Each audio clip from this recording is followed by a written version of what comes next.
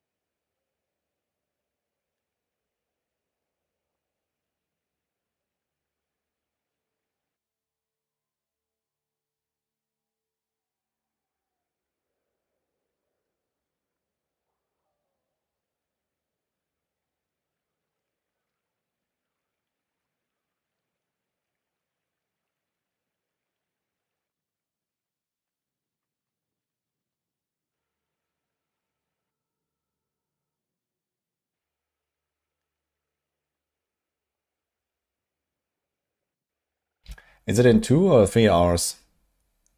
This. Hey, folks.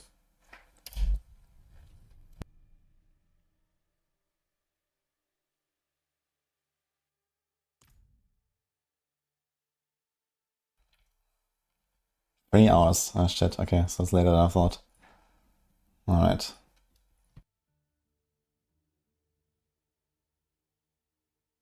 Unlucky. Oh, time to blast, guys. You got your Copium ready? Everyone?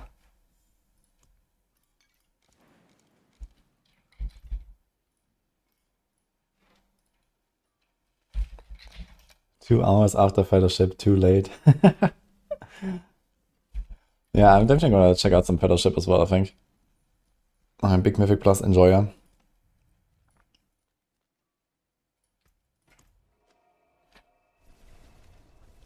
Ah. Yo, there we go. Hi, Codex, thanks, man. Well, not today, that's for sure. But this weekend, maybe. Fellowship was rough without a group of like-minded friends. Yeah, of course, you need to bring your own people.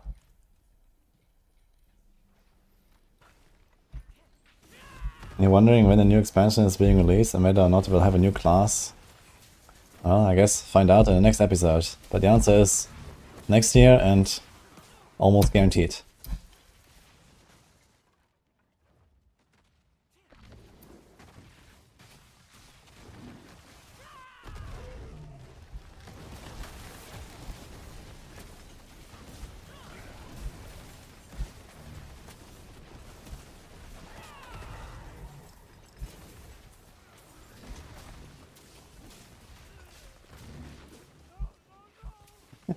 Okay, what do you need again, Monkas? Wait, are you doing event rules or you just, I mean, if you want something from me, I guess you're not doing event after all. Resistance, as they say. Yeah, resistance are a struggle, man. Cornex, by the way, where are you all day? Where's your blasting? Uwu blasting.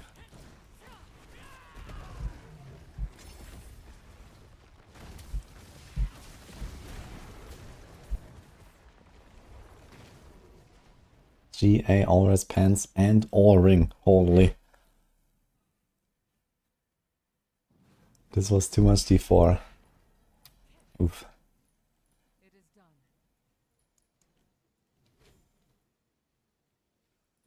Actually, I'm going to take chest plates. Can it have chaos items too? I'm not sure if these can have chaos items. Was it just a chaos cache?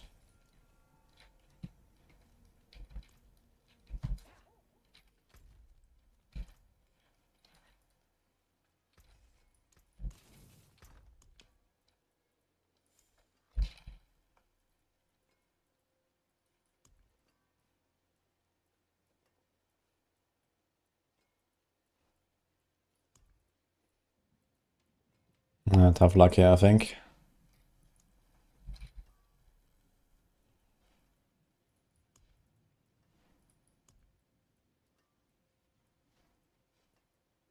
We got a lot of attack speed rings. Very cool for this build. I don't think so, Wonkus.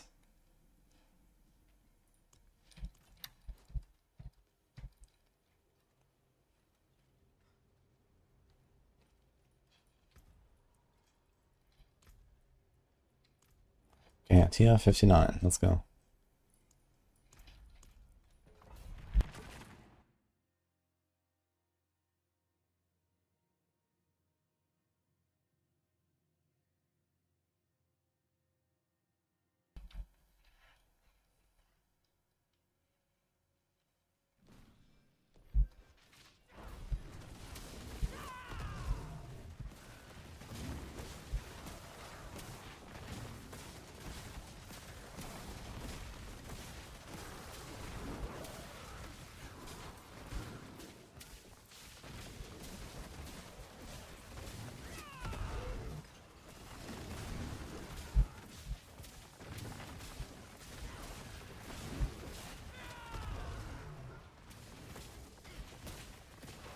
Exclamation mark, Chaos Wolf Ninja.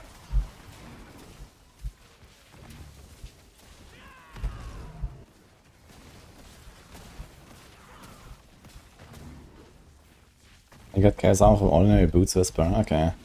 So if I can actually like, choose like the boots cache and actually get Chaos Boots, that would be kinda nice.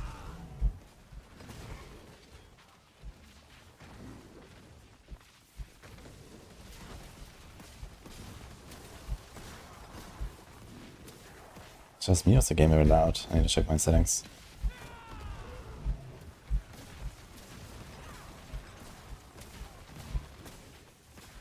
I said the game will feel very different. In PTR it's important to test the, you guess, very new 1 to 60 leveling experience. Well, leveling certainly needs an upgrade, I think. It was massively downgraded when the expansion launched. I'd like to get back to what it was.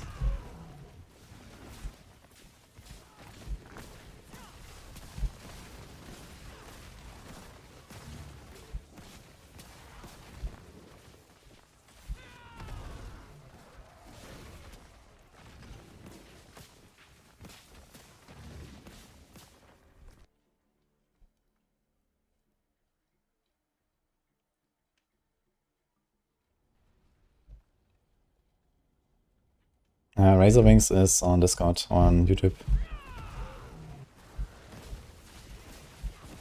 Guys, I can't put like 20 builds into one command.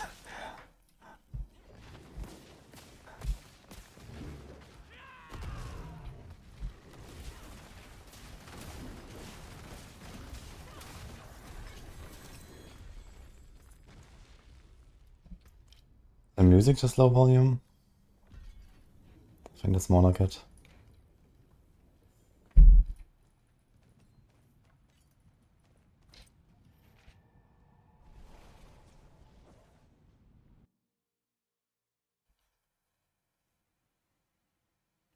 Season 11 is on the 9th of December.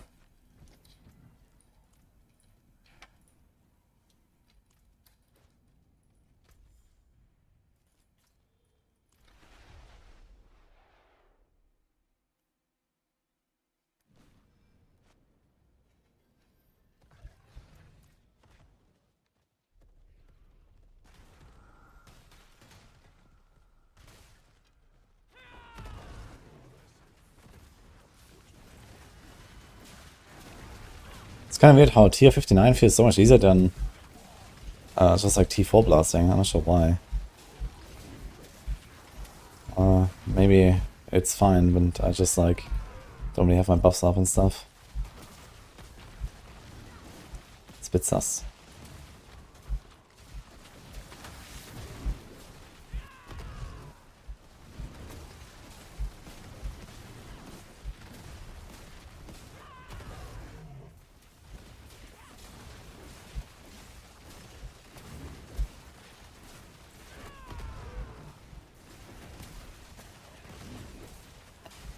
PoE2 0.3 launched like 2 months ago.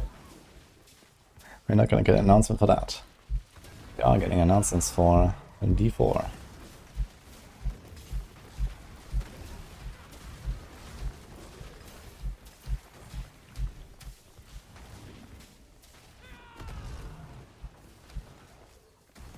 Nice lag.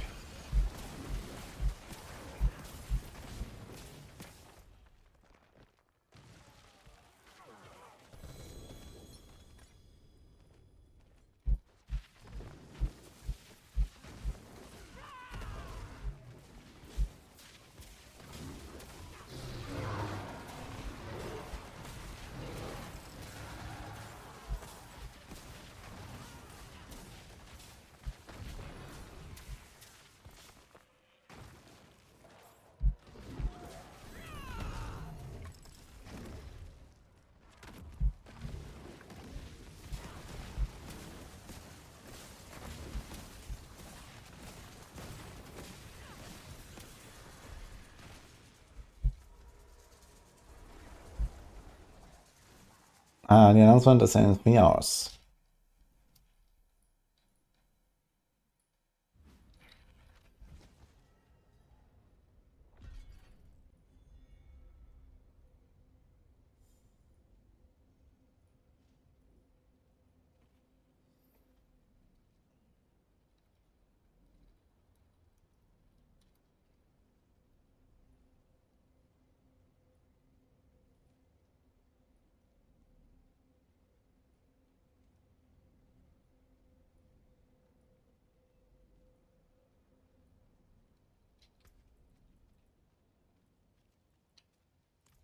It is done.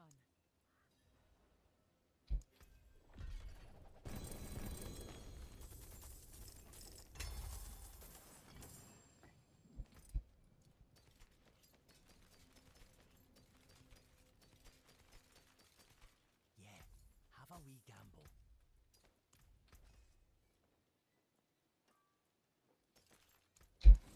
Use it well. The wonders of Sanctuary at your fingertips. How may I help you?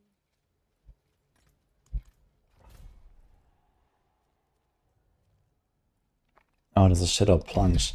Wait, which? Oblivion and Hauser. So this is behind Ariman's Pyre, and it's here, what? Oh shit.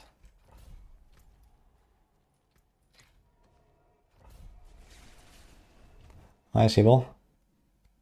Hi Meow. How does it feel to already know all these things that are coming, including new patch, not being able to speak about it? I mean, it's just relatively business as usual for me, so I don't really feel much. But,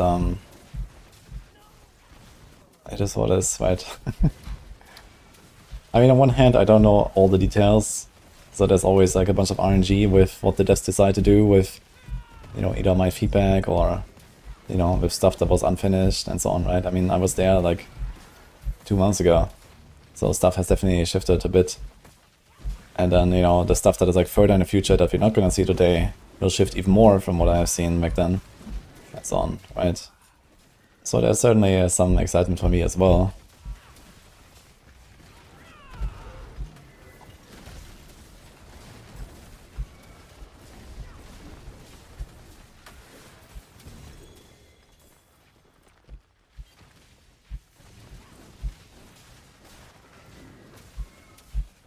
They're going to announce the release of the real money auction house in D4. Holy.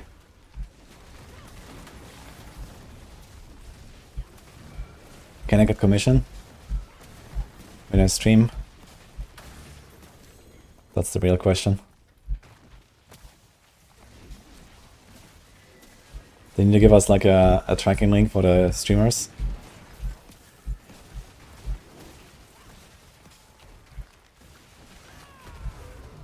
Yo, baller, Golden, thanks for the man.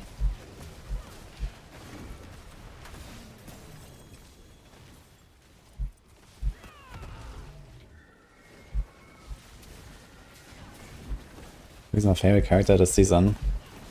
My favorite build was Razor Wings Spiritborn.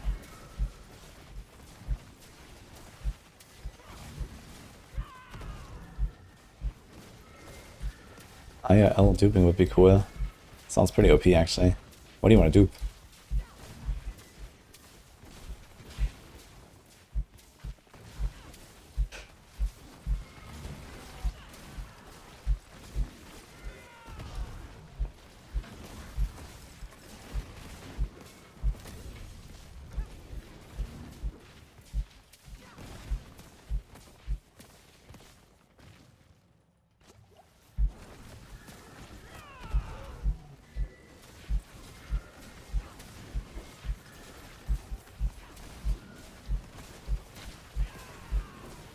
Any advice on just winging a build?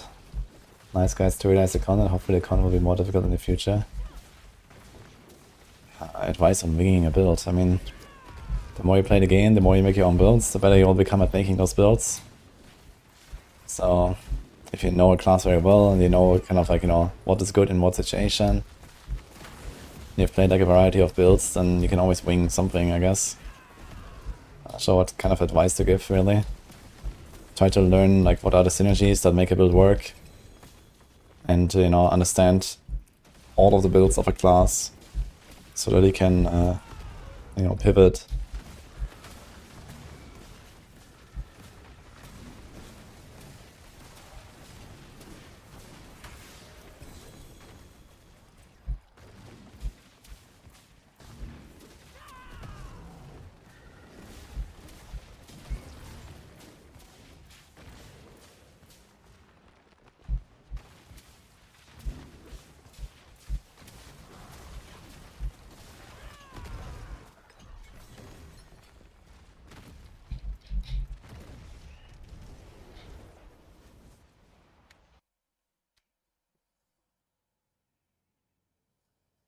Hi, Jose, by the way.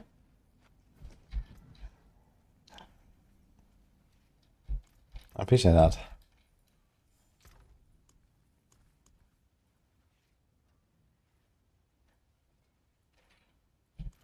I forge more than horseshoes and nails. What do you need?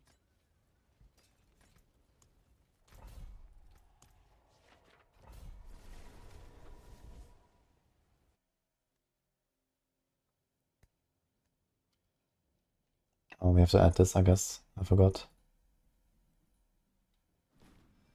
Does this overlap? No, okay. About the pairing of points.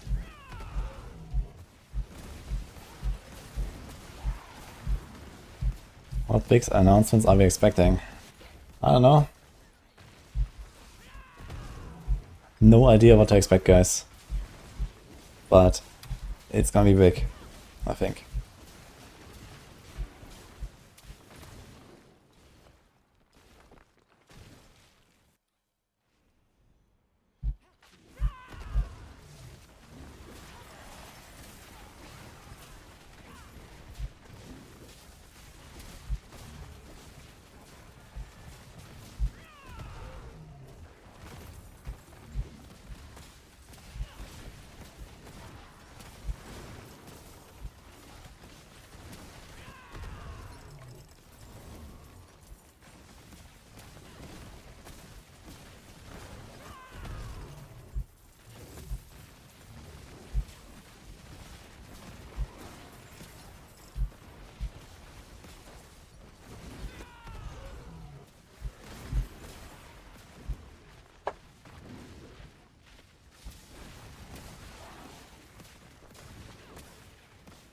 Hello. You want UI changes in inventory, like what?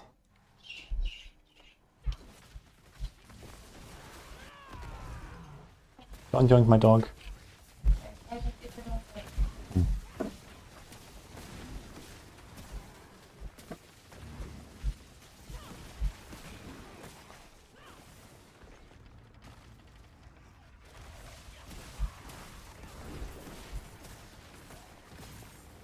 And he's already gone.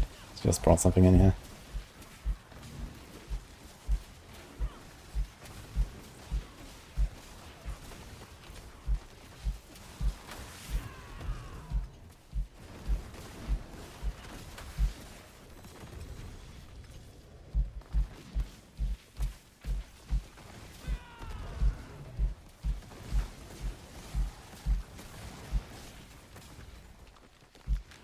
We heard big changes before with Diablo 4 and in 2 years nothing has really happened.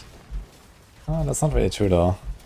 Actually, when I made my returning player video and I kind of like wrote down like what happened in all of the seasons, it was actually kind of wild to see like what has happened. I actually forgot a few things too that I realized later that I need to add for next time.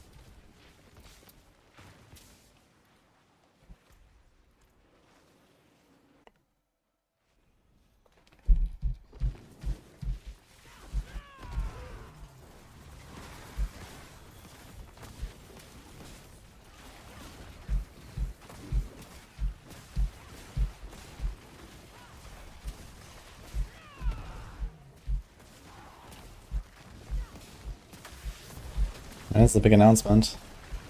I think if you get a some pair of glasses or something, you might find out.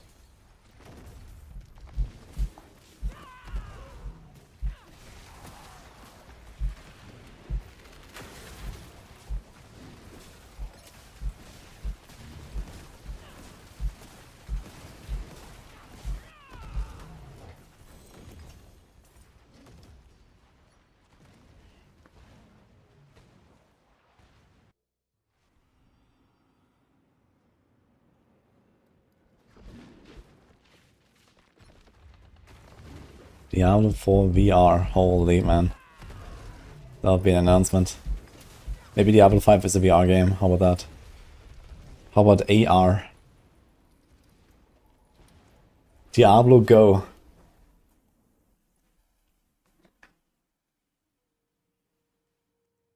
What do you guys say about that?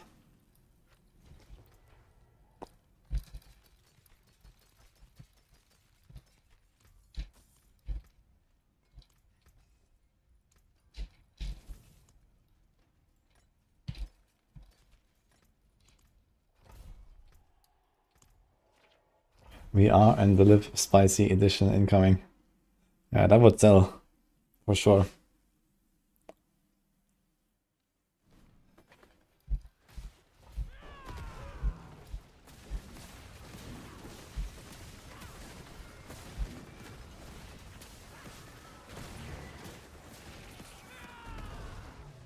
Diablo 4 mobile companion app.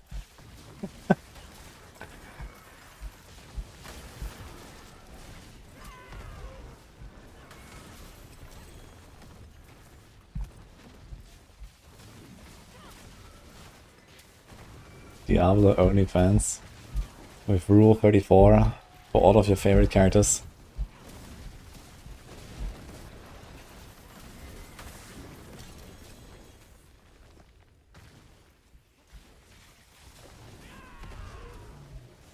Games used to do that, wonder why they stopped. What exactly is, like, what companion app are we talking about here? Like, what do I do?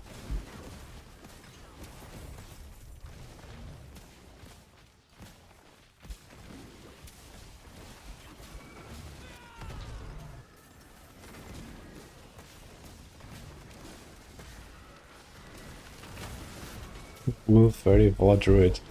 Oh boy. She thick. I peek hold up with torchlight.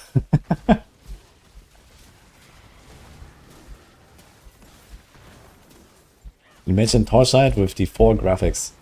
Holy.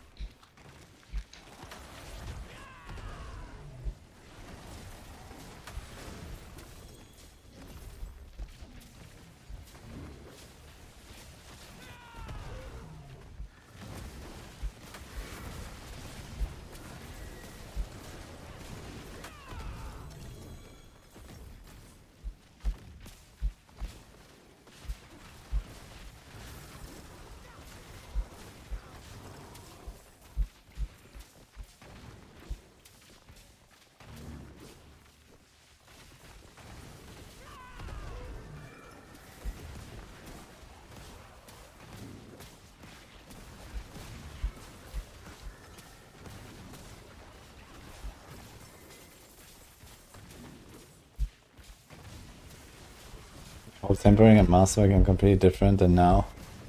May I remind you that this is an odd season. Uh-oh.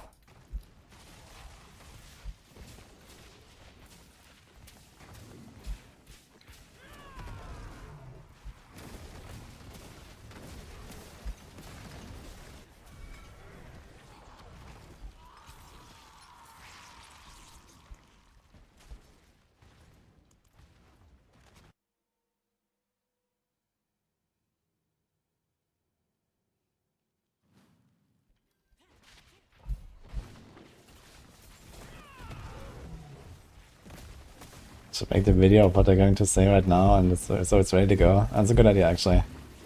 Just have the video ready. No problem.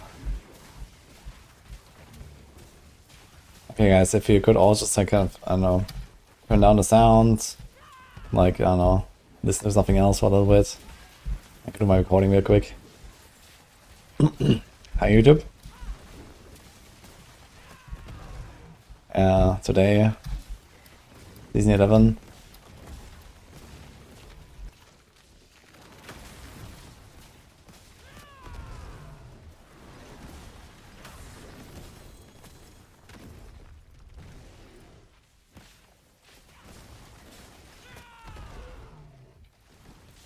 Alright, I think that should kind of suffice for now.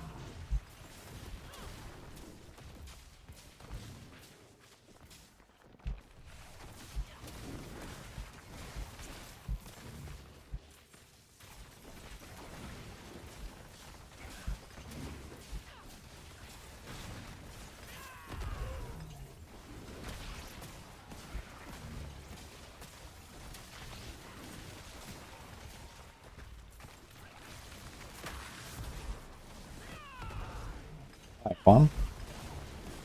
That's a very cute emote. I like it.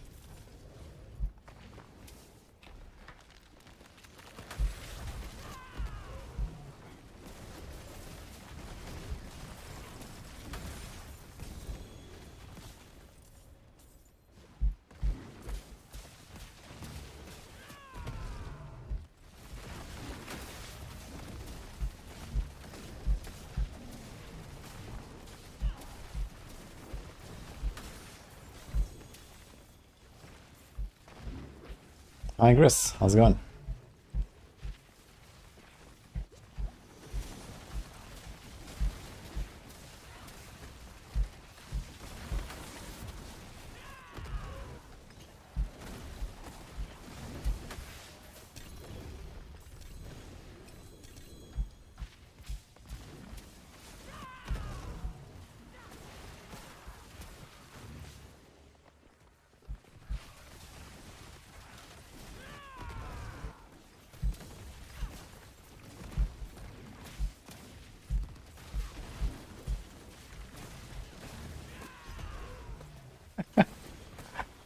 Have you tried training your horse a bit more, Harry? Beat it a bit more cooldown reduction and stuff?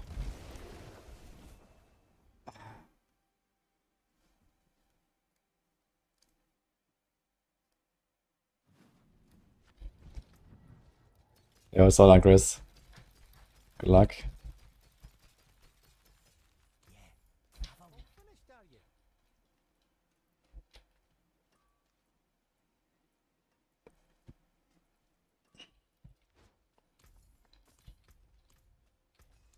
What's still got some good in it? I have a lot of turn-ins soon, actually. I'm gonna be on YouTube acting all shocked, happy, or angry like it's hearing the news for the first time. Yeah, I mean, obviously, I know some stuff. But there will probably be some stuff that will surprise me, at least. We'll see. I also don't know what exactly they will announce. I know they will not announce everything I've seen. And some of it has probably changed from last time I saw it. So there might be some surprises for me too.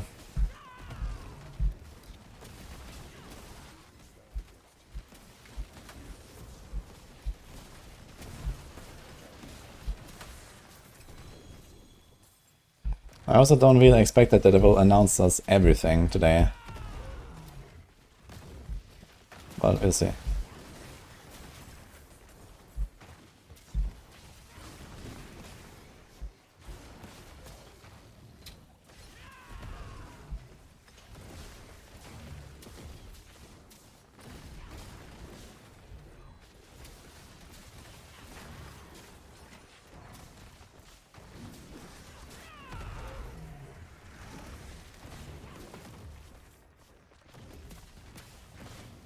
What kind of class is this? The fun and cool kind of class. It's called Spiritborn.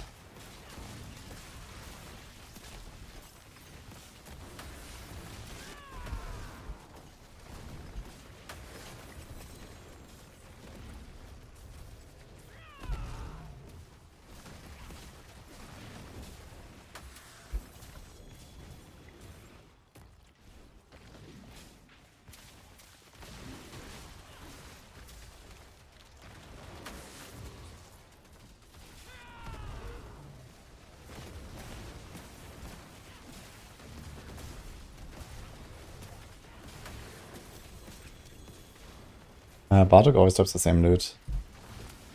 So if you can reach him on 6 waves, that's really good.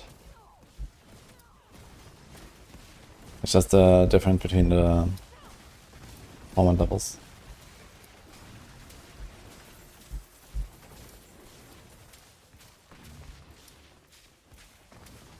How's the Spiritborn feeling compared to Necro? Well, certainly faster. Necro was more chill to play though. I don't like the evade or rake stuff too much, but it's alright for the event, I guess.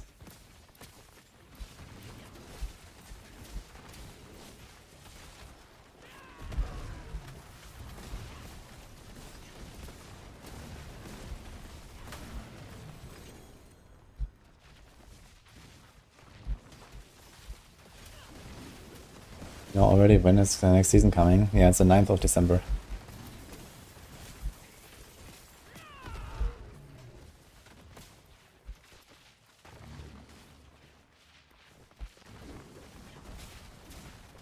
I have Chaos Sabazontek and the normal Kabaleka right now.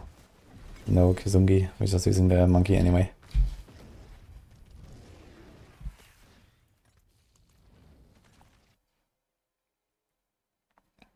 Like an expansion trailer this year would be nice.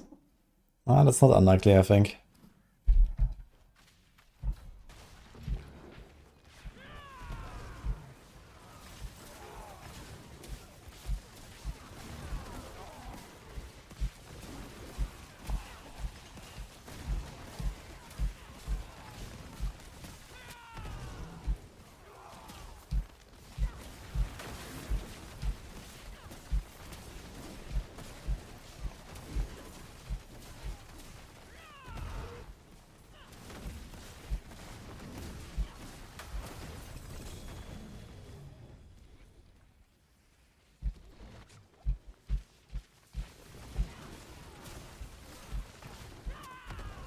Imagine if angry, if they bring back angry chicken build, let's go.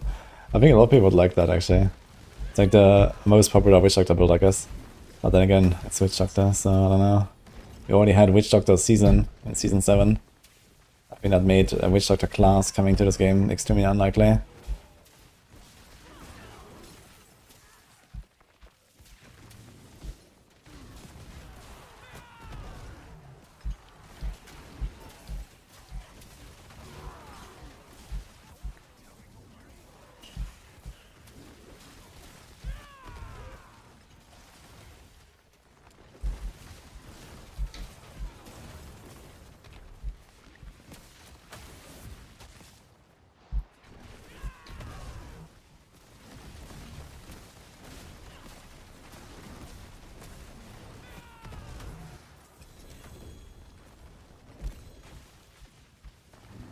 to do 2 classes. 2 classes would be kind of wild, I think. The game already has 6 classes. How many classes do you want?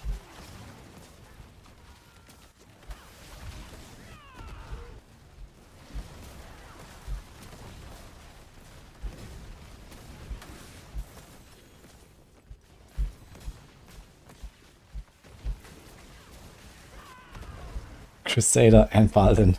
Omega Ball.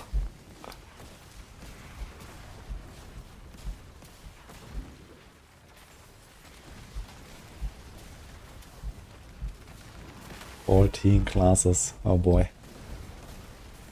I mean, okay, if they slowly, like, you know, stop developing the old classes and then focus on more new classes, they could probably kind of do it.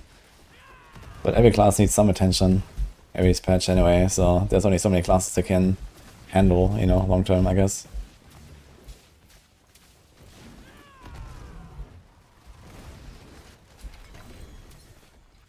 But I guess, you know, like, if the class exists for like 3, 4, 5 years already, I guess there's not really too much to add anymore at some point.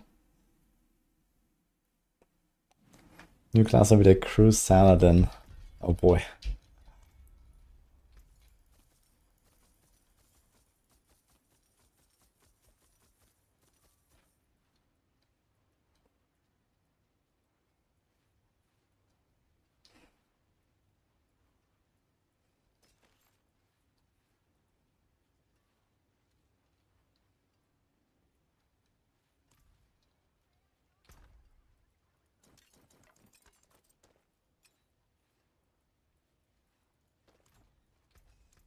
Better than starting from nothing. 2 aspects. Dude, I think this season I collected almost every single Maxroll aspect for all classes. Pretty close, I think.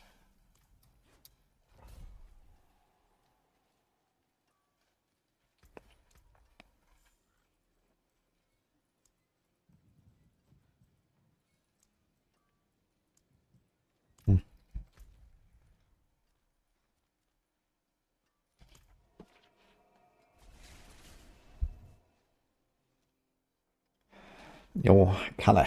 Thanks for the prime. They're introducing first-person view for Evade and Whirlwind. It's gonna be great. Yo, Makin though with the raid. Hello, guys.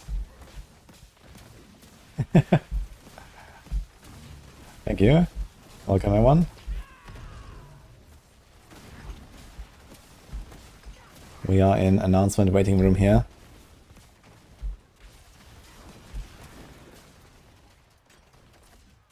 Very nice emote, by the way.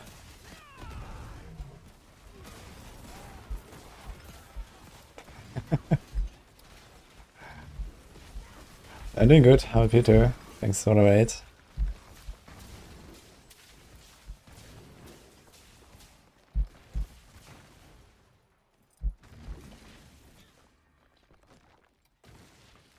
What have you been up to?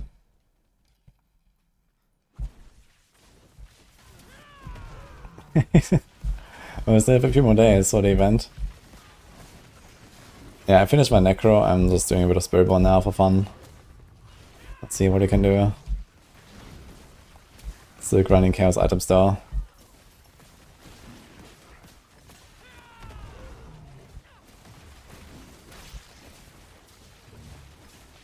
How much Copium do you need for today? Take all you need. We have free distribution on this channel.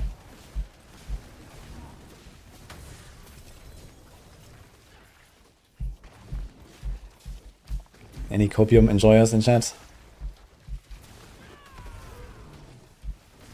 I think they could bring unique or mythic tempers. I'm sure they can.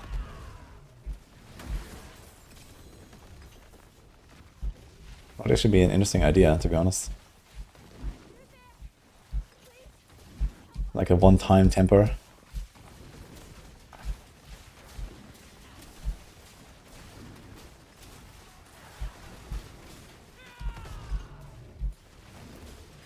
What do you usually play, Macken?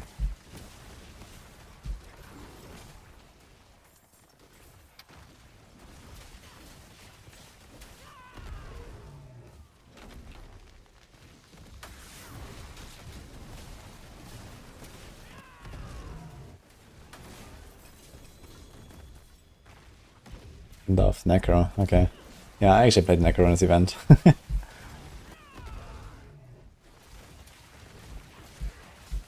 And Shino Sakura.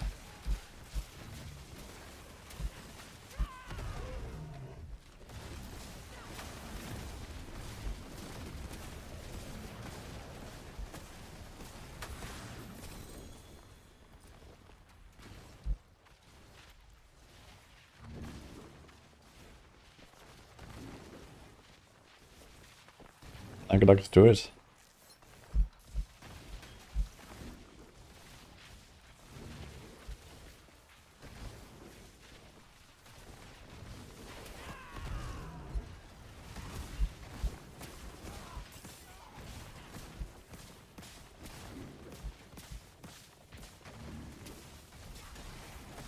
Doesn't make sense, so many underplayed, underused mythics.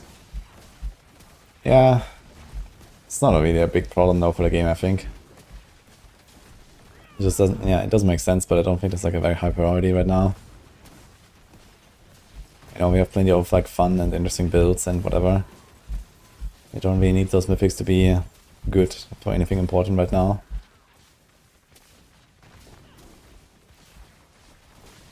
Got a crack Druid and hardcore from leaderboards.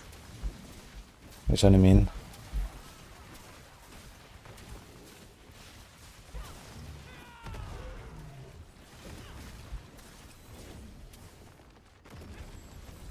Bring back Andariel, holy. Yeah, Andariel being bad is not the result of the item being undertuned or something.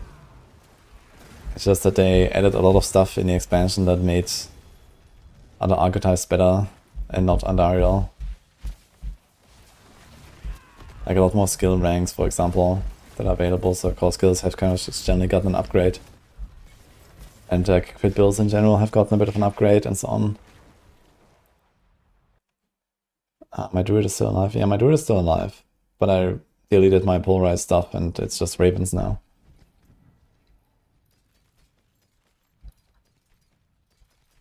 I've mainly done a lot of Druid lately.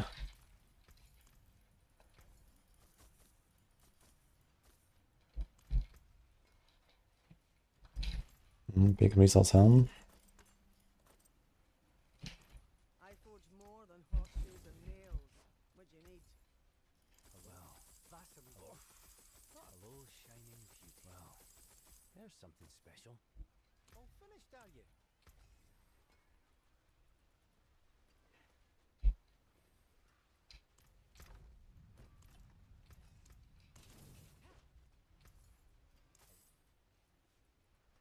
Not a bad pull, that.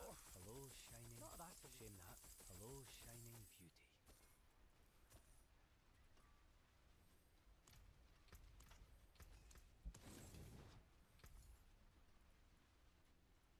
Hello. Hello. Vasily, go. Shame. Hello, shining beauty. Shame. Well. No chaos item. Unlucky. Feel you need to hammer things on your return.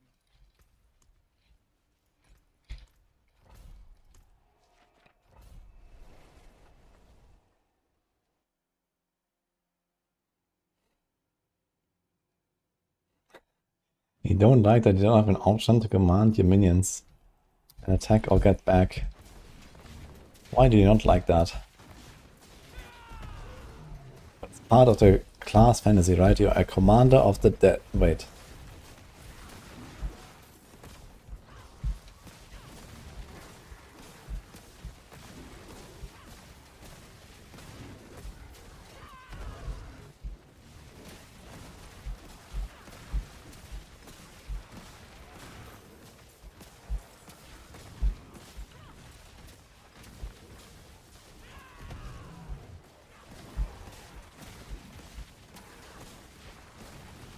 Yeah, some of the casters can be slightly buggy. I also had something like that at some point. There's like a guy that shoots like some lightning bolts or something. Or maybe the rift itself, I'm not sure.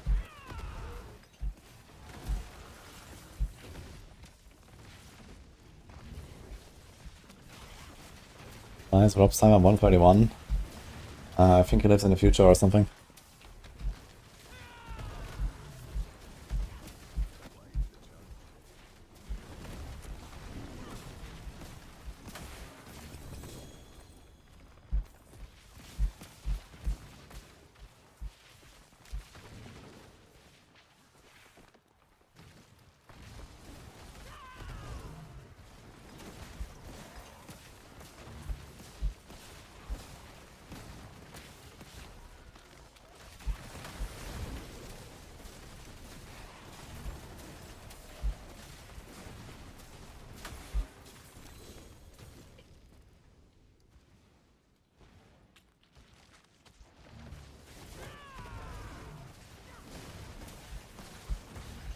Blog post comes in 90 minutes. Wait, what?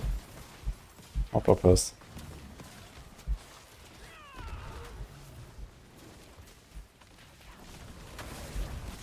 Instead of making a post before the chat. Oh, interesting. I didn't know that at all. When did you say that?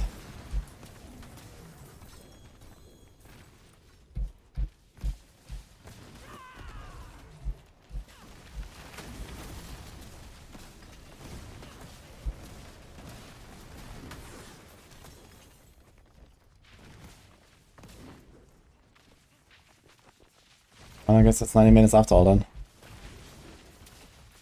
Orc, okay. Less time for grinding, but more time for reading.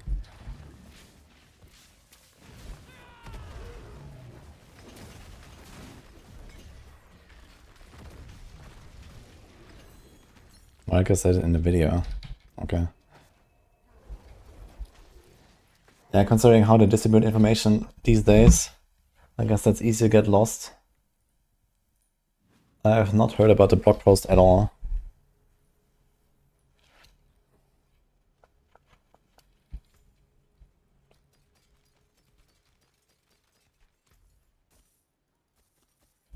All finished, are you?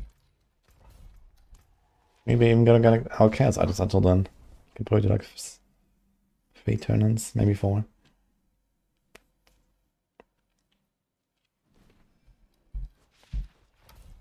Like, why is something like the blog post coming out an hour before the Riker talk not also part of the announcements on the launcher, for example? How are people gonna find this? Weird. Random tweet from Adam. Okay.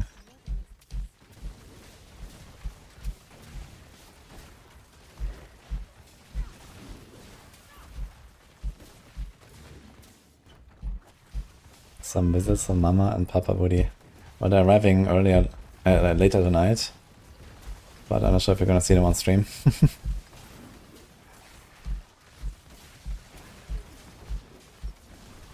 No, I don't watch Riker Saturday news.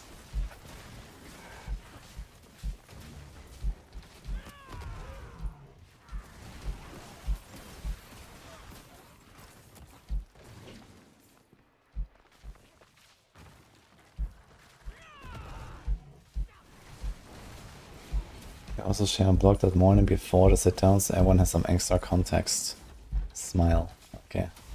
So how do we know it's 1 hour before though?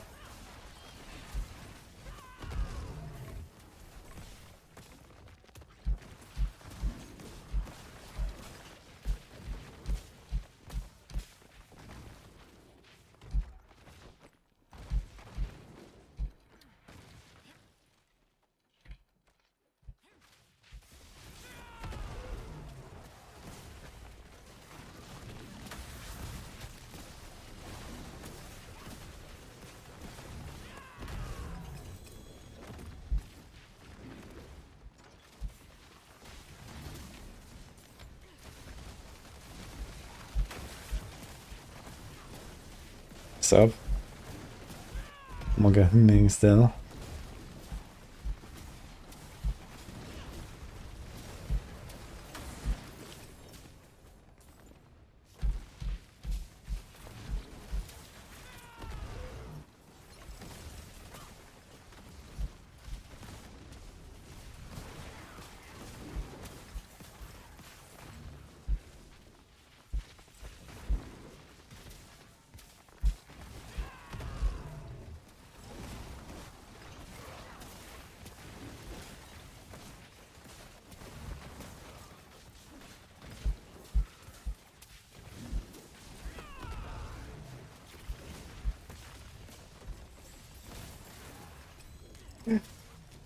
That is not ideal at all. How did that happen? So, how the hell are you up for 15 hours at this time?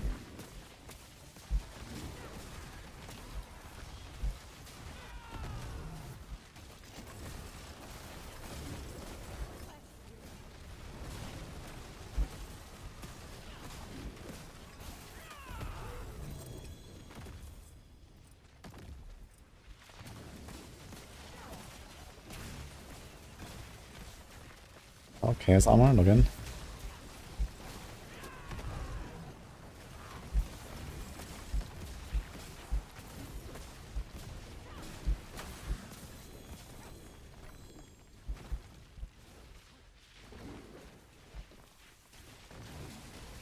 Yikes. So what are we gonna do now? What about your teammates? Do you have like some team ready or what they're gonna do, sub?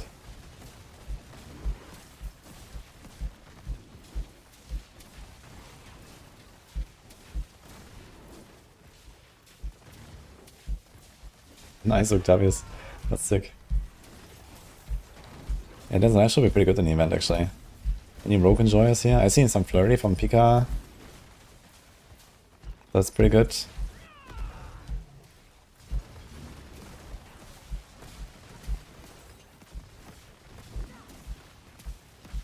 Good luck, sub. Enjoy. Yes, Smitty. You get either double or 1-1.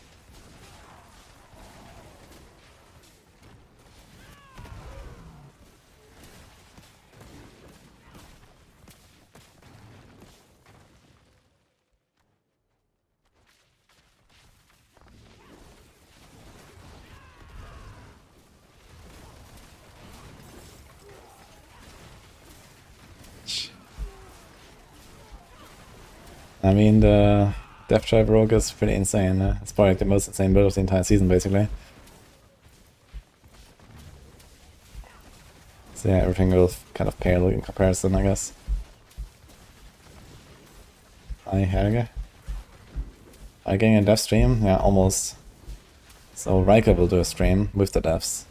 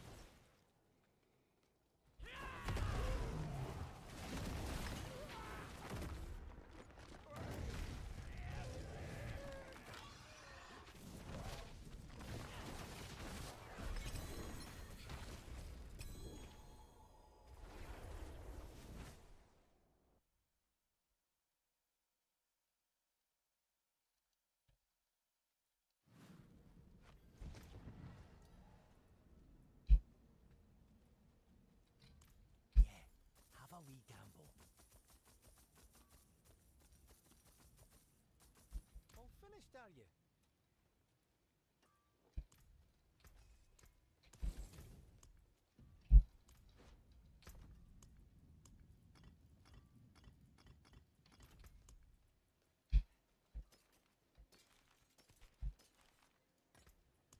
magic is neither good nor evil. How may I help you?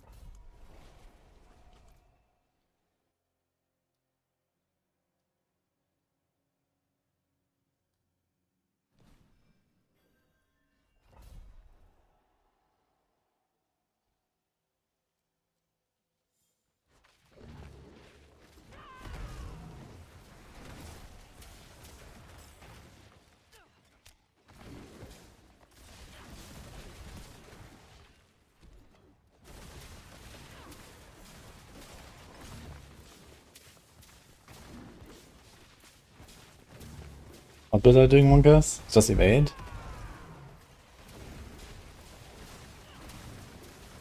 I mean, Vital Strike should like insta full heal you all the time, no? If you're playing evade with the feathers. So Judgement should not be a problem at all. And while you're not in combat and you're not healing from Vital Strikes, then you get Auspicious Shield. And you have Mad Guard, and Auspicious will actually go all the way to 100%.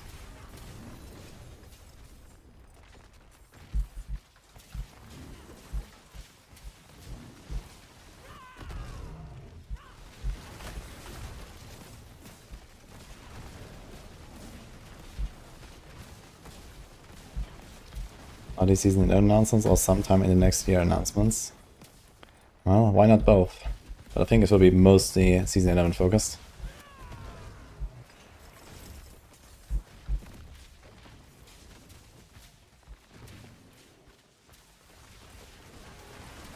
Yeah, so apparently 1 hour before the dev chat there's a blog post too. So that will be in 1.5 hours.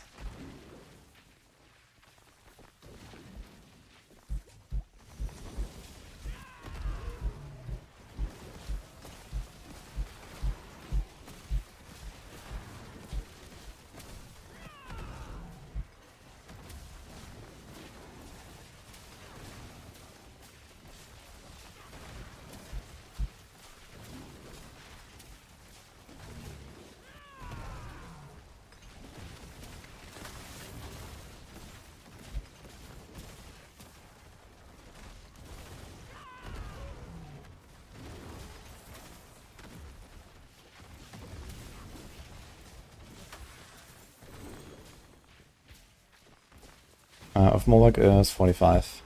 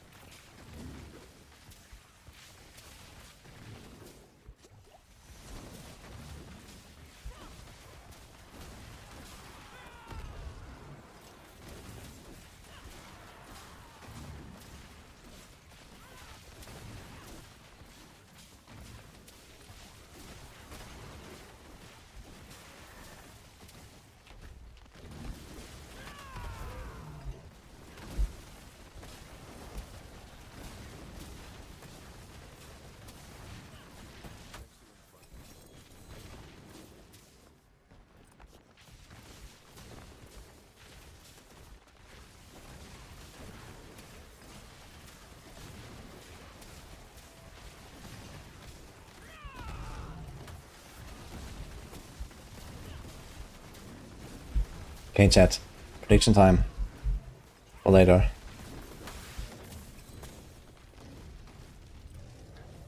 Let me know your thoughts.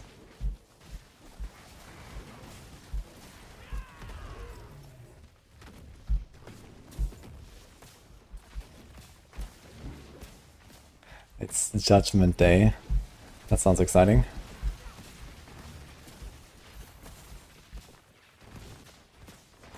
Did you hear that they're gonna do some renown changes?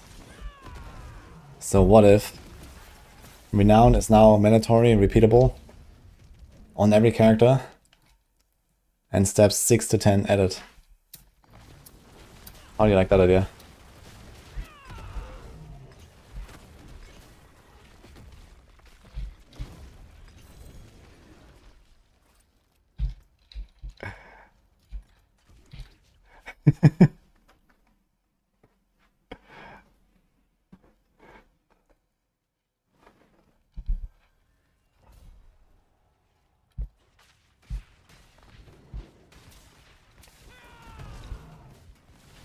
Little bonus, the statues are also per character, and they added 2,000 new locations, and now they're randomized.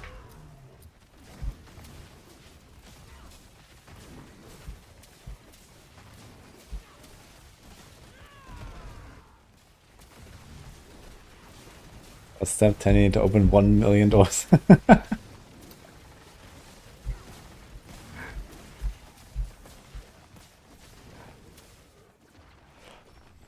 Yeah, Blizzard, they were looking at, like, you know, the data, and they saw, man, millions of people have completed Renown. Seems like everyone likes that system. And then Jay Wilson walked into the room and said, then we doubled it. And here we are.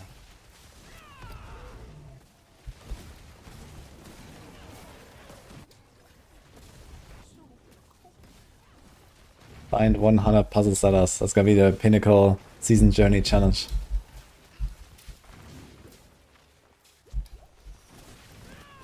You got 24 hours to find them or it's reset.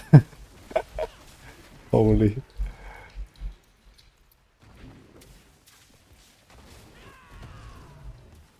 Combat changes equals removed action from ARPG, now it's just RPG.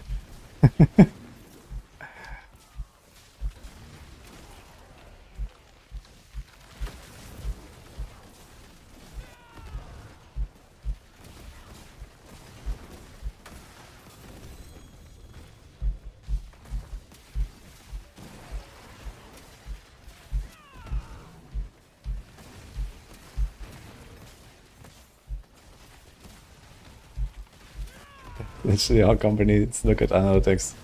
Monka.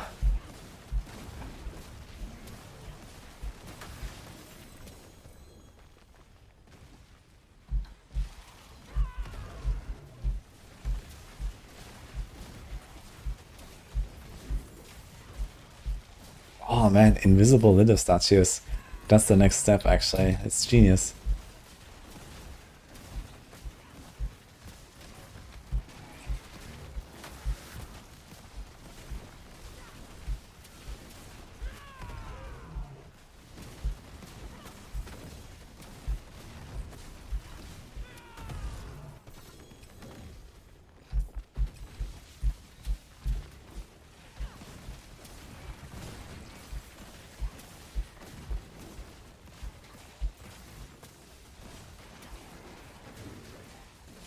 You have to greet every statue differently.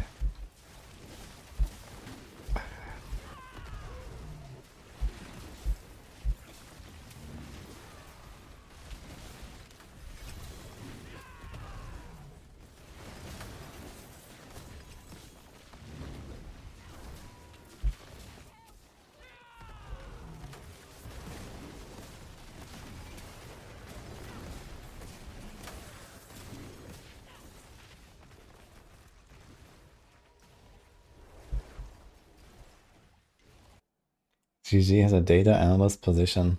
I mean, that makes sense, right?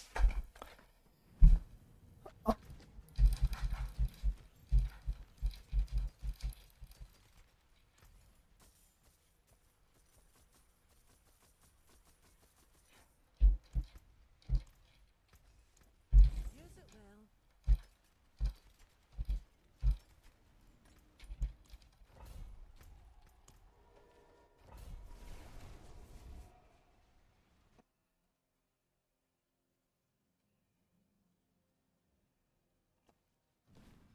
Okay guys, we talked a lot about Renown. Very good suggestions in chat. What about tempering? So my idea is... Okay guys, we heard complaints. People don't like breaking their items so much. With the scroll of restoration, it's not enough. So we remove the scroll of restoration. Feedback heard. People should go and fight monsters and find loot. And enjoy that.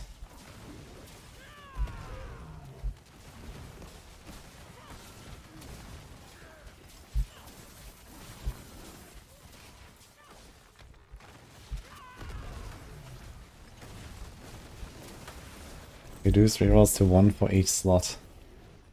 Uh-oh. What about Fellowship? Not today, but maybe this weekend or something. Definitely looks like something I might log into.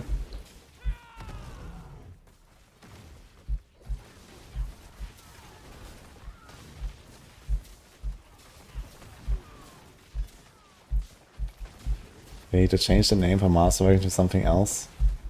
Ah, so this is a big Masterworking change. Then rename it to, I don't know, Derb Working or something.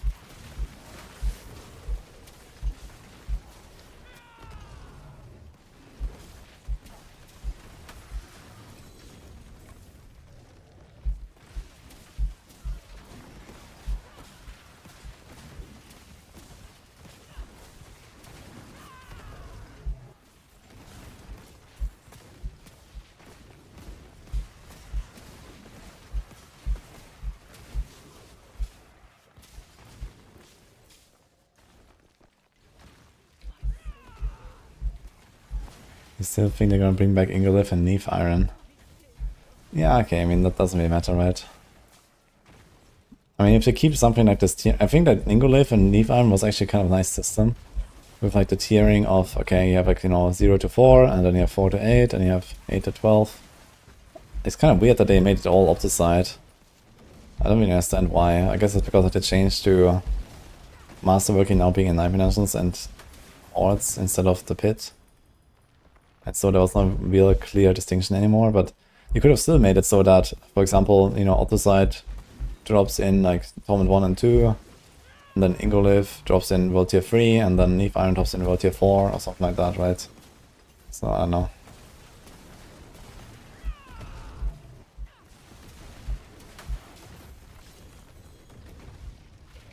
That would have been kind of similar.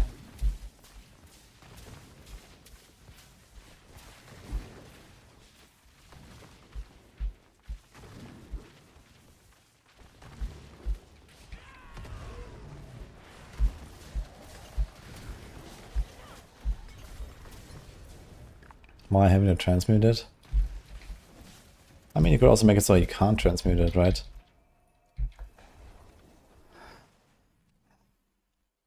Or you could also make it so that the higher resource can be used instead of the lower resource as well. For example, you don't actually have the need for transmuting it. But I like the idea of like unlocking some stuff on higher world tiers. I think we have, well, we have basically none of that, right? There is nothing that you unlock on higher world tiers in this game. So Torment 1 has the entire game and all the loot. And there's nothing you're missing out on. Okay, I guess there is one thing, which is you can't finish your glyphs in Torment 1. You have to be at least in Torment 3 to finish your glyphs. But everything else can be done in T1.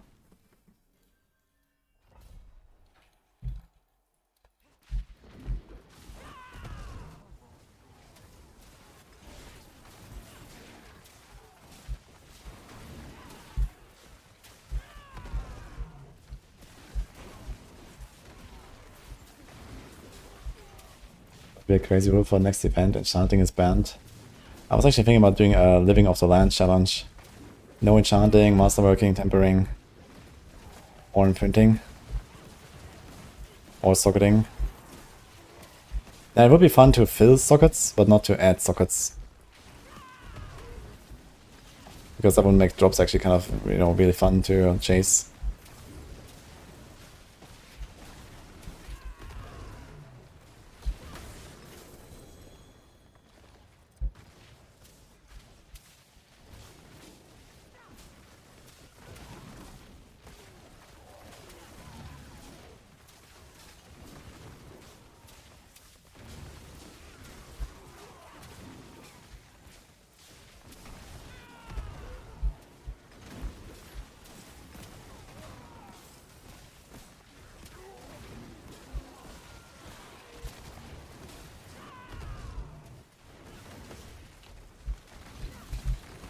I also have 3 turn-ins. Right, someone out to go. You have too many difficulty levels. I mean, the thing is that the jumps between the difficulties are already ridiculously large. So technically you don't have to have more difficulties, but practically then it's just need to like fucking cut back on the extreme power jumps, right? Like why is there like a times 1000 difficulty jump between Tone 1 and Tone 4, right? And Tone 4 is already giga trivial as well. Like why is there not just maybe a times 10, you know, instead of a times 1000, you can cut 2 zeros. Co-place. Yeah, we're kind of running low on the Copium tanks, you have to get in line. But new shipment arriving soon, I heard. Yeah, a lot of people coming in earlier.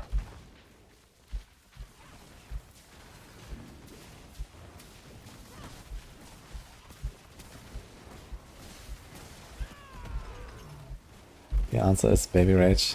Okay.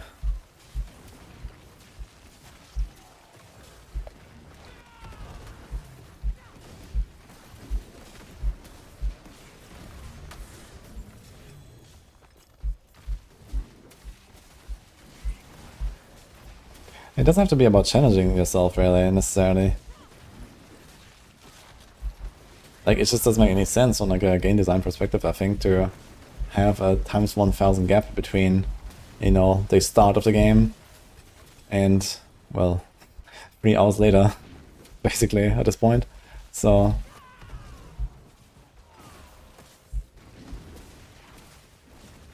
if I want to do that, I can play Cookie Clicker, you know?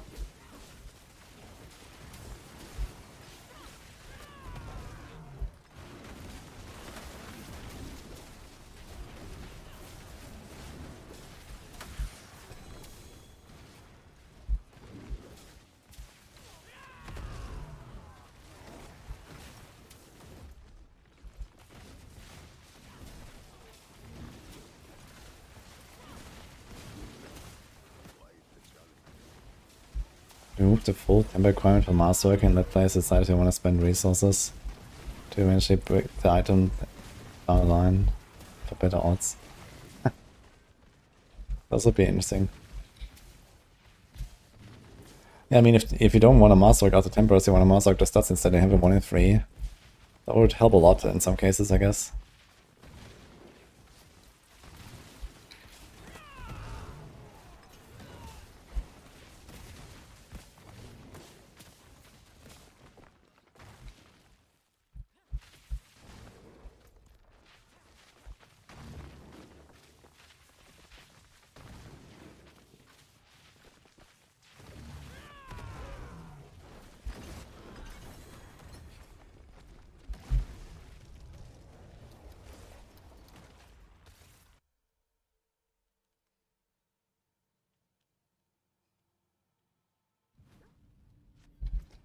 Yeah, they're very scaredy, Yams. That's why they run fast.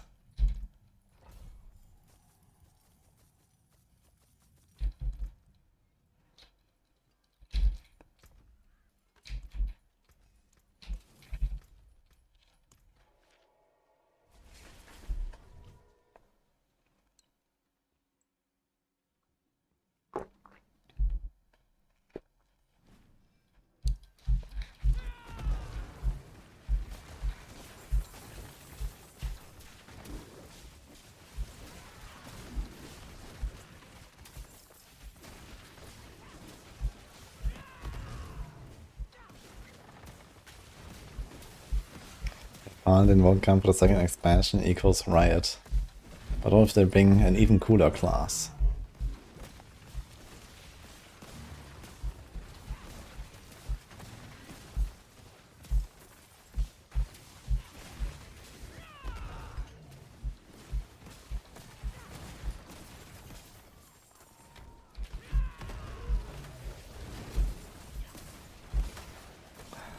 The old Crucible, hello.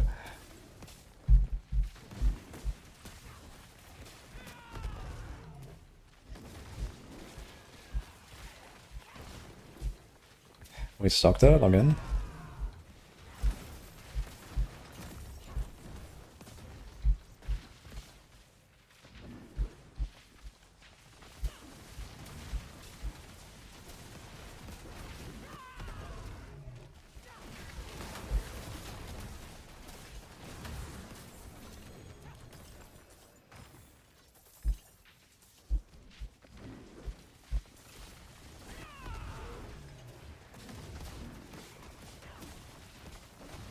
Paladin cow called Holy Cow. That would be a great class.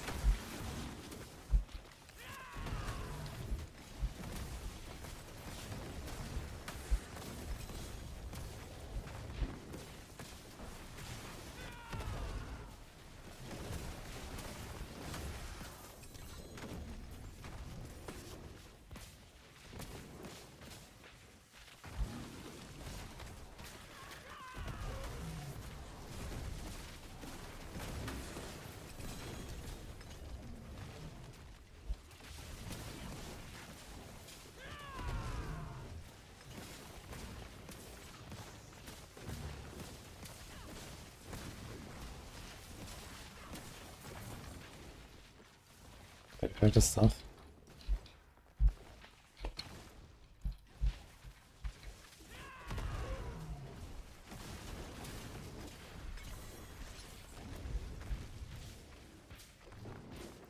I was to sit down and work, but it's gonna be on the YouTube channel, so I imagine there's actually like a podcast style setup or something like that. Last time it was just a Discord call that I did on the Sanctuary Discord, and I was not very successful. I think there were barely any people. I don't know, I don't really know how many people were actually there since I was at Gamescom myself. I wasn't actually listening.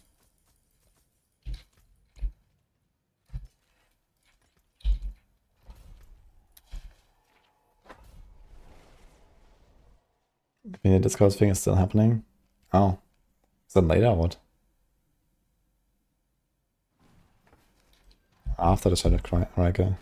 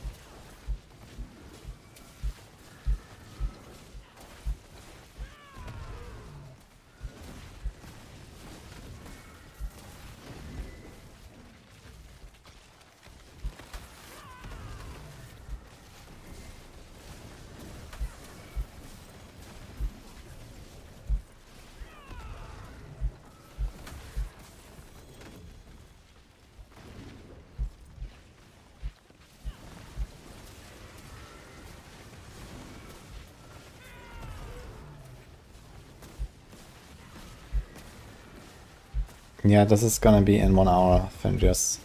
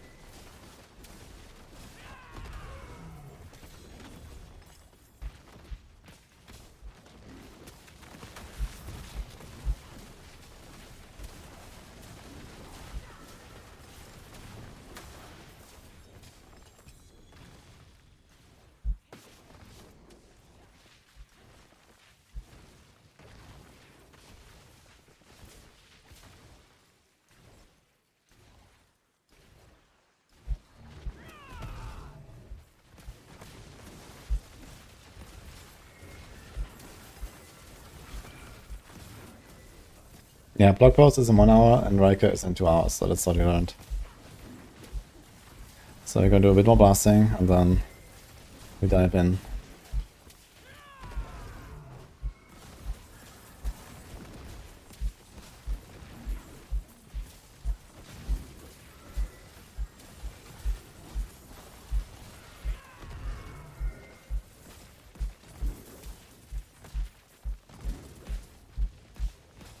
I hope a true leaderboard system comes.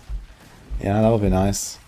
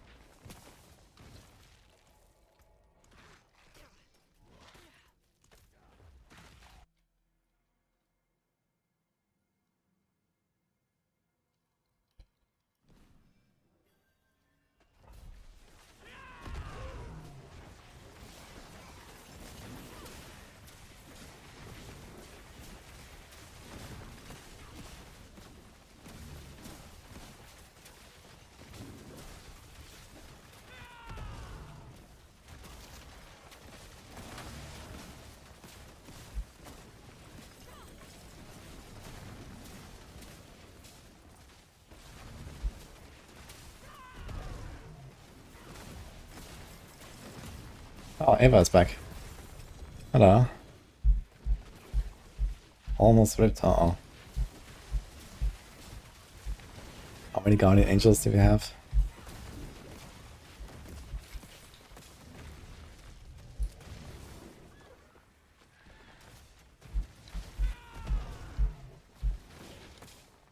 A real human being.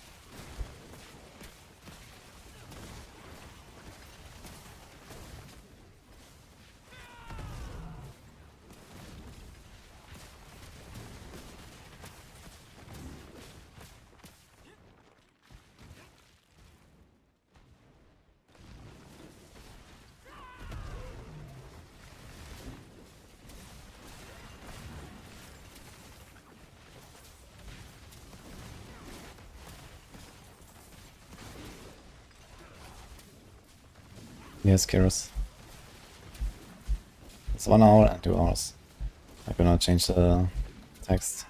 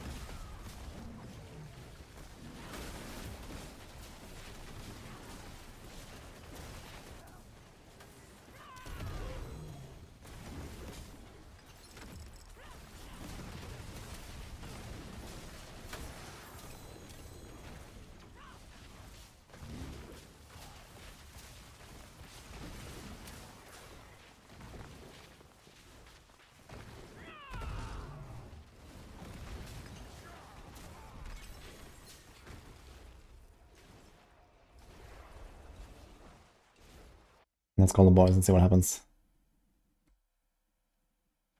Hello. Hi, Blaster. Yeah. Okay. Getting blasted by stuff. That's one way to blast. I mean, question wasn't specific, I suppose. XDX.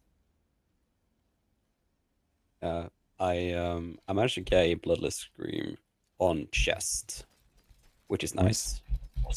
But like, I had that too. my pit clear without Lidless is kind of monka.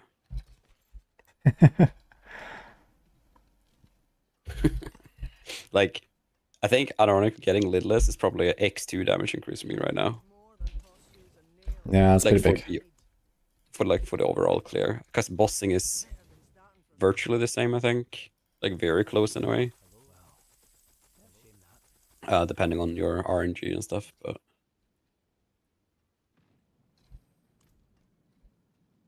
Bloodless is it's not very stonks for random AoE clearing, at least, unless I one shot everything before they turn unstoppable. Why didn't you do that?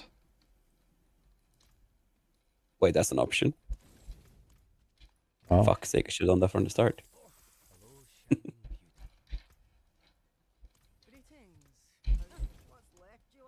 I've run into a problem that I didn't expect to run into, though. I'm actually running out of herbs. what? Yeah. I logged on to do instances, right? For some sweet T4 grinding. And well, needless to say, I can't do a lot of T4 grinding right now because I have 3 instances left, and then I'm out of herbs. Try to do some of the whisper turn-ins as you go. That should help. Yeah.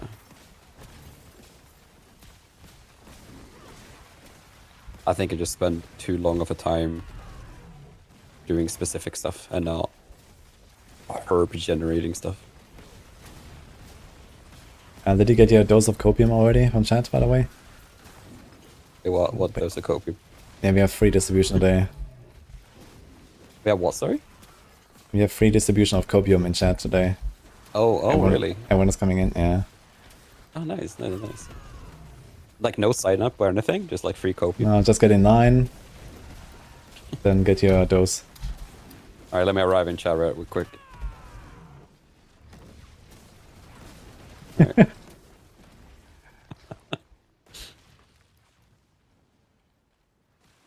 There we go.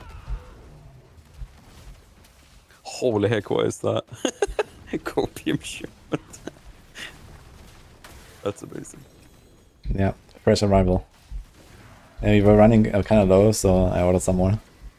Oh, nice. Is it sponsored or? No, this is on my dime. I I thought I'm gonna... Yeah.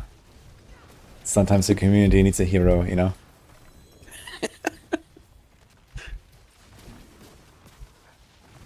Double cope event, man. That would be sick, actually, at some point. Double cope event. That is fantastic.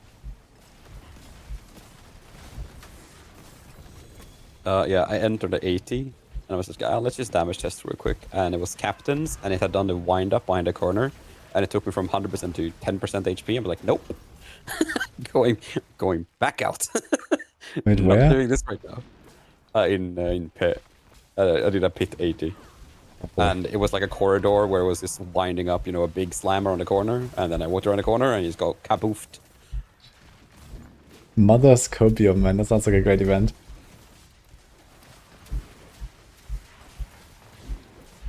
Is that an event where they make us believe that they increase the rates of something, but they didn't actually? So it's just copium? Plus 35% gold, yay. Only works on gold for monster drops.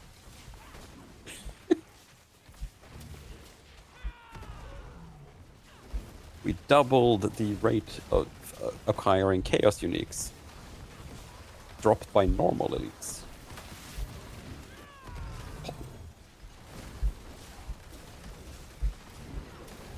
I found a way though to get 100% attack speed without using Frenzied Dead. Like at all? Yeah.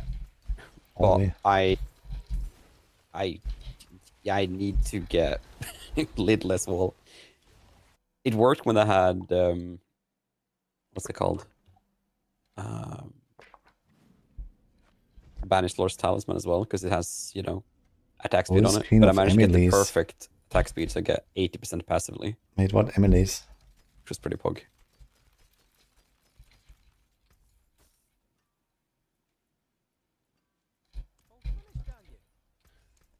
Well, I think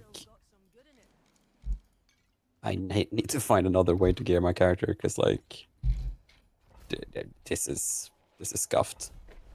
Leading to use instances to farm is not great. I went so far as to like I have what's it called, spiked armor on basically all of my pieces but one. Just for me, just to get the armor cap. So like I have 150 armor, like normally, and then the second I use my instance, I get to 1,100 armor. Because I have so much like armor percent but no flat flushes. That's a lot of spiked armor. Yeah. I think I have like 10 ranks or something. Very spiky. Well, I will say what I can say, I guess, Patronus. But for now, we have to wait.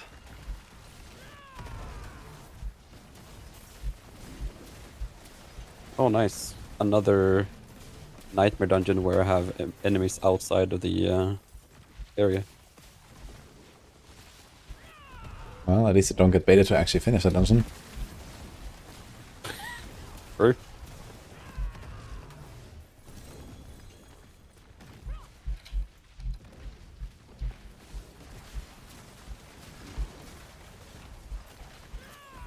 Yeah, I was doing the math to see how much more damage I would need in order to catch up with you. I don't see that happening. I don't think it's gonna happen. Yeah, I was pretty strong. Which T4 bosses do you have left? Doggo and Lilith. I've done all the others. I think I did all others. I was thinking about it, and I don't remember doing Belial.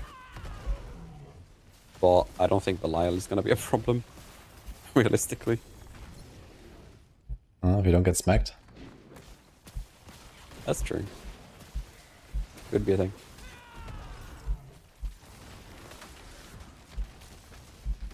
Surely my 9,000 ranks of spiked armor is gonna protect me against the strong Belial. No, it's just maybe a way of the bug where you can get perma stun locked. Hmm. So you have to have your scroll on keybind. Yeah.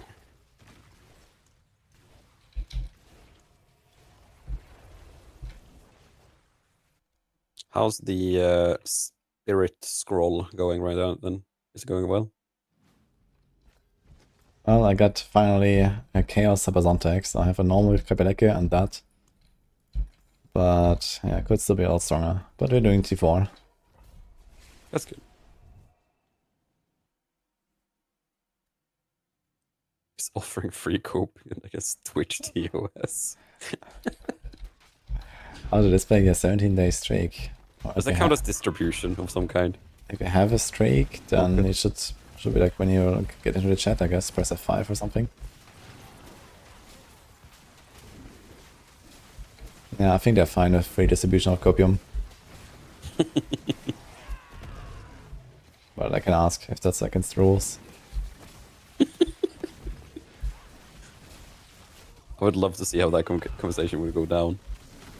Copium premium pass when? Someone asks.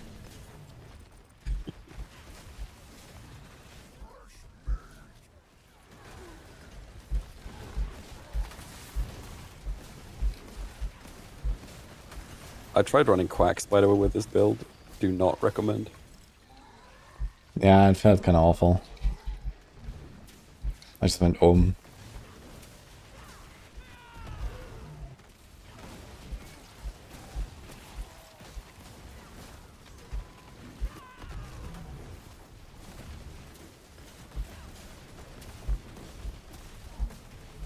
Oh, it's not bad.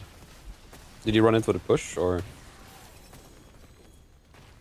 did you run health and CDR for the push, the pit push? About what? No, like, did you run Ohm or did you run the ultimate CDR shenanigan rune for the pit push? They did. Yeah, I think I had Ohm and a cooldown. Hmm.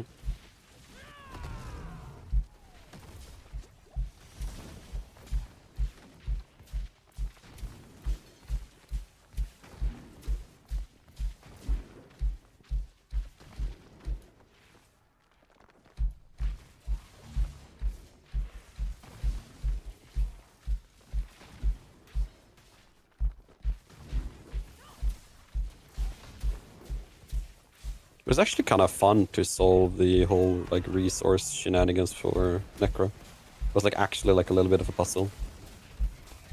The resources? Why? Not the resources, sorry, the resistances and armor. Ah. It wasn't as easy as like just slap things on and be like done, right? Yeah, just get GA res on every piece, lol. True.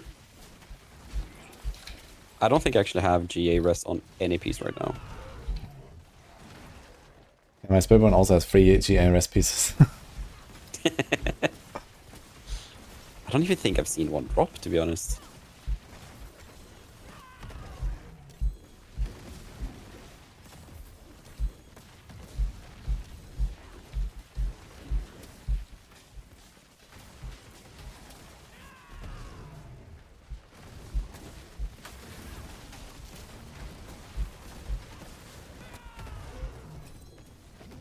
9 minutes until Legion. Hog. Holy login, guys. Big login angle.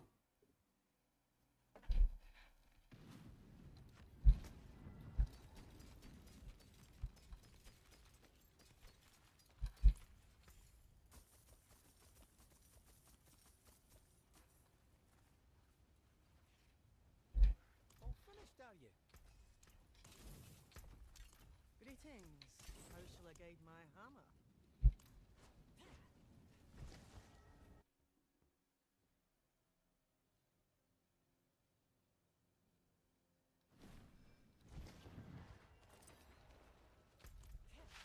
Surely I'll just gamba Lidless Wall, right? Never mind. I'll just farm a few more pits.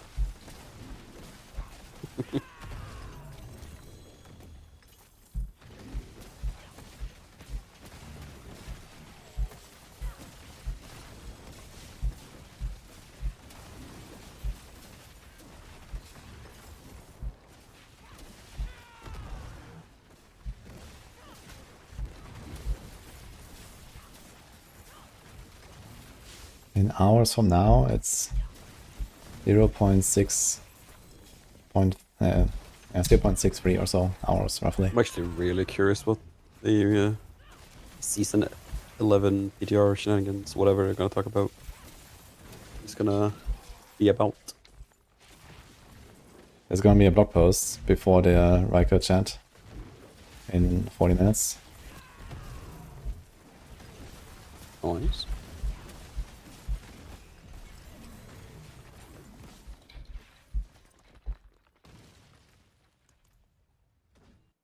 We heard that gold was annoying, so we Yeah, the reduced rake build on gold Maxroll has from a Infernal evade Horde, so you don't have rake to version as farm well. much. YFAC. Big pog. Hmm?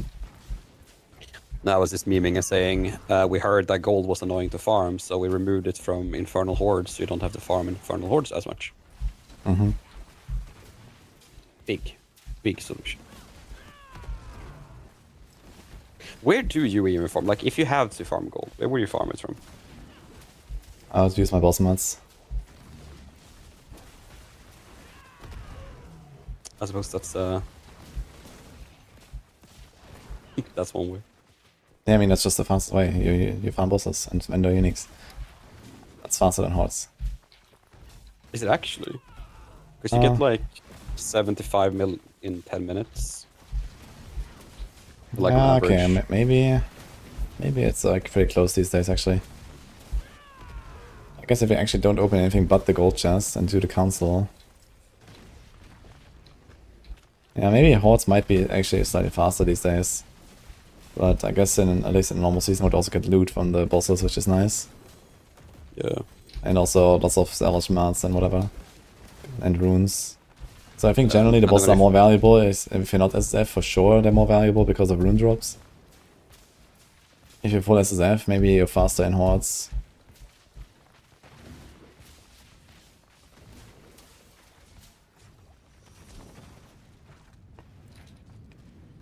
Yeah, like 70 million in like 10 minutes is a bit... Yeah, I'm not sure if we can beat that. It's like one inventory of uniques is usually like, I don't know, maybe 5 million on average. So it's like, I don't know, 5 kills. Let's say 30 seconds per kill with everything, like 2.5 minutes. 5 mil, yeah, so you don't really catch up to that. Mm. But yeah, you also have loot, mods, and runes, and mythics. Yeah. It's not bad. Yeah, the runes are kind of the big thing, because they kind of just make up for like more than half of the gold income, I guess, if you sell the runes.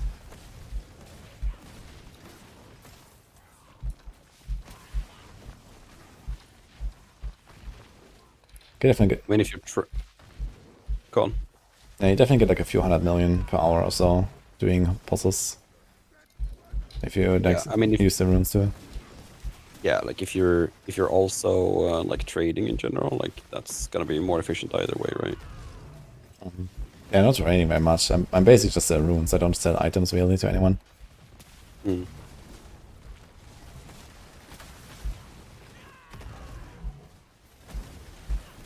Like, I find it very hard to sell items on hardcore, but runes are always in demand.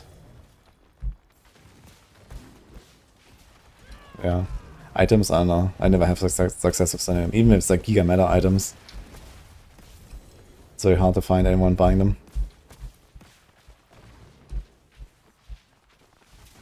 Yeah, I've actually only gone out of my way one season to sell stuff, and that was when I got 2 4GA Beastfall boots back to back in like 2 hours.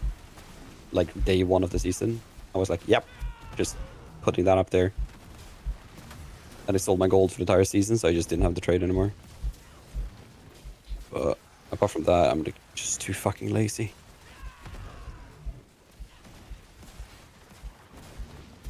And this season it doesn't even feel worth it.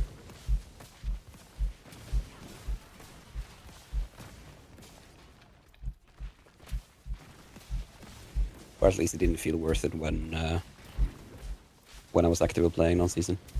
On season.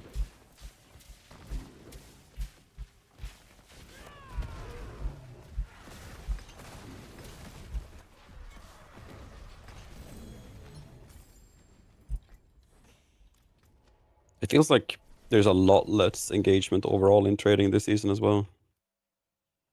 Like people are struggling to get stuff. And people have like 2 items that are not account bound in their whole setup, so.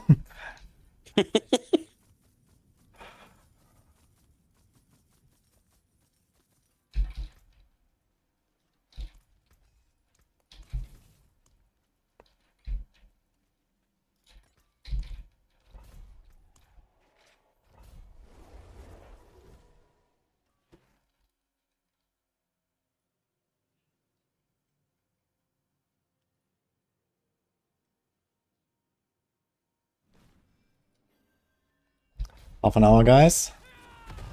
Cope. Copium fully stacked.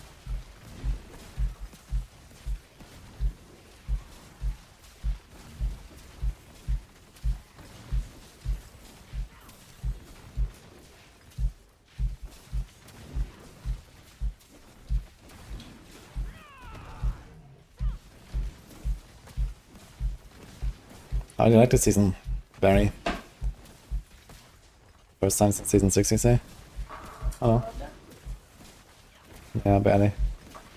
Barely.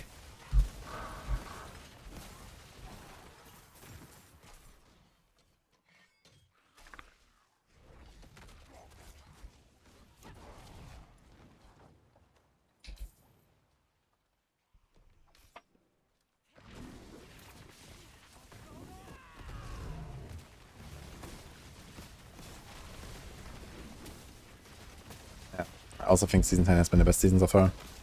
Done a really good job here. So how do you rank the season, Eva? I was actually just thinking about it when I saw what chat was writing. Oh, that's a tough one. I think I rated like between 7 and 8, something like that, on the podcast that we did. But for me, it's only rating that low because of how the builds I'm covering is impacted by the season mechanic, right? And how like strangers to put it, like what I cost for the community.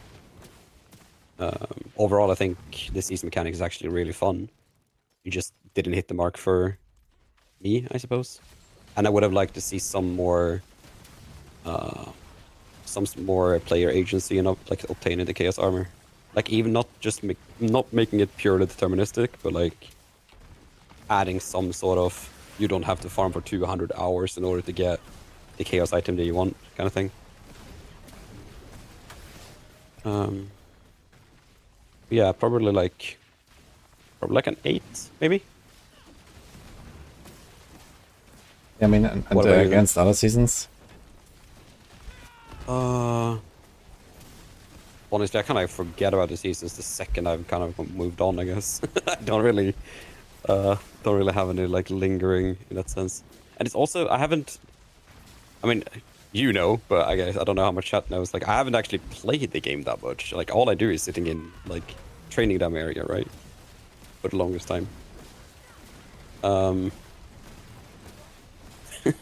So yeah, I don't know. I think it's definitely been one of the better seasons, at least for me. We finally freed him from his training dummy jail, guys. Now Ava is out in the wild, roaming free. I don't know how free I am from this. It's a different kind of person now. Slaying It's a evil Chaos Armor Gambler. or getting slain, I don't know. Well, I haven't died yet. You have 100% more deaths than I have so far. Actually a miracle. Yeah, I honestly don't know. Considering like my top end crits now against bosses has gone up like 9 times since I did the bosses. Like with the gear I have right now. I can tell that my bossing wasn't very quickly. But yeah, what would you rate this season then? You got one legendary rune and played until pit 100. You don't really get runes in pits. You have to farm bosses or Undercity for that.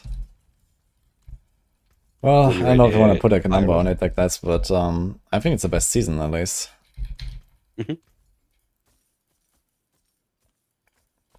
I released my feedback video as well, so like ahead of the like new season news, I was like, okay, it's time now, I guess. And talked about like my points a little bit. I mean, there's a lot of stuff that I wish would be different, or you know, depending on what they do with like Chaos Islands or Chaos Rifts in the future or whatever. I guess we'll see what happens. But yeah, realistically, it was a very nice season anyway. I had a good time all the way. It's the first time since the expansion launched that I'm actually getting 300 Paragon. So there's that. I mean, that gotta speak for something at least, right? Yeah. Ooh, oh no. I almost got one shot. I fucking forgot to refresh my instances. I almost died. With my instances run out, they go from 1100 armor to 230. Like, it's not a good time.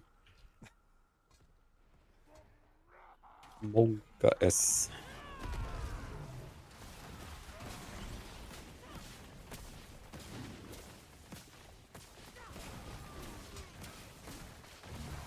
Yeah, I don't even think they would have to change much at all in order to for this system to be fun for me, like in the long run.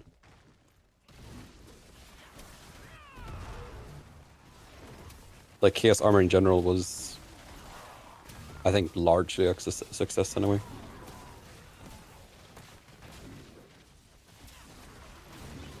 How has your chat been like receiving? Oh, well, talking about the season overall. Has it been like more frustration than praise, or? I hear a lot of good things on chat as well. But maybe they can speak for themselves. Chat, you would never lie, right? What did you think about the season?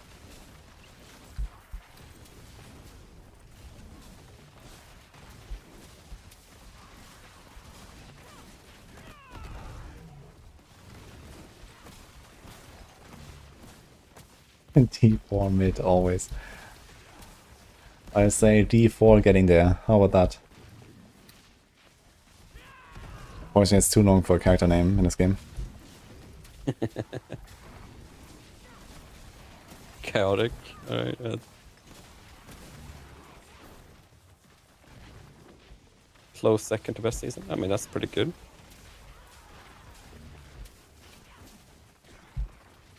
I actually wonder how much the perception of how good the season was is based on the options you have for Chaos Armor. Like, if you have more options for, you know, viable Chaos Armors and whatnot, like, does those people think the season is better than the classes with fewer options? Kind of curious. Or do we need more Mother's Embrace?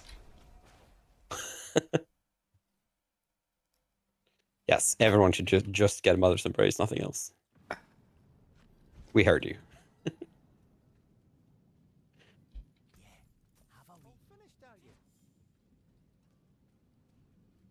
I think for me, like, when I started playing the Necro, this season, right?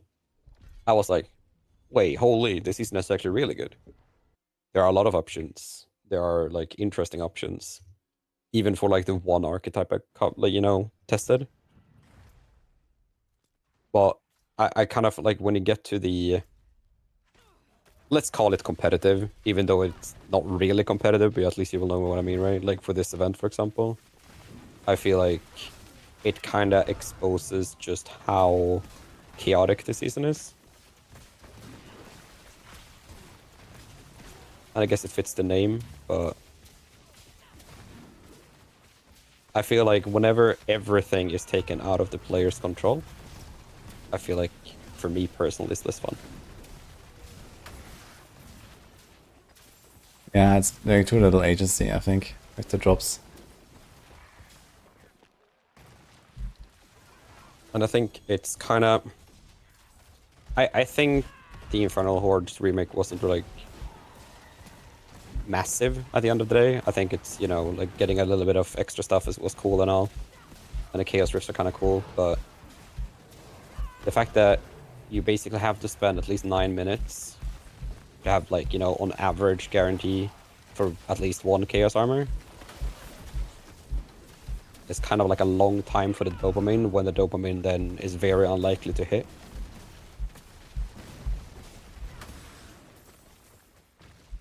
Like, let's say there are 20 slots for every item, or like every Chaos item, and then 5 Chaos items is like a 1 in 100 that you get the one you want. I think that's kind of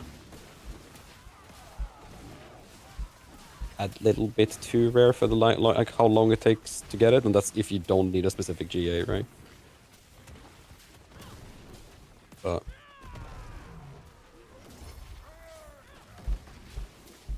I also think I'm probably in a big minority on this one. I think for the most people, like, you don't need to go to the extent of min-maxing as what we're trying to do for build testing or for these community events and whatnot, right? And for the general player, the Chaos Units are all pretty good. Most are pretty good. Nah. Not all.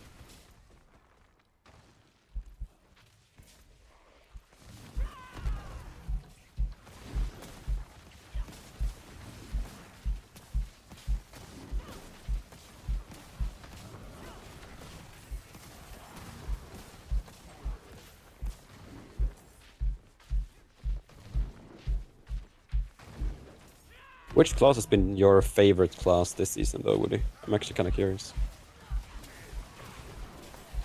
My favorite build was on Razor Wings, I think. So maybe Spiritborn then. But I don't really like how all of the Spiritborn stuff has devolved into evading. Right. It's kind of the Shadow Clone problem in a way. Yeah, I mean, it's only for the core skills at least, but yeah. It's a large part of the builds, I guess, that we're playing.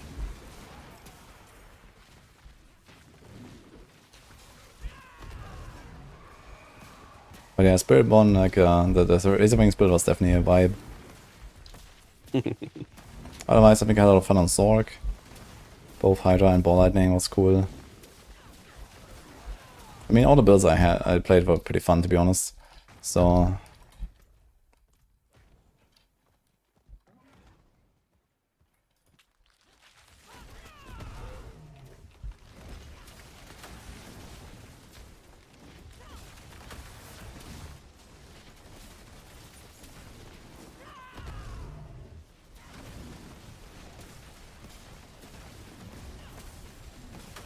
I almost used Tuskhelm this season.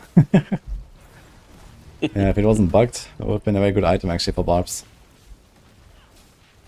Fortunately, it bugged it out. And I don't think they ever fixed it actually. I think that's kind of like one of my problems with this season. Like, we had a lot of like random ass bugs that sort of like completely hindered certain builds that would have been kind of fun to play. It would be nice to see them be able to be hot fixable if possible. Obviously, that's it's not as easy as like just, you know, change the 0 to a 1 and then you're good to go, but I even had like some like, you know, pure Shadow Step with clone that sort of build archetype going. That was gonna be fun, but got completely butchered by the Assassin's Stride bug. And then the dash bug, well, dash problems. Kinda, I mean, the same interaction fucked up the dash build. So I wish certain things would have just been sort of addressed early, especially when that happens with the Chaos Uniques, but what can you do?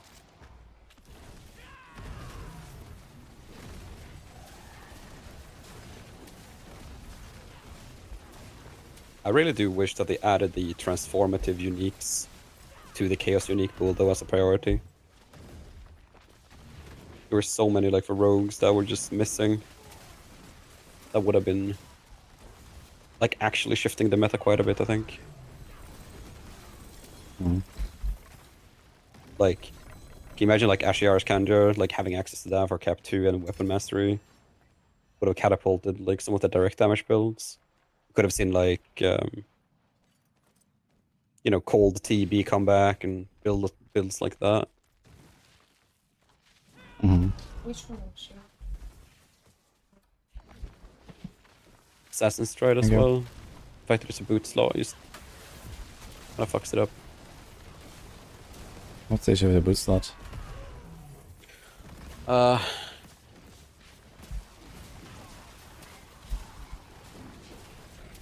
When I was looking, I have to look at it again, but it's competing with some solutions for dash builds and stuff. Like Penitent Greaves, for example, and that you can't have them at the same time, but if you do, you have like an easy cold application for a build that would normally have access to it.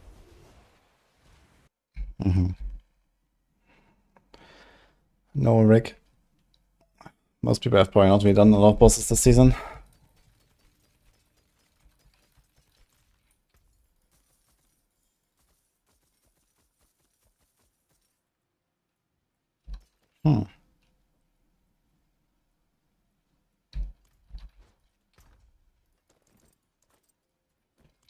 Greetings. Better than starting from nothing.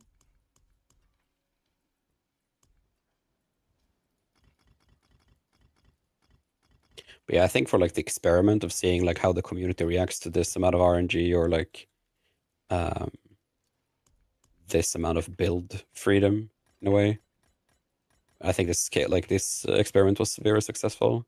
I would have liked to see more slots being involved than just the left-hand side.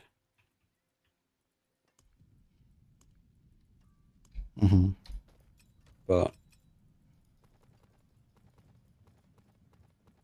not sure how much it would have changed.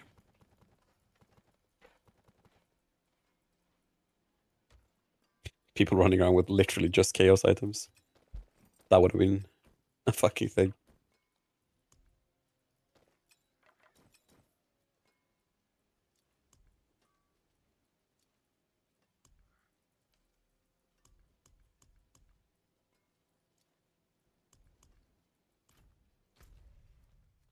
Chaos Embrace and a Chaos Pool is actually like legit for some builds though.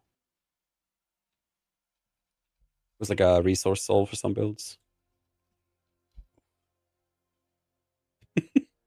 Not a good one. I think for Necro it was pretty good, apparently.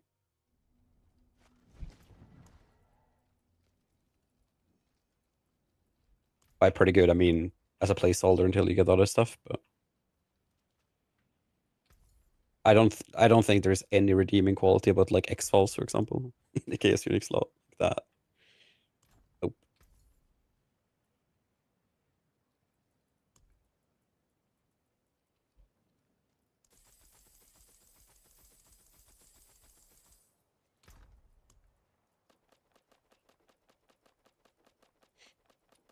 I'm actually kind of curious to hear your take on that, though, Woody. Like, what do you think about builds like X-Files? You know, when we had like Pentadot or whatever, right? Do you think builds like that should exist? Yes.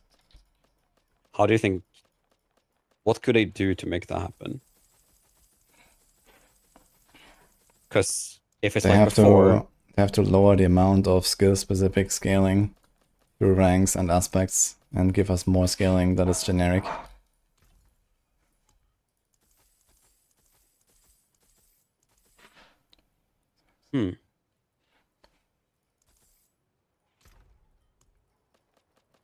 one of the problems is that you don't reliably get the backlogging of the payloads. So like if you're proccing like 1,000,000 times, it still only does like, let's say 2 procs worth of damage every time it procs, right? From backlogging. And I think that's also like a technical limitation that I don't know what they can do to go about fixing it.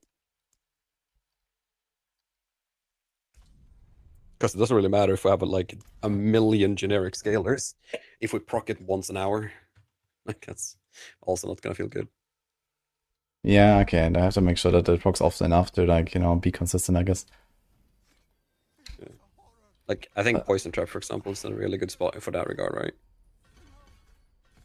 Yes, that's good. It's maybe even over the top a bit. You don't need that many procs so it will feel smooth. Yeah. As long as the backlogging is working, like the storing of procs or whatever, then you can get every 0.5. That's not a problem. I hope whoever puts Mother's Embrace in the Chaos Pool steps on a Lego.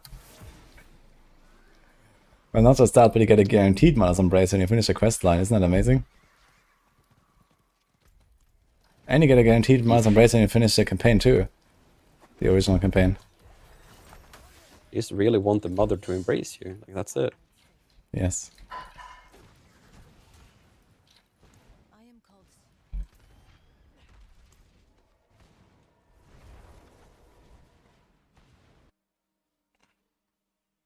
Yeah, it's a very good season, Kane. Season has been a blast.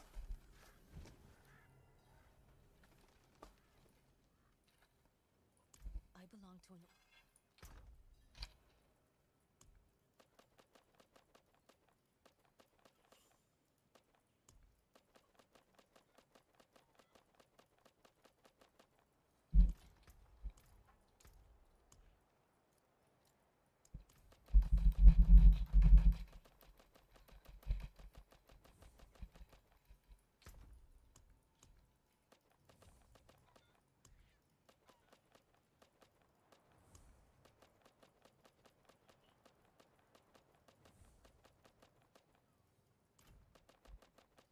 Thank God they have not put Soulbrand or Tasks of Dawning Sky.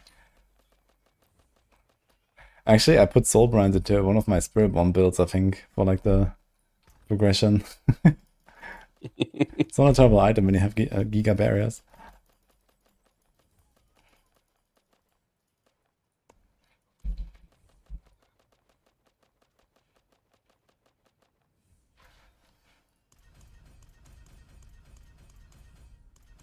Surely I'll just Gamba the right Chaos Unique now. Mm-hmm. Oh, never mind.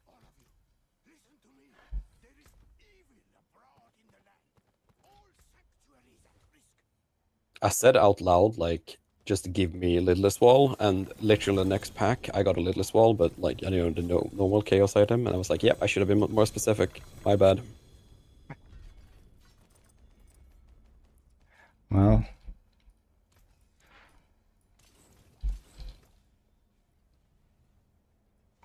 They sure fucking got me good. give me a Rod of Kakaleka. Come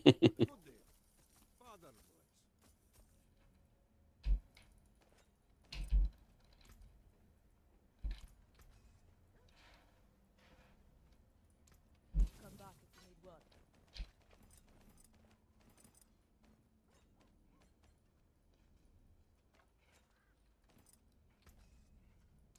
Anything breaks, the forge is hot.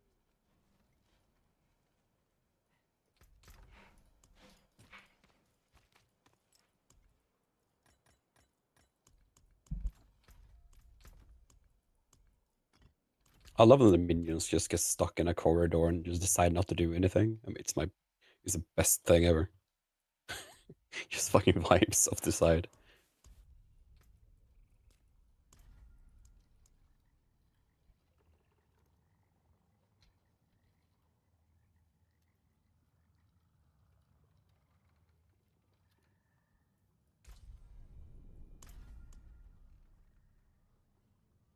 My move mule.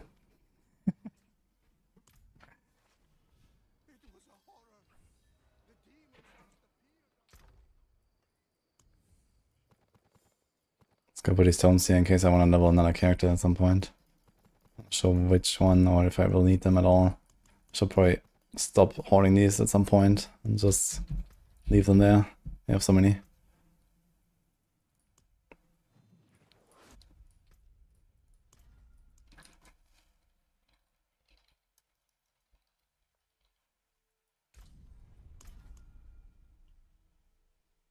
Did you get drops here today? I'm not sure there's drops. Are there drops?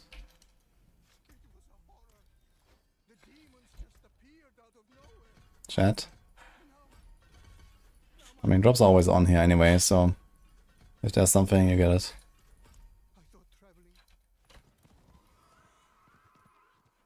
There are drops. Okay. Any links?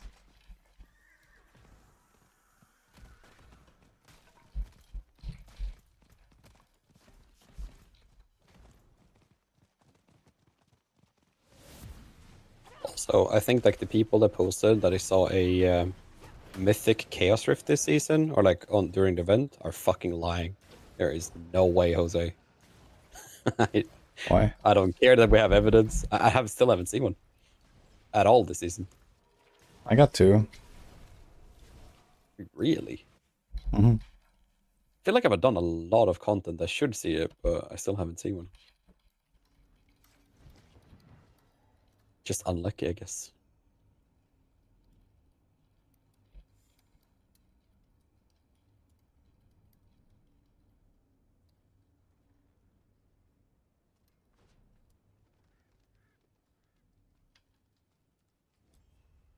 Okay, drops on.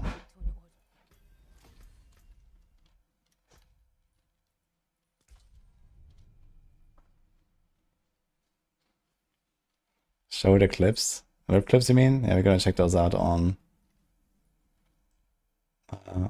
Sunday.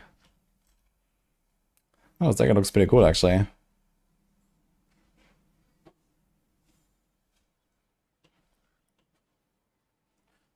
Oh, it's for one day, actually. Which at least 30 minutes. Okay.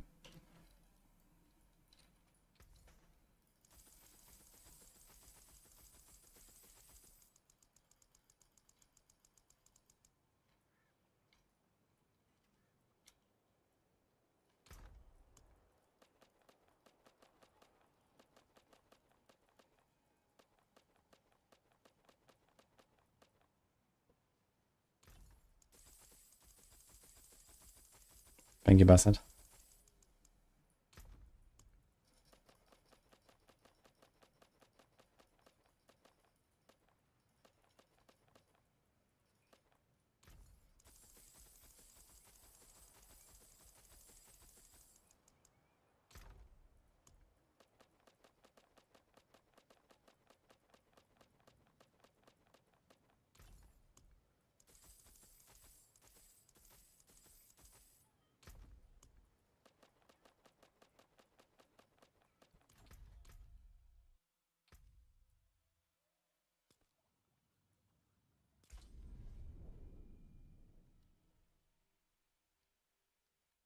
One hour until Riker saves D4. Holy. Hello, folks.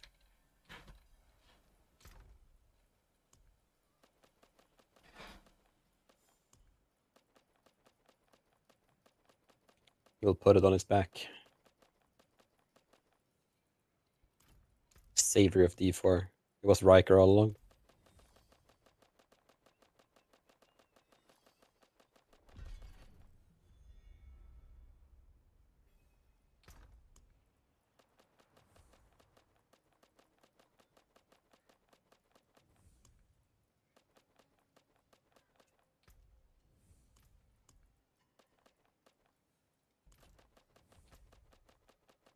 You can actually watch it go up. It's kind of cool.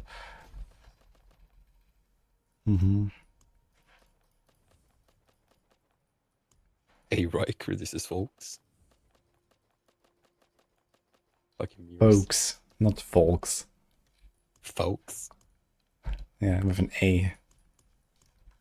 And a W. Folks.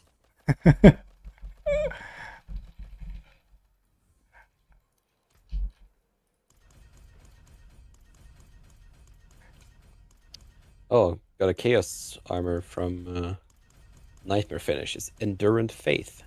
Maybe that will help me clear all the runs.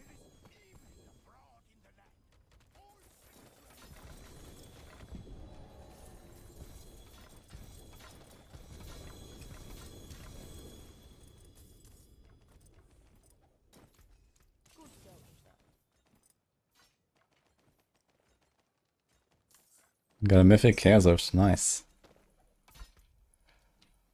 I think I also got trash on mine, but it was kind of fun to find them. Oh. Okay, one item down. We actually got something. Yeah, I got a chest Zontic with the right GA too. 2 GAs even. Nice. That is pretty pog. Yeah, that's actually a big one. Okay, now we need a Kekeleke. Still have 0.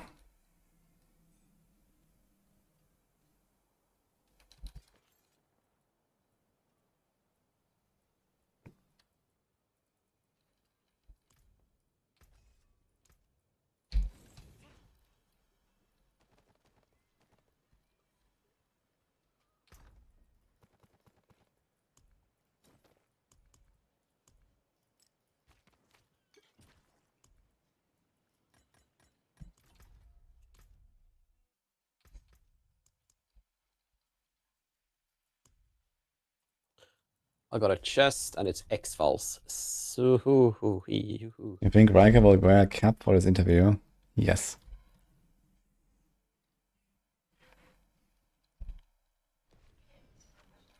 Two times spear, 2 times amulet. Oof.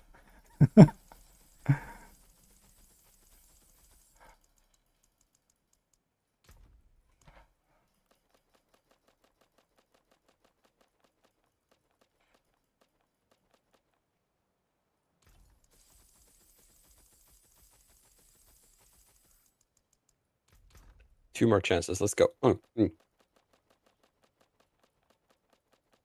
Hands. Okay. No. Gloves. For fuck's sake, Mother of Embrace.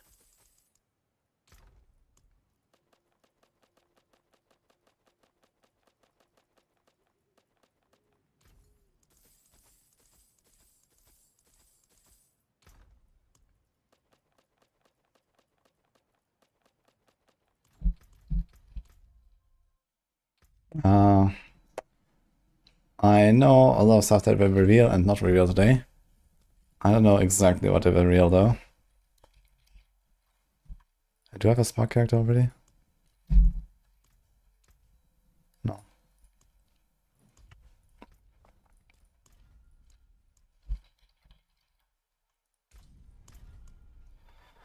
I'll block in 1 minute. Unke. It was a horror. The demons just appeared out of nowhere. And now my family is gone. I thought traveling. And 1 hit refresh. Wait, where though exactly? Somewhere in the Blizzard news, I guess. Drops. I guess here we can probably click on news. D4.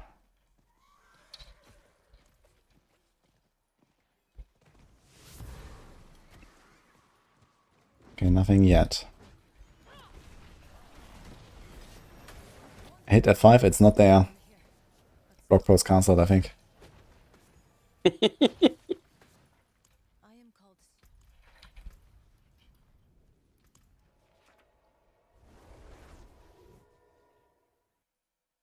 I guess we're just not getting anything then. Unlucky.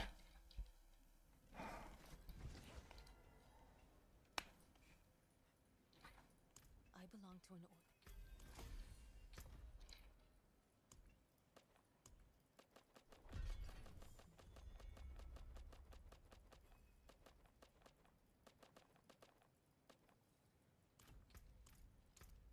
Oh, maybe there's gonna be a two-handed weapon in bartering that I could use.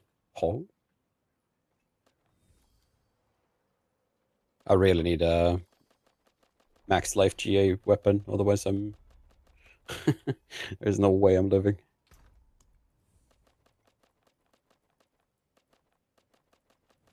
How much life do you have with potion and stuff? 9.2. Yeah. Then you're fucking cooked. With like the rune, I have like 13.4, I guess. But yeah.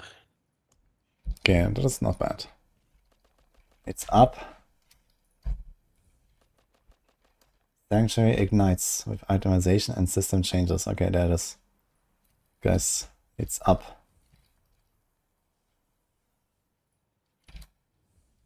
The link is fucking too long for YouTube, unlucky. So you have to add this two together. It's up? Yeah.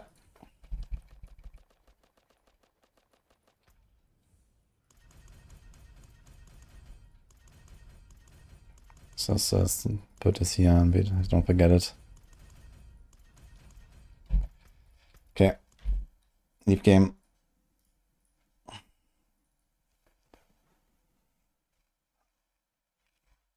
It's item editor.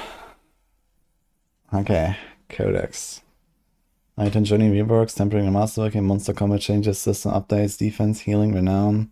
Introducing season rank, capstone dungeons return, the tower and leaderboards. Changes to the welcome back booster and new world boss Asmodon. Alright. Alright.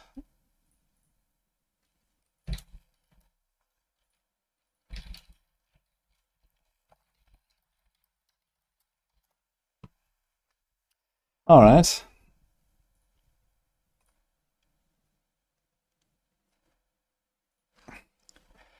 Prepare yourself, Wanderer. Wait, I heard Adam Fletcher called the new class a Wanderer. There are permanent changes coming up the way you play in Diablo 4. I'm writing Season 11, we are overhauling the way itemization, monster combat, player defense all function. Additionally, this season introduced the Tower, a multi-stage dungeon where completion can earn you a spot on the leaderboard, which is making its triumphant return. These changes all affect both seasonal and eternal realms. Check out the PTR available on October 21st. Oof. Okay. For more details on 2.5 PTR, read our blog here. Oh, there's more. Oh boy.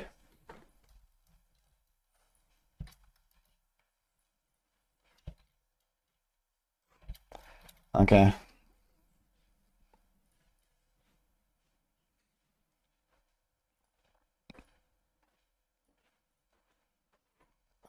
55 minutes for the Riker chat, by the way, so let's add that. Alright, what is this? What is here? Item journey rewards, region, okay, monster combat evolved, system updates, beat back the lesser evils, earn divine gifts, ascend the tower and leaderboards, beta, season rank, capstone dungeons, new unique items, features offered for testing, okay. So most of the same stuff, I guess, so let's go through it. This blog is intended as a convenient way to read all the changes that will be permanent to the game beyond Season 11. We are changing the item journey in a big way. Okay, tempering. You can now select which specific affix you want to apply to your item from a tempering recipe. No longer will you have to randomly apply. Items can now only have one tempered affix as opposed to two randomly applied affixes, while tempering charges can be restored indefinitely. Masterworking no longer increases your item's affix values, instead improves the quality of an item, which gives a bonus to a base damage, armor, or resistance. Items can be mastered to a maximum quality threshold of 20. That sounds very familiar. Once at maximum quality, you can roll it one last time for a capstone bonus. This capstone bonus upgrades a random non-greater affix on your item into a greater affix. You can choose to reroll the masterwork greater affix without resetting your masterworking quality. Additionally, we are increasing the amount of base affixes found on non-unique items from 3 to 4. Okay. So you're still gonna have 5 affixes, only 1 tempered. And now the question is, can you GA a tempered affix? I guess not. But maybe. Capstones are back, really rejoice. Dude, I love capstone dungeons, I'm very glad about this. I think leveling has been shit since the expansion. So that's really good. And to whip out the notepad.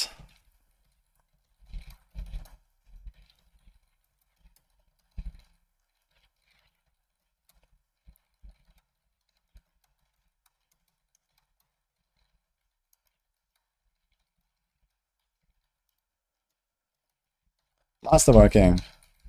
Okay, so masterworking.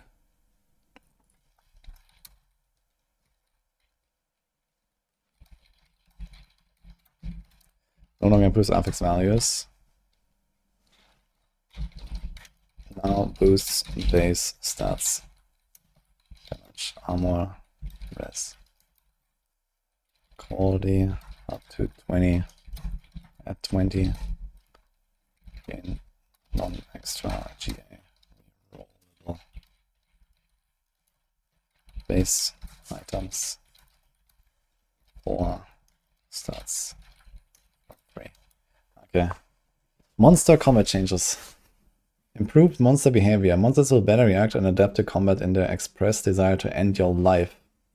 Each monster should now have its own clear role and own identity when fighting. Monster behavior was previously too predictable and now be more dynamic in how to respond during combat. That sounds amazing, actually.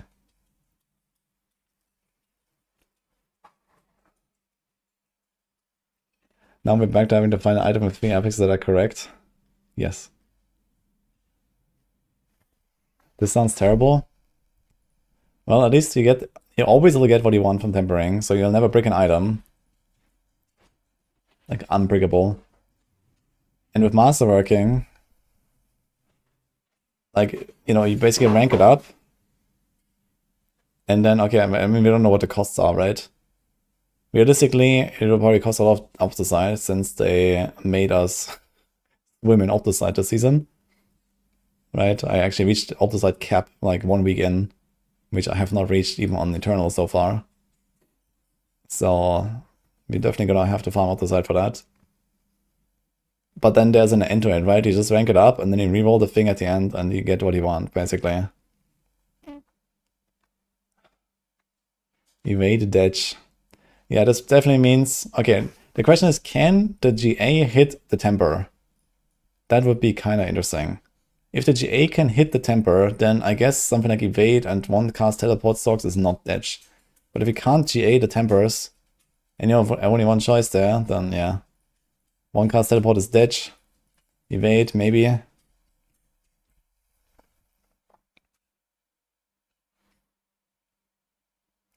Yo, Cypress. Thanks for Prime, by the way.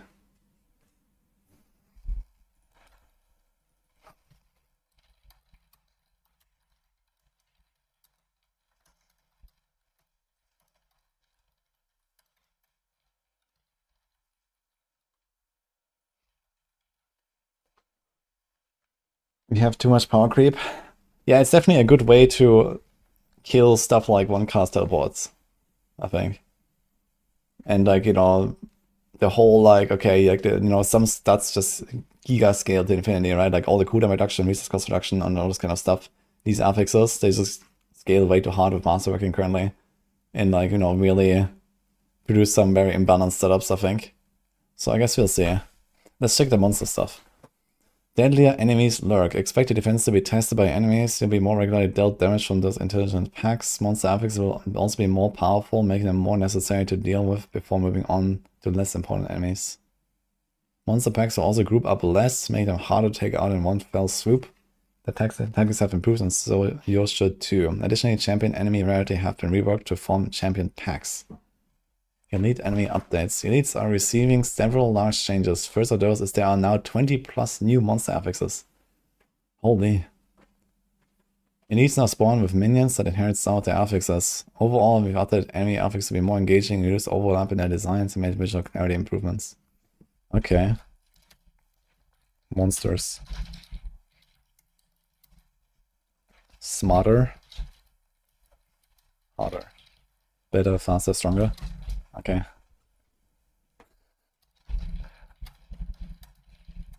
Basically. Okay. So 20 new elite affixes. Champion packs.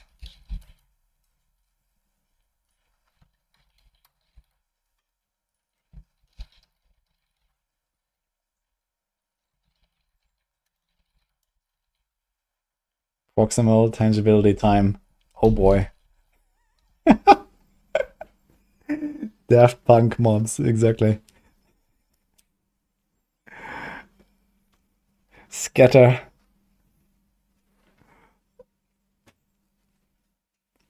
I thought you would diversify defenses rather than mashing it all together. What do you mean with that?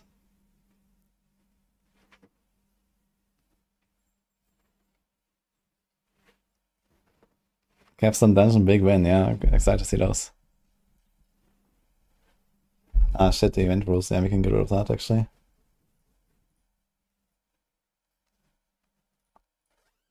Yeah, we're gonna be busy here anyway. System updates. Defense, healing, renown. Defense overhaul. Introducing toughness. In an effort to better equalize effective health across classes and builds, we are making several changes to the way effective health interacts with damage reduction and how those individual stats are calculated.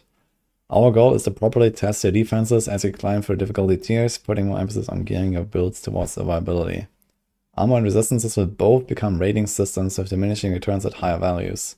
Armor now reduces all damage taken, both physical and non-physical. We are also introducing a new type of damage resistance, physical damage. With these changes to armor resistance in mind, the armor resistance's penalties per torment tiers have been removed. Additionally, skills and paragon nodes are being reworked with these changes in mind. Paragon nodes and skills that provide various forms of damage reduction now grant a multiplicative bonus to your armor or all resistances. To help you understand your defense better, we're adding a new stat called Toughness that represents the total amount of raw damage of each type you can take after considering all damage mitigation sources. Yeah, I think this is really what the game needed, to be honest. Like, I actually had exactly this problem, especially on hardcore, where you just never have any idea what you can survive. It's actually a real problem. Like, you have no clue. Can I survive this? No, who knows? I have 30,000 life? I don't know. Right? I think this is so good. I think it's like, you know, all these like random conditional DR effects that are all over the place for all the builds, for all the classes. You know, the Barbs are the fucking squishiest on some builds, and the Sorcs are just the fucking giga chats that never die. Like, you're alive until you're dead, exactly. I think it's gonna be a huge for hardcore as well.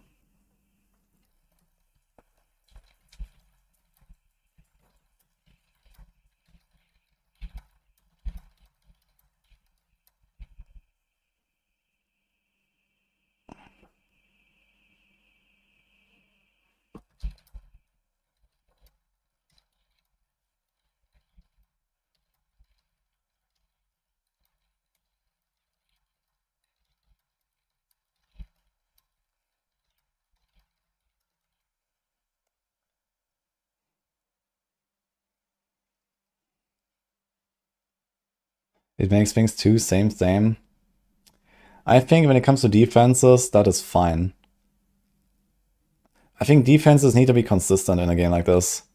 And right now, they're just fucking not. Like, if you look at like PoE, for example, everyone has 75 res, and then you either scale ES, evasion, or armor. And, you know, there's a lot of problems with that system as well. Where it's like, okay, the one guys just get one tap, so they never play evasion anyway, like in hardcore or something. So you play ES, so you have like a high enough like EHP pool, right, and stuff like that. So I think the D3 system is extremely good.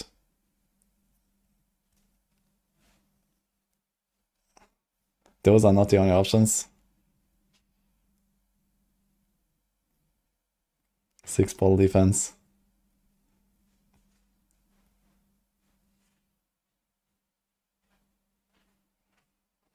There's block and damage conversion. Yeah. But I think like even there, like, you know, the builds feel so different in their defenses.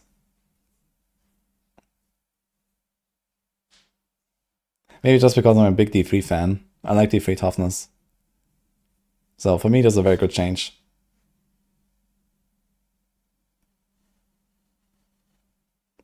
Might it actually make GA resistance stat gear useful and thought for now? I mean, didn't we seek that before as well?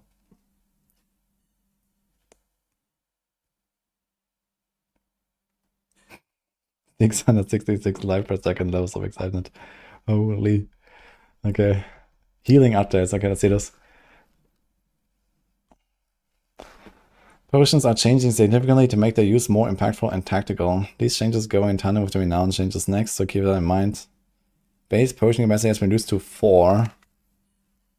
Potion healing is now an instant percentage-based heal. Using a potion heals up 35% of your total health immediately on use. In addition to the potions you pick up, you also slowly regenerate a potion every 30 seconds.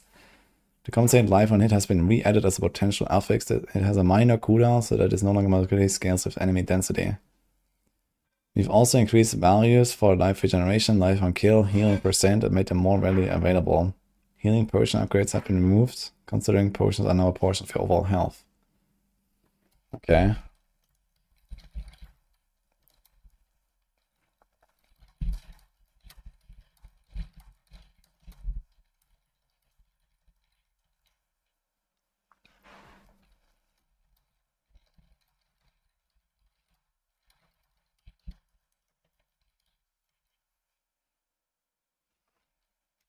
Okay.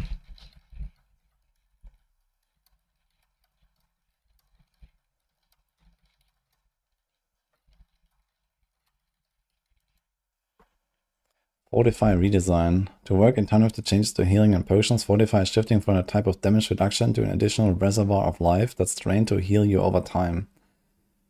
When you now gain Fortify, it will stack up to your maximum life. When you have Fortify under maximum life, you'll heal for a percentage of your maximum life per second in exchange for an equal amount of Fortify. You will be considered fortified as long as you have any amount of Fortify. Specific changes to skills, passive, and items related to Fortify are detailed in the patch notes. Okay. When you have Fortify under maximum life. So let's say I have 100% life and 50% Fortify. Well, no, let's say I have 90% life and 50% Fortify. So then I will drain the Fortify and heal up to 100. Pro Genesis. Fortify is now healing.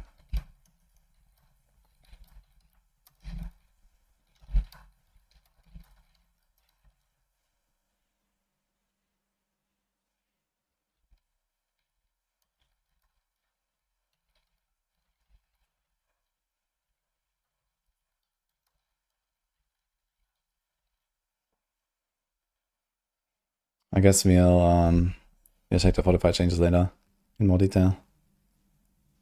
Yeah, it's not Progenesis. It's like you take a hit, you're 50% life, and Fortify slowly heals you up. But what happens when I have 100% life and 100% Fortify, and I take a hit and I'm 50% life, I still have 100% Fortify. But it says it only heals you when your Fortify is under your maximum life.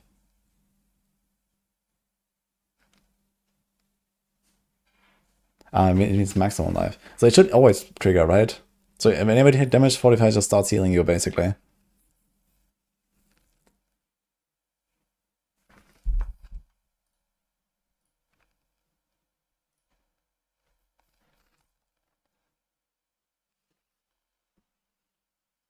This is already the patch notes, or it's just a block. The patch notes are here. There's the second one. I'm gonna link this here. New world boss. Also about time, man. It's been a long time since world boss. Okay, introducing season rank. The season journey is now shifting into a more challenging version stocked with season rank. Each tier now requires you to complete a challenge, usually a capstone dungeon, before progressing to the next rank. Similar to previous capstone dungeons, these can be attended before the recommended level and difficulty. That is huge. Okay. Renown changes in the seasonal realm. Renown will now only stand permanently in the eternal realm. Monka. Oh no. And we added rank 6 to 10. It's coming true. Wait, note that the Persian capacity changes and removal renown affects the eternal realm as well. Within the seasonal realm, you can still earn the additional benefits associated with renown based on your progress tied to the season rank system. Complete various challenges within each rank to earn specific benefits, while completing an entire rank will grant additional capstone bonuses. Season rank rewards additional skill points at rank 1, 2, and 3. Season rank awards additional paragon points at rank 3, 4, 5, and 6. Okay, so we don't go around and do quests and little statues, guys. You have to do the capstone dungeons.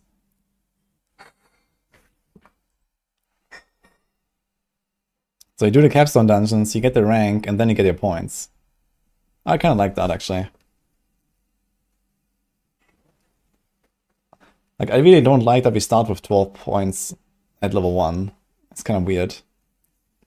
I think this will feel better, just kind of like unlocking stuff as you go and kind of like pushing yourself to do a capstone early to get the points and so on.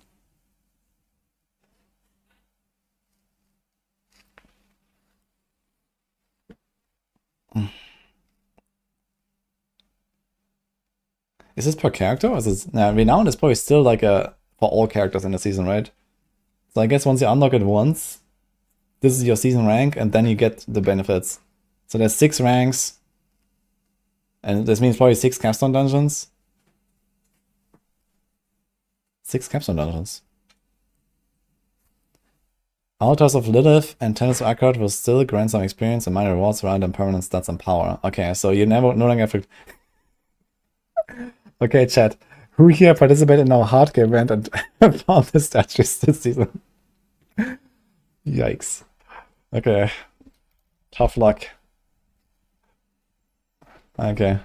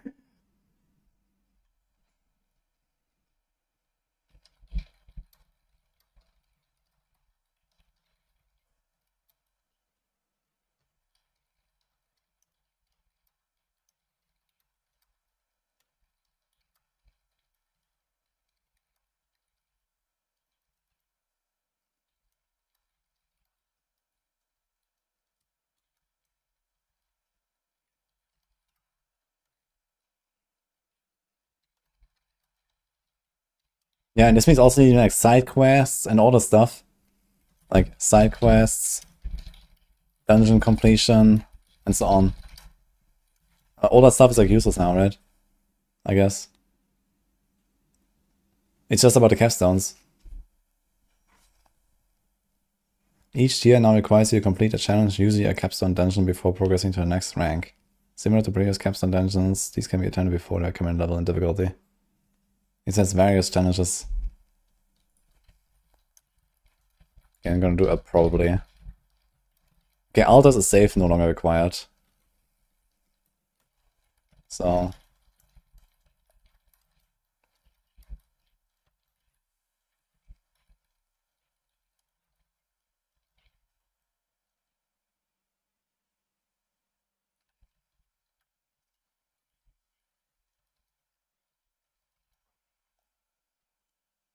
Okay.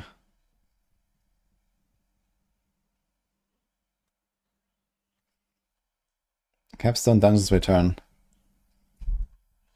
1, 2, 3, 4, 5. Okay, there's 5 dungeons.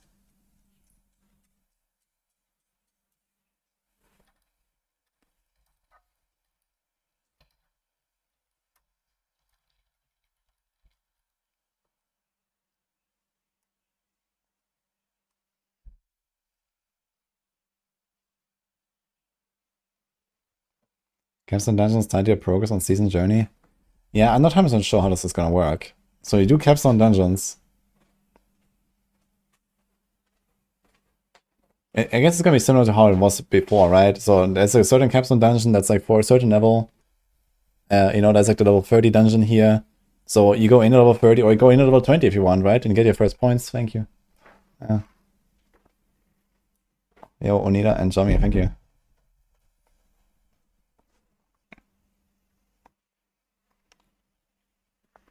Absolutely, I'm very happy that capstone dungeons are back. Okay, first one is level 30 normal. Then 50 expert, 60 T1, 60 T2, 60 T3.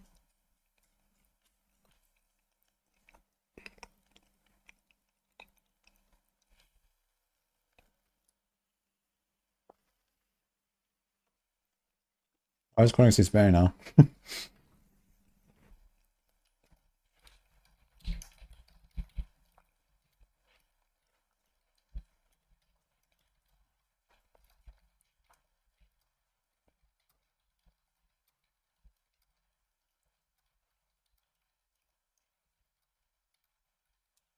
Okay. The tower and leaderboards. Beta.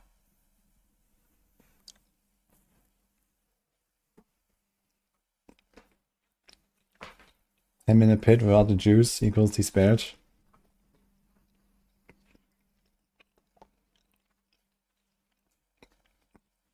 Note that both the tower and leaderboards will be officially in beta for both the PTR and in Season 11. They will be released on beta at a further date.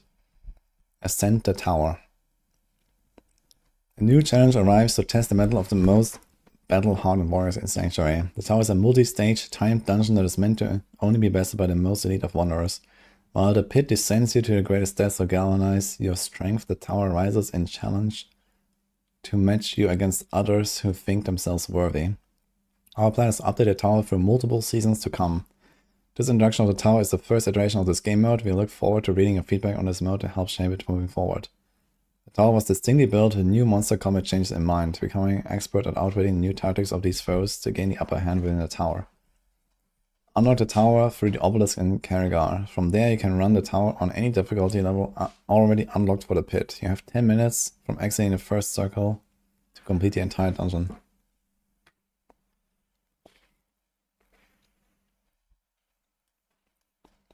How to master the tower. Ride through multiple floors, each with a randomized tile set and monster family. Earn progress by killing monsters and collecting orbs. The more experience bronzes provide upon death, the more score they provide. During your run, pylons will appear after destroying towers found throughout the level. You are guaranteed to see 4 pylons across your tower run. Use these to technically empower you for a short duration. The first 3 pylons will appear in a random order, while still guaranteeing each of the 3 options will appear at least once, but the 4th will be a random repeat of one of the prior pylons each tower run. You can also collect orbs to earn progress in the tower. These are from killing elites, champions, or goblins. When enough progress has been made, a random tower boss will spawn. Defeat them before the timer ends to complete the run and mark your spot on leaderboards. Okay, so it's effectively very similar to the 3 guy that was pushing with goblins.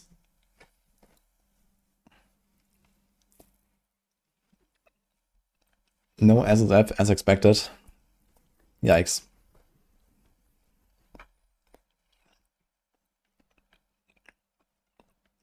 How to master the tower.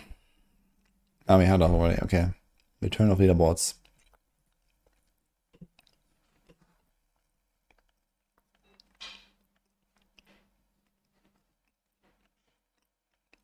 Solo Necromancer ladder. Time remaining 5 days, 5 hours.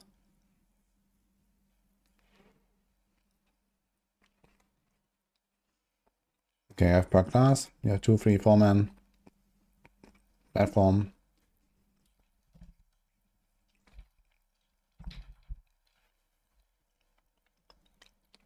Can't even inspect people on leaderboard. Oof.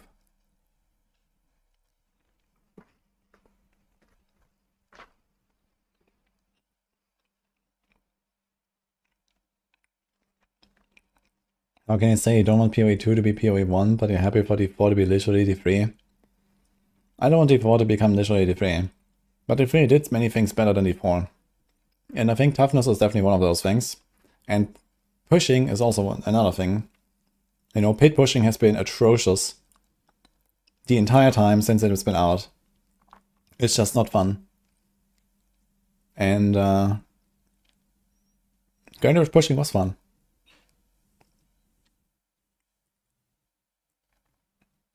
Really not even top 10 in a blog post. Dude, imagine if they had posted the leaderboard from when we were there. Oh man. Anyway.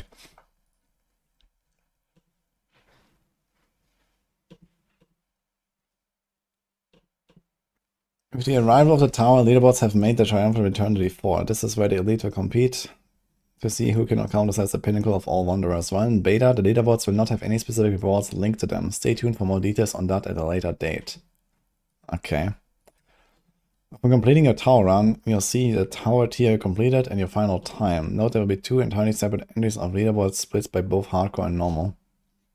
You have plans for the leaderboards following Season 11 launch, while this PTR will be more focused on introducing the overall functionality. Expect more details around the timeline and testing schedule for both the tower and leaderboard closer to Season 11 launch.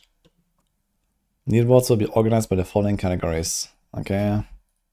Additionally, entries will display the following: rank, player name, tier, time, date. You can also filter results. Okay.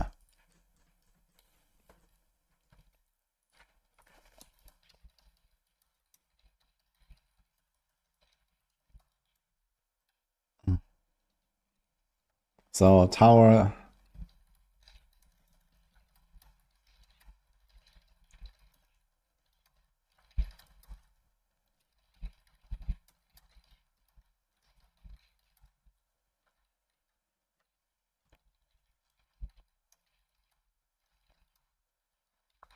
Something like that, I guess.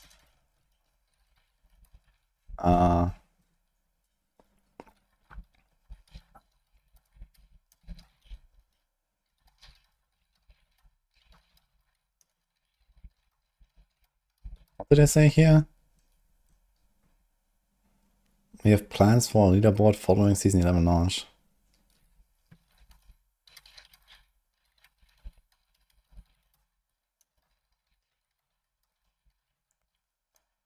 Okay. No SF for now. Okay. Not sure if I should really add for now.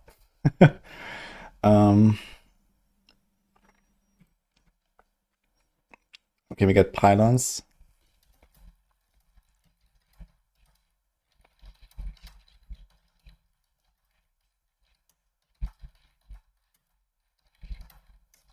Including boss. Russian, orbs, goblins, goblins. Okay, anything else?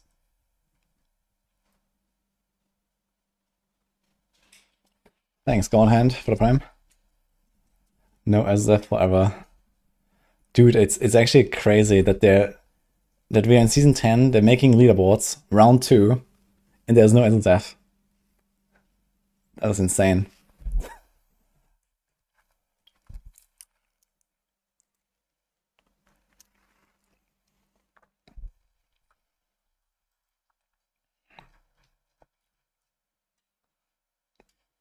That's actually wild. I'm glad I'm playing hardcore. But yeah, on softcore, it's just gonna be like a fucking shit show. Like the softcore leaderboards, it's gonna be a fucking shit show, basically. That's basically what it is.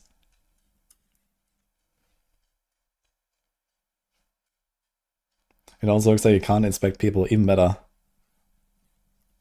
Beta testing again. Okay, they did say they have plans for the leaderboard following Season 11 launch. So, Copium, guys. Cope.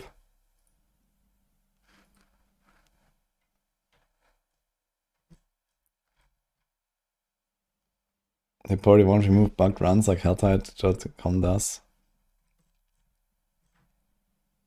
True, actually. I wonder how much they're gonna like curate these when like, you know, game exploits happen and stuff. D3 has SSF, yeah. We've re-enabled Dupe and you make leaderboards more fun.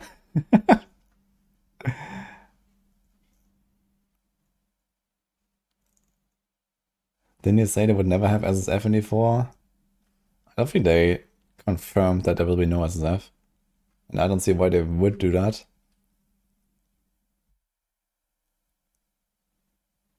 I don't get why SSF seems to be so problematic for Blizzard.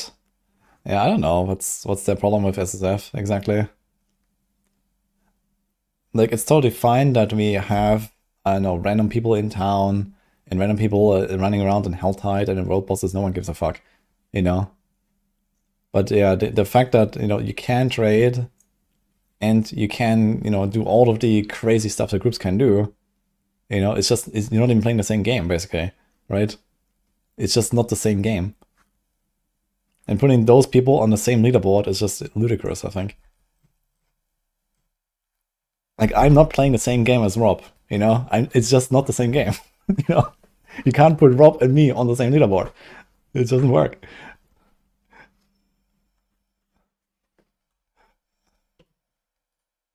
Did you design this personally? Devs Pavane? Dodge chance while channeling. No, I have not seen this. Dodge chance while channeling Dance of Knives. Crit, movement, dance. Dance Knives drops knives when enemies hit. Picking them up grants you 1 charge. Increase your dance and knives damage by 20% for 6 seconds, stacking up to 3 times. Funny. Okay.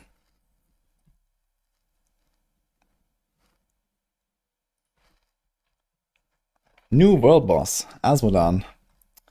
Wait, now we have them all, right? Belial, Andariel, Duriel, Asmodan. Yeah. There's 4. That's the evils. The Lord of Sin is making his diabolical return to torment, the denizens of Sanctuary. With Season 11, Asmodan becomes a permanent world boss that can appear as well as potential world bosses. Okay. Kinda cool that I bring a no-name boss for once. And kinda cool that I bring a new world boss in general. Arrogant Nephilim. I can hear it already.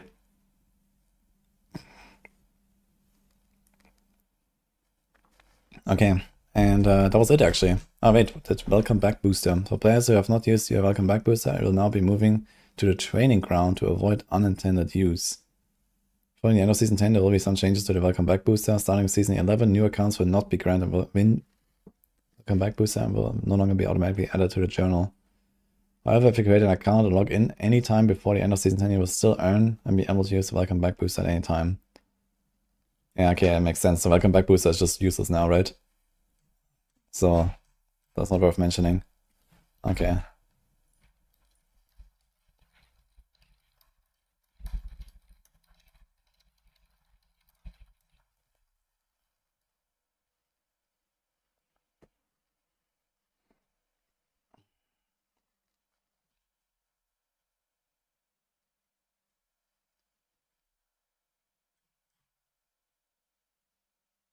Yeah, actual patch notes. Yeah, we're gonna go for those.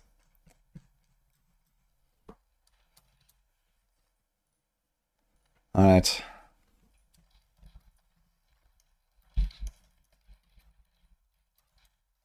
Let's just pin this in, I guess. My pin is not working. Can someone pin this? It doesn't work.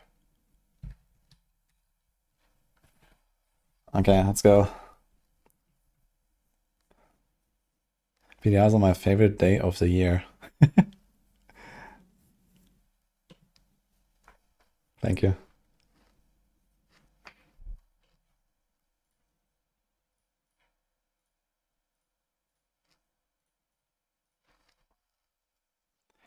Alright. Okay, we saw basically all of that already, right?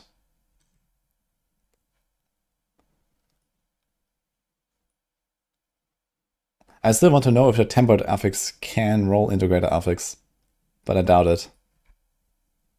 Rerolling the current Masterworks affix will cost Opticite and Neve Iron. Oh, they actually bring back Neve Iron. Okay, wait a minute.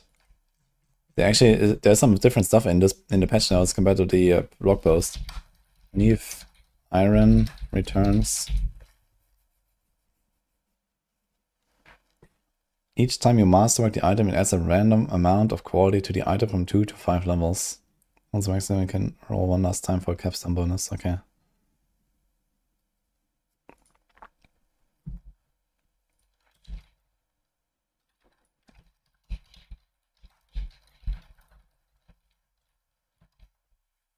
Okay.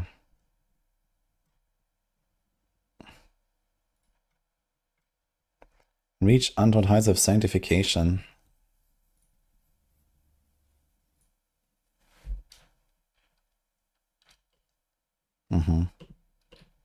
To sanctify. Sanctification grants your item one random enhancement. Note, items can only be sanctified once and cannot be modified after. Holy, literally.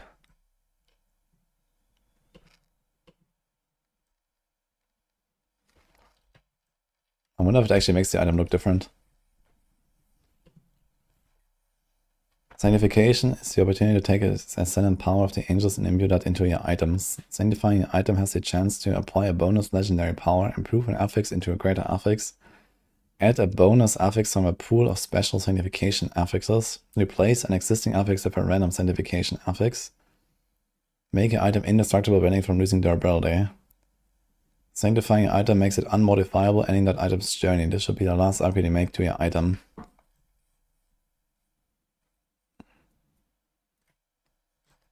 There are a couple different ways to attain the celestial improvement. In pre-torment difficulties, after defeating a lesser evil within one of the game modes they've taken over, such as Helltide, you have a rare chance to sanctify an item at the Heavenly Anvil. If you choose to not use it at the time of the invitation, you will not have the option to sanctify your item again until you receive another divine invitation. You can also obtain heavenly sigils, which can be used at will to transfer you to the heavenly forge to undergo sanctification. These are only needed to sanctify items at ancestral quality. These can be only earned in torment difficulties. Yeah, it's not PoE2 sanctification, it's actually Val Orbs. This is what it is. Yo.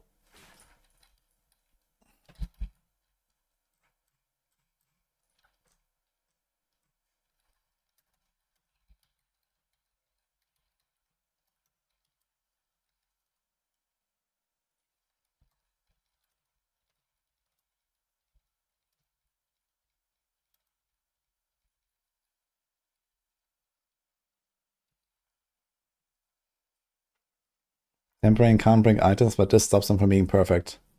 Basically. Indestructible weight 5 times higher guaranteed. Yeah, it kinda has to be, right? Like, all this shit sounds insane. So... bonus legendary power, by the way, what? Improve an affix into greater affix. Add a bonus affix from a pool of special sanctification affixes. Okay.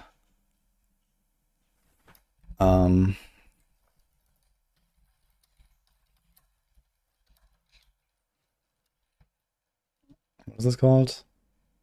After defeating a lesser evil within one of the game modes they've taken over. Defeat a lesser evil. Receive invitation. Oh, Ava's still there. Your mic cuts out for some reason. I don't know if it's just because you don't mean to speak or... No, yeah, it was just hitting push to talk. I was gonna say. Heavenly sigils. To forge. Must.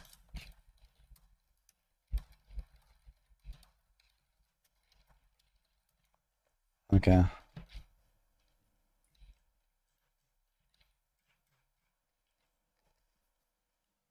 We can warn in the 4 now, yeah.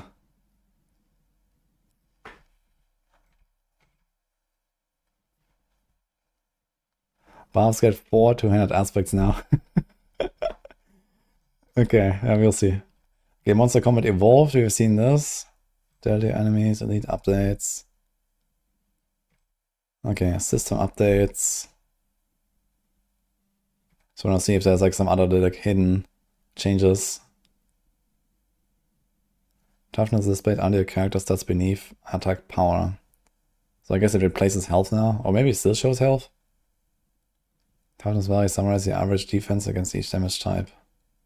Having also give a detailed view of how effective your defense are against each specific damage type. Oh, that is actually nice. Okay, so defense.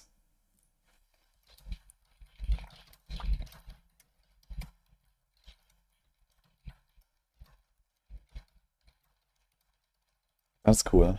I'm not sure how this will work on console, but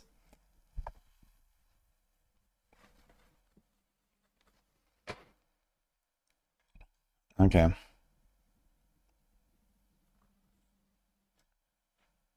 This looks all the same. Beat back the lesser evils. The lesser evils have been patient with their plans, waiting for the right time to find Sanctuary unaware and ripe for the taking. It will take the aid of the High Heavens to beat back their sinister plots in the next season.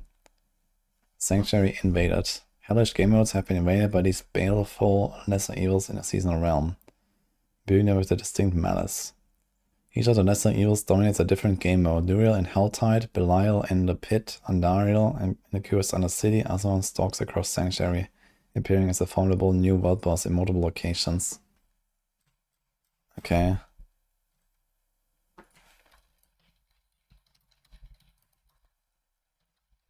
Duriel, Helltide,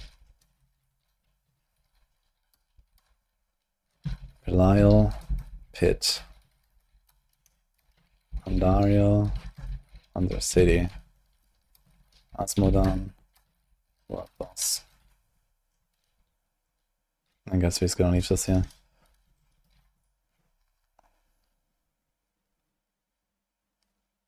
Is it just a season thing? It doesn't say that it is season.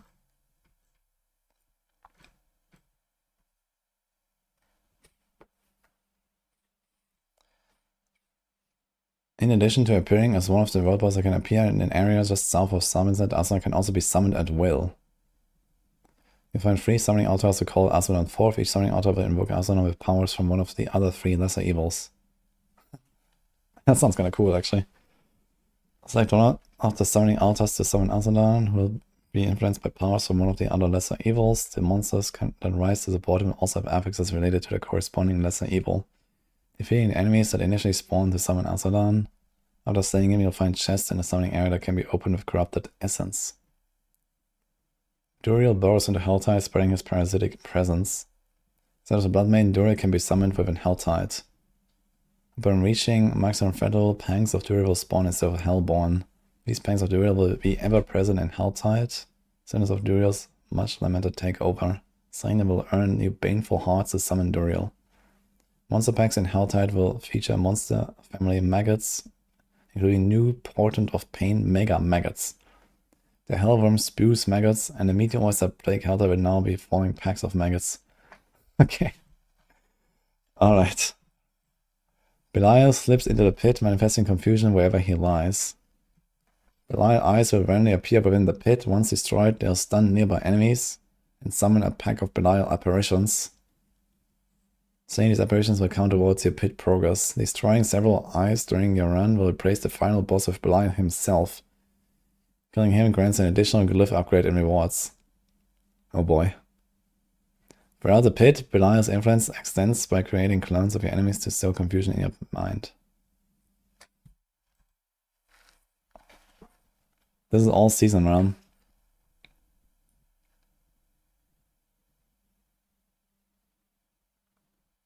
Okay. Andariel burns into Kur's Undercity. Andariel's influence has corrupted the Undercity's spirit beacons, making them more dangerous but yielding far more attunement than normal. Using these tormented spirit beacons will grant additional attunement. We're adding 3 new Undercity tributes specific to Andariel. Each boost to your Undercity rewards guarantees Andariel responds as the final boss. Beware for these specific tributes and dungeon affixes to your run. Shades of Andariel can also be found lurking in the recesses of the Undercity. This powerful shade has attacks that will sap your time. Andariel can also appear as the final boss in the Undercity, who upon defeat will grant increased rewards. Okay, so you can either guarantee it, or she can also randomly appear. Additionally, enemies from the other city can be imbued with wailing spirits, which launch attacks that hone in on your location. Okay.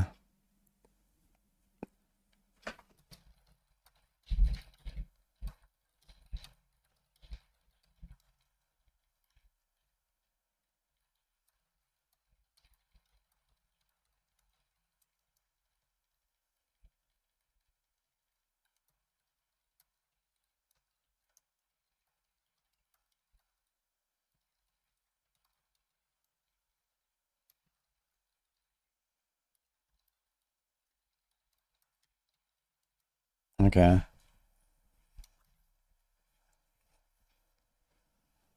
Killing enemies with their respective lesser evil, purified, or corrupted gift grants divine favor, which allows your divine gifts and use to progress through a seasonal reputation board.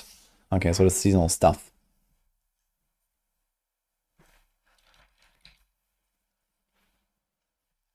We did 3 more inventory slots for tributes. Oof. Oh, 8 minutes, guys.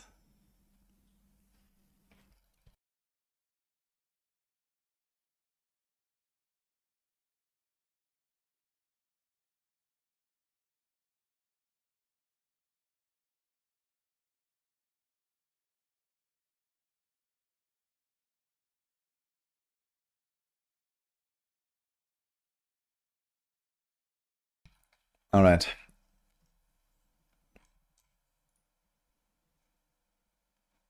Divine gifts. Holy fuck. We're not even halfway down here. Essence of Pain. Divine gift. Helltide. Rewards. Pangs that already can drop stockatables. Doubled while purified. Purified briefly gain maximum barrier after becoming injured every 20 seconds. Corrupted banks that already ambush you more often have 100% chance to shatter your barriers or fortified life with their attacks. Earned by battling Duriel and Helltides.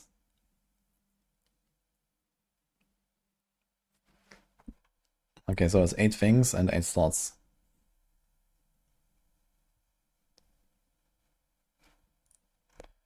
In this season, the Angel Hadriel has returned to Sanctuary to grant rare boons in the fight against the newly returned lesser evils. Hadriel provides a fraction of the power the high heavens possess, which manifests as divine gifts. These boons imbue with great reward and great opportunity.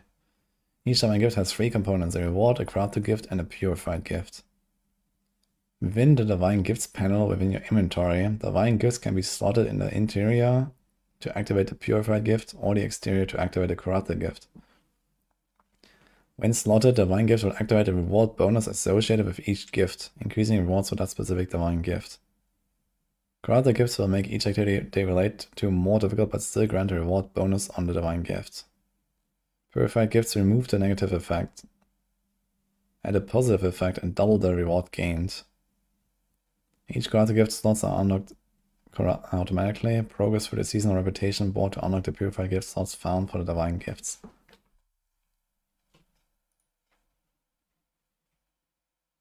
Okay, so this is purified, this is corrupted, I guess.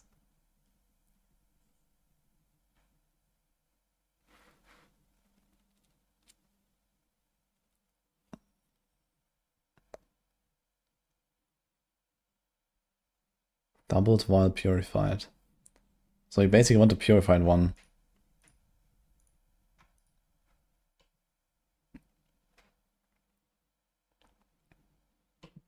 Asmo dump is back.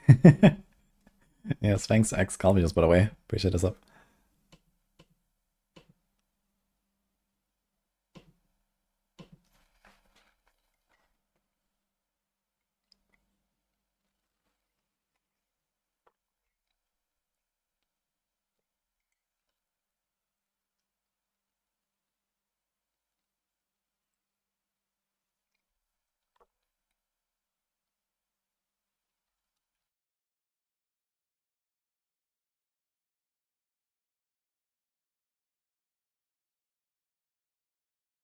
Yeah, Asmodan is back.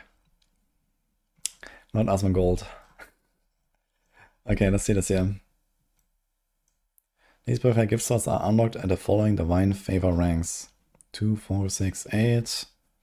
Killing this evil for the first time drops the corrupted essence. Return this essence to Hadia will unlock the 2 divine gifts associated with that lesser evil. Okay, I don't 100% understand the system. So you find the corrupted one, and then you give it to her, and she makes it purified. So what's the point of the corrupted exactly?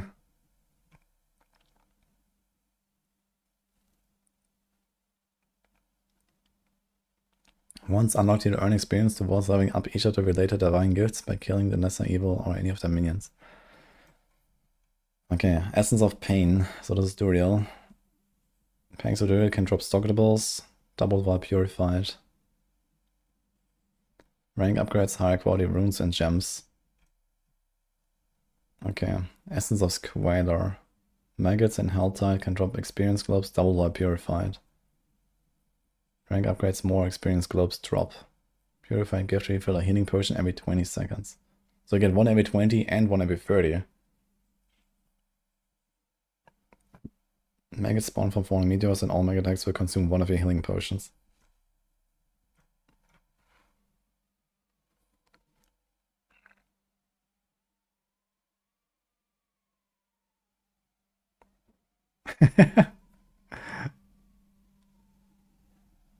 Corrupted doesn't seem to do anything beneficial.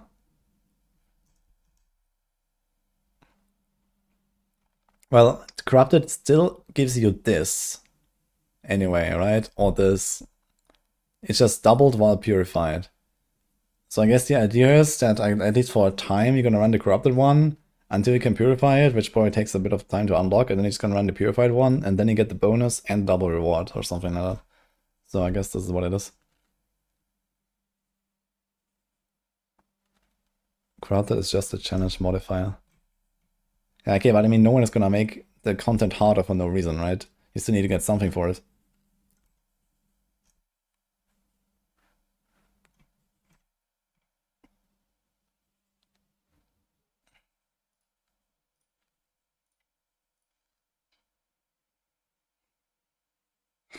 Finally playing this build just in time for it to get bricked.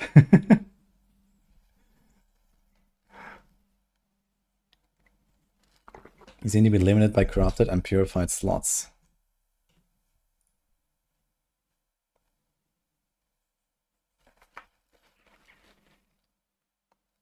Okay, so like each quadrant has one of the evils. So here's Andariel, here's Asmodan, here's Duriel, here's Belial. So I guess if you can choose where to slot whatever, then I guess you have you know, some choices to make here, right? 1 minute. Ah, shit. You fit all 8 essences, 4 inner and 4 outer. Seems like 8 Zogdos, but they only use 4. I mean, okay, like something like Pangs of Duriel ambushing more often is an upside as well, right? You get more of the guys. So, okay, they have this downside, but if you can handle it, you get more guys. So this is more rewarding, I guess. So you still want to have the corrupted version anyway. You have maggots spawn from falling meteors. You want to get the maggots, so you get more stuff. The same here.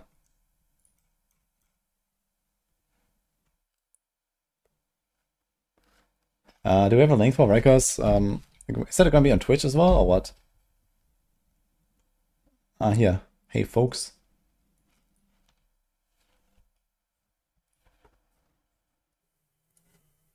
Me and Audrey were actually. There shouldn't be any ads. It's not live? It's a pre-recorded? Yes, there's just the original pre-roll. Okay, perfect. So, 2-minute countdown here, and then it's gonna go. Okay. We're pausing.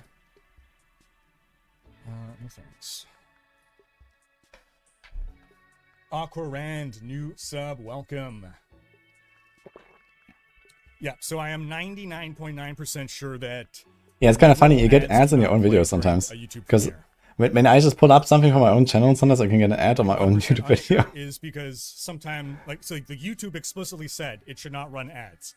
But maybe their documentation is outdated. I don't know. YouTube changes things constantly without alerting us. He's walking. Caro92, thank you for the sub. Immortalis, 3-month reset, appreciate ya. Okay, we have 1 minute to go through more stuff. Essence of Lies, chance for an extra upgrade in the pit, doubled or purified. Extra upgrade chance increases. Okay. 45 1% of your life a second. Yo, that is actually insane. Belial's eyes are filled with malice. Focusing of beings and deal 10% of your maximum life a second. That seems insane as well. Earn by betting Belial. Okay, vanquish the pit to earn immense amounts of gold. Double while purified. Gold amount increases. Briefly become installed when crowd controlled every 12 seconds. Belial's operations are empowered and attacks stays you for 3 seconds or knock you back. Okay. Yeah, we have to like look at this data, I guess. Let's go. What's up, Argos?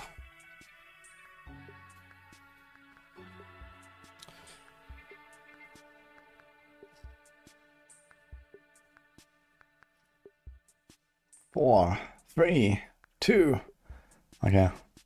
So you're watching Riker watching himself. And Diablo 4 Season 11 has some big changes coming. Tempering and Masterworking overhaul. A new special seasonal crafting mechanic. A new challenging leaderboard activity, and more. And we've got some devs from the Diablo 4 team here with us to talk about all this and answer our questions. Fucking swallow alerts. Quick round of introductions. Well, hey everybody, my name is Owen Leach. I'm the Seasons Lead on Season 11, and I'm also the lead encounter designer on Diablo 4. Does it sound fine? Hey guys, I'm Aislinn Hall. I'm a systems designer on Diablo 4, working specifically on the final design team. Do you guys want this to be louder? Probably, yeah. Here, this is as loud as I can get it. Hey everybody, I'm Art Peshkov. I'm the lead systems designer on Diablo 4. And if anyone finds Art Peshkov's name familiar, guys, please stop doing blurbs. We're going to permanently disable blurbs on the channel forever. Peshkov monk item that was named after you. You've been on Team 3, haven't you? Quite a while, haven't you? Yeah, I'm gonna watch this on YouTube directly, guys. This is a bit too much here. Let's do this. Yeah, I have. Way back, way back. All right, folks, and right after this video finishes, you can go ask your questions to these 3 individuals. They'll be on the Sanctuary Discord, again, to answer any follow-up questions as soon as this is no longer live. And right now, folks, you can be farming Twitch drops until October 17th at 11 a.m. PDT by watching 30 minutes of anyone live streaming in the Diablo 4 category on twitch.tv. So now, right off the bat, tempering, this has been a hot topic in the community for quite a while. People, I've mentioned it a couple times in my videos, the topic of bricking items and resetting tempering. So what is the good word on tempering? Oh, I mean, I've been right there with you, sitting there bricking my 3 GAs and crying in town. Well, I guess the the good news is that you're no longer going to be able to brick your items with tempering, right? The kind of the big change that we'd like to highlight is that tempering recipes no longer roll from a pool of affixes. You get to just directly pick the affix that you want. It's still going to roll within a range, but yeah, you just get to deterministically pick whatever affix you want, put it on your item. To account for this kind of increase in determinism, we're lowering the max number of tempered affixes from 2 to 1, but we're also removing the limit on resetting tempers. So currently you can only do it once, but you'll be able to reset as many times as you want. And to account for the fact that we've removed a tempering affix, we're adding 1 more base affix back to non-unique items into the pool, so you're not down in affix in terms of raw item power. There you go. So right off the bat, this is, I'm sure you've just made a lot of people very, very happy. And alongside this, right, Masterworking, people were been complaining about having to reset at 12 and the cost of, they're trying to get their triple crits.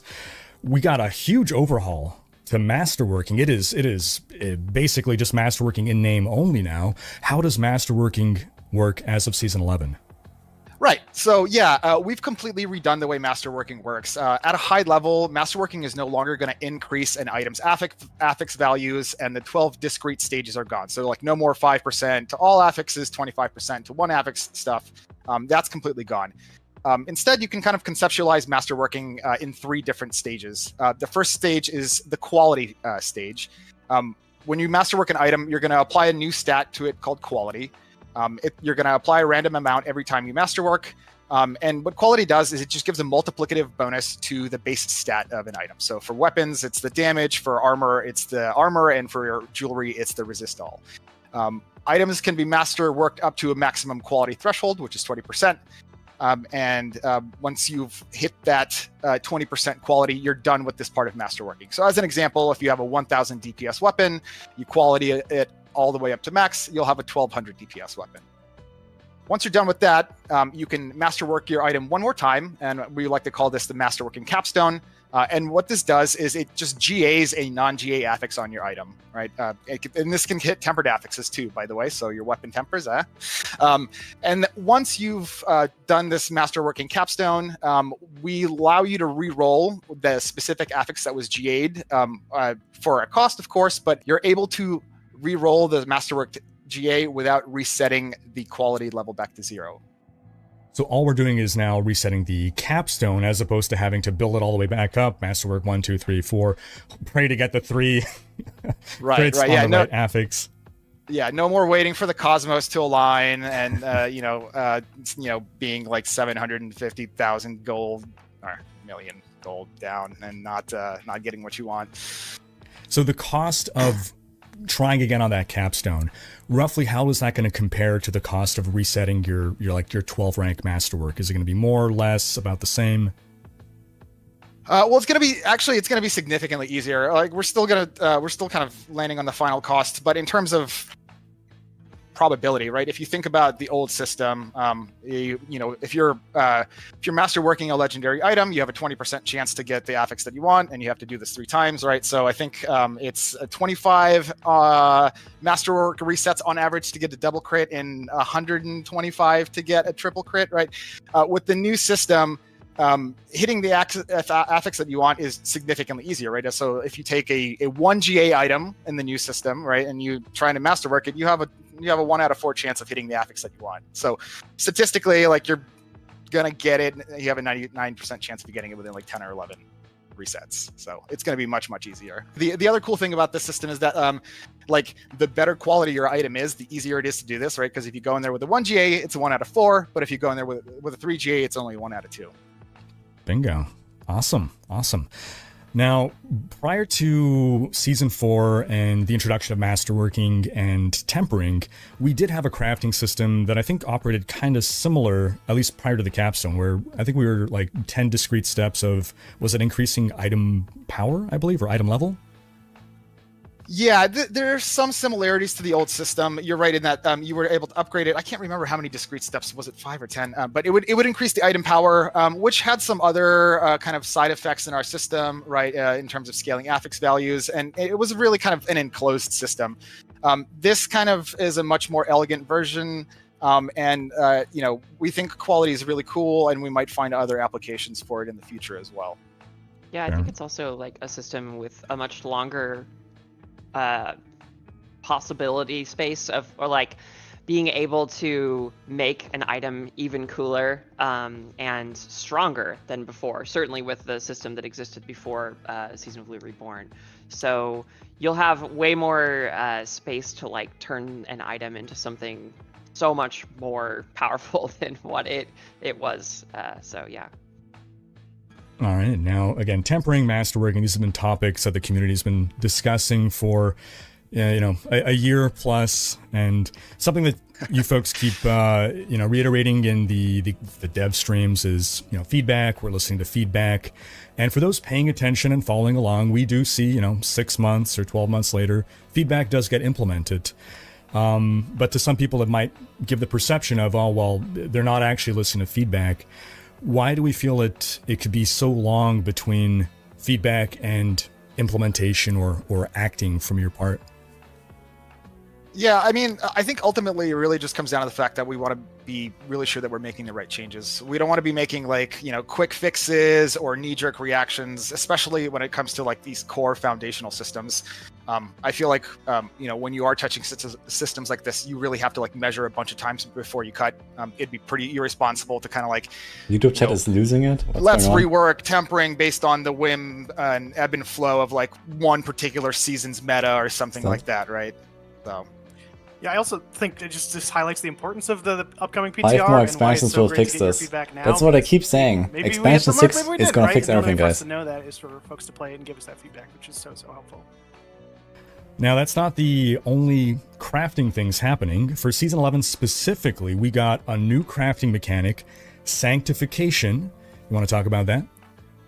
Yeah, Sanctification is really cool. So ultimately, Sanctification is kind of like your last big swing at making your item super cool. It sits at the very end of the item journey, and really, you kind of get one shot to make your item as awesome as possible. There's a lot of variance in the system, but once you sanctify your item, you get one of a number of random things that can happen to it, and then that item is done. Like, you can't modify it any further at all. You can't enchant it, you can't temper it, you can't masterwork it. The only thing that we're going to let you do is swap out the socketables in a sanctified item. But the sanctification properties can be very, very, very powerful. So this is sort of like it's a one-time slam. You're gambling to complete this item, and you're hoping for one of those multiple outcomes. What are some of the most exciting outcomes that people can get? Oh man, well I think the grand prize is you can get an additional legendary power on your item, and yeah, I mean, this can be a legendary, this could be a unique, or this could be a mythic, right? Like, you could get some pretty insane outcomes in that regard. There's a bunch of other really cool stuff, but I'll highlight an example from a recent playthrough that I had. I was playing a Hydra Sorc, and I slammed. Is this another Photoshop thing and here? I got Orange Herald on it, so I was like, oh, okay, this is great. This is like utterly amazing, and I used it for the next like 30 levels. So awesome. And to sanctify, we're going to be using a resource called Heavenly Sigils. Is that right? Right. So Heavenly Sigils are used to sanctify endgame items, as iPower 750 is an Ancestrals. Pre-Torment, there will be a slightly different loop where you earn a chance to sanctify your items when you complete activities. But once you're in Torment, you'll earn these sigils, which you will be able to kind of bank up and use whenever you want to sanctify stuff whenever you want. So this is a consumable item, and do we get it via a drop? Are we earning it via an activity? Both. Well, it's used as a crafting currency. You can also use it in your inventory to teleport to the place where you do sanctification. It's a little quality of life thing. But yeah, you're earning it as a material. There are a few guaranteed sources of Heavenly Sigils. I think they are Bartok, Giga Belial, the ultimate layer boss Belial, and then Astaroth. We also have a few chance-based sources, including the Belial Ambush and the Seasonal Pit Belial. I think there's a low chance to drop off of Elites and Nightmare Dungeon bosses as well. So we're going to be a lot more powerful in Season 11 thanks to the new Sanctification crafting system, but the game is also getting more challenging via an overhaul to monster combat. Do you want to tell us more about that? Yeah, absolutely. So we're calling it Evolve Monster Combat.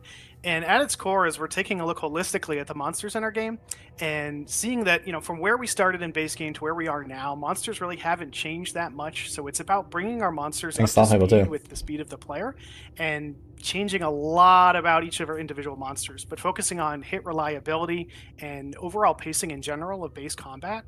So that comes from improved monster AI. It comes to more distinct roles for our monsters. Their ability to hit you is a lot more reliable. Like, they turn to face you more. It's harder to dodge. You can't just run through mobs and survive anymore. Getting surrounded has meaning. And then we're also doing a lot of work around monster rarities. So, our base monster rarities, you got your normal monsters. Then we have minions, champions, and elites. And then there's a couple other super elites, unique elites. But those are the ones we're focusing on. So elites previously were kind of a slightly harder unit. They had a few affixes on them. And maybe when you fought them, you took notice. Maybe you just kind of wiped them off the face of the planet and didn't even notice. But now we're boosting the difficulty of those encounters fairly considerably. So before, you might have a single monster show up, or single elite, maybe two elites show up at a given time, and they've got 2-3 affixes on them.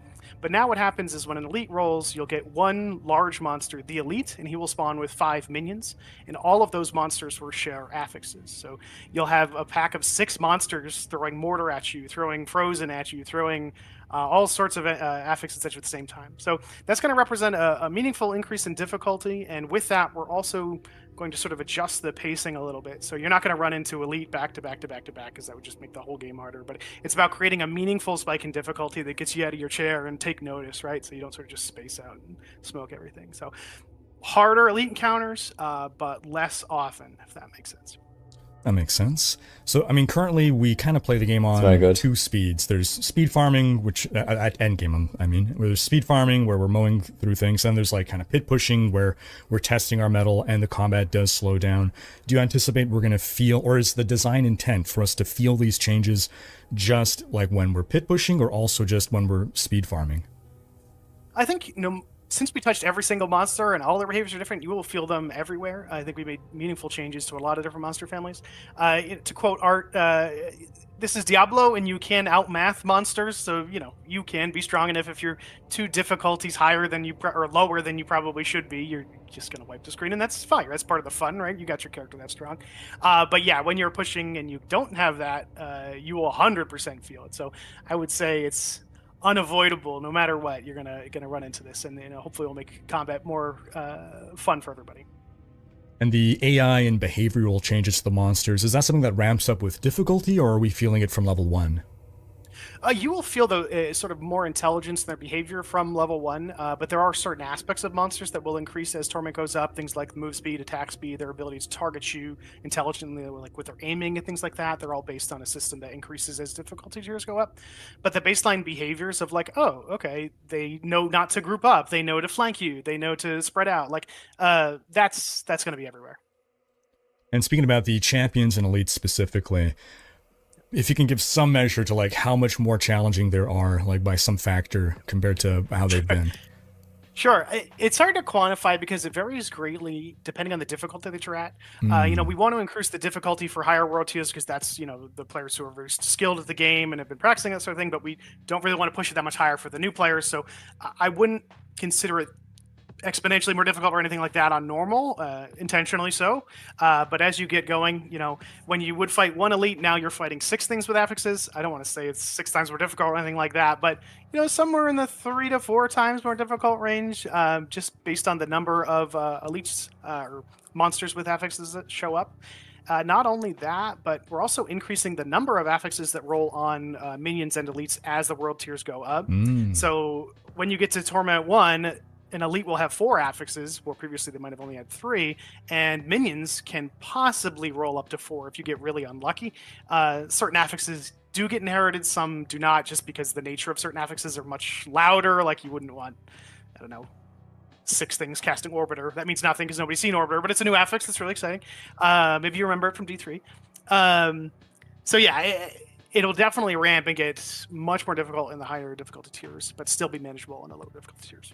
Yeah, so I think the difficulty of any individual group of elites you run across is going to vary depending on the combinatorics of what your build is exceptionally good at dealing with and what they roll. And, sometimes you're probably going to come across a group and they're going to have a combination that just destroys you. And you're going to be super surprised, or, maybe you won't. Maybe you've seen it before and you're ready for it. And that's where part of the mastery comes in.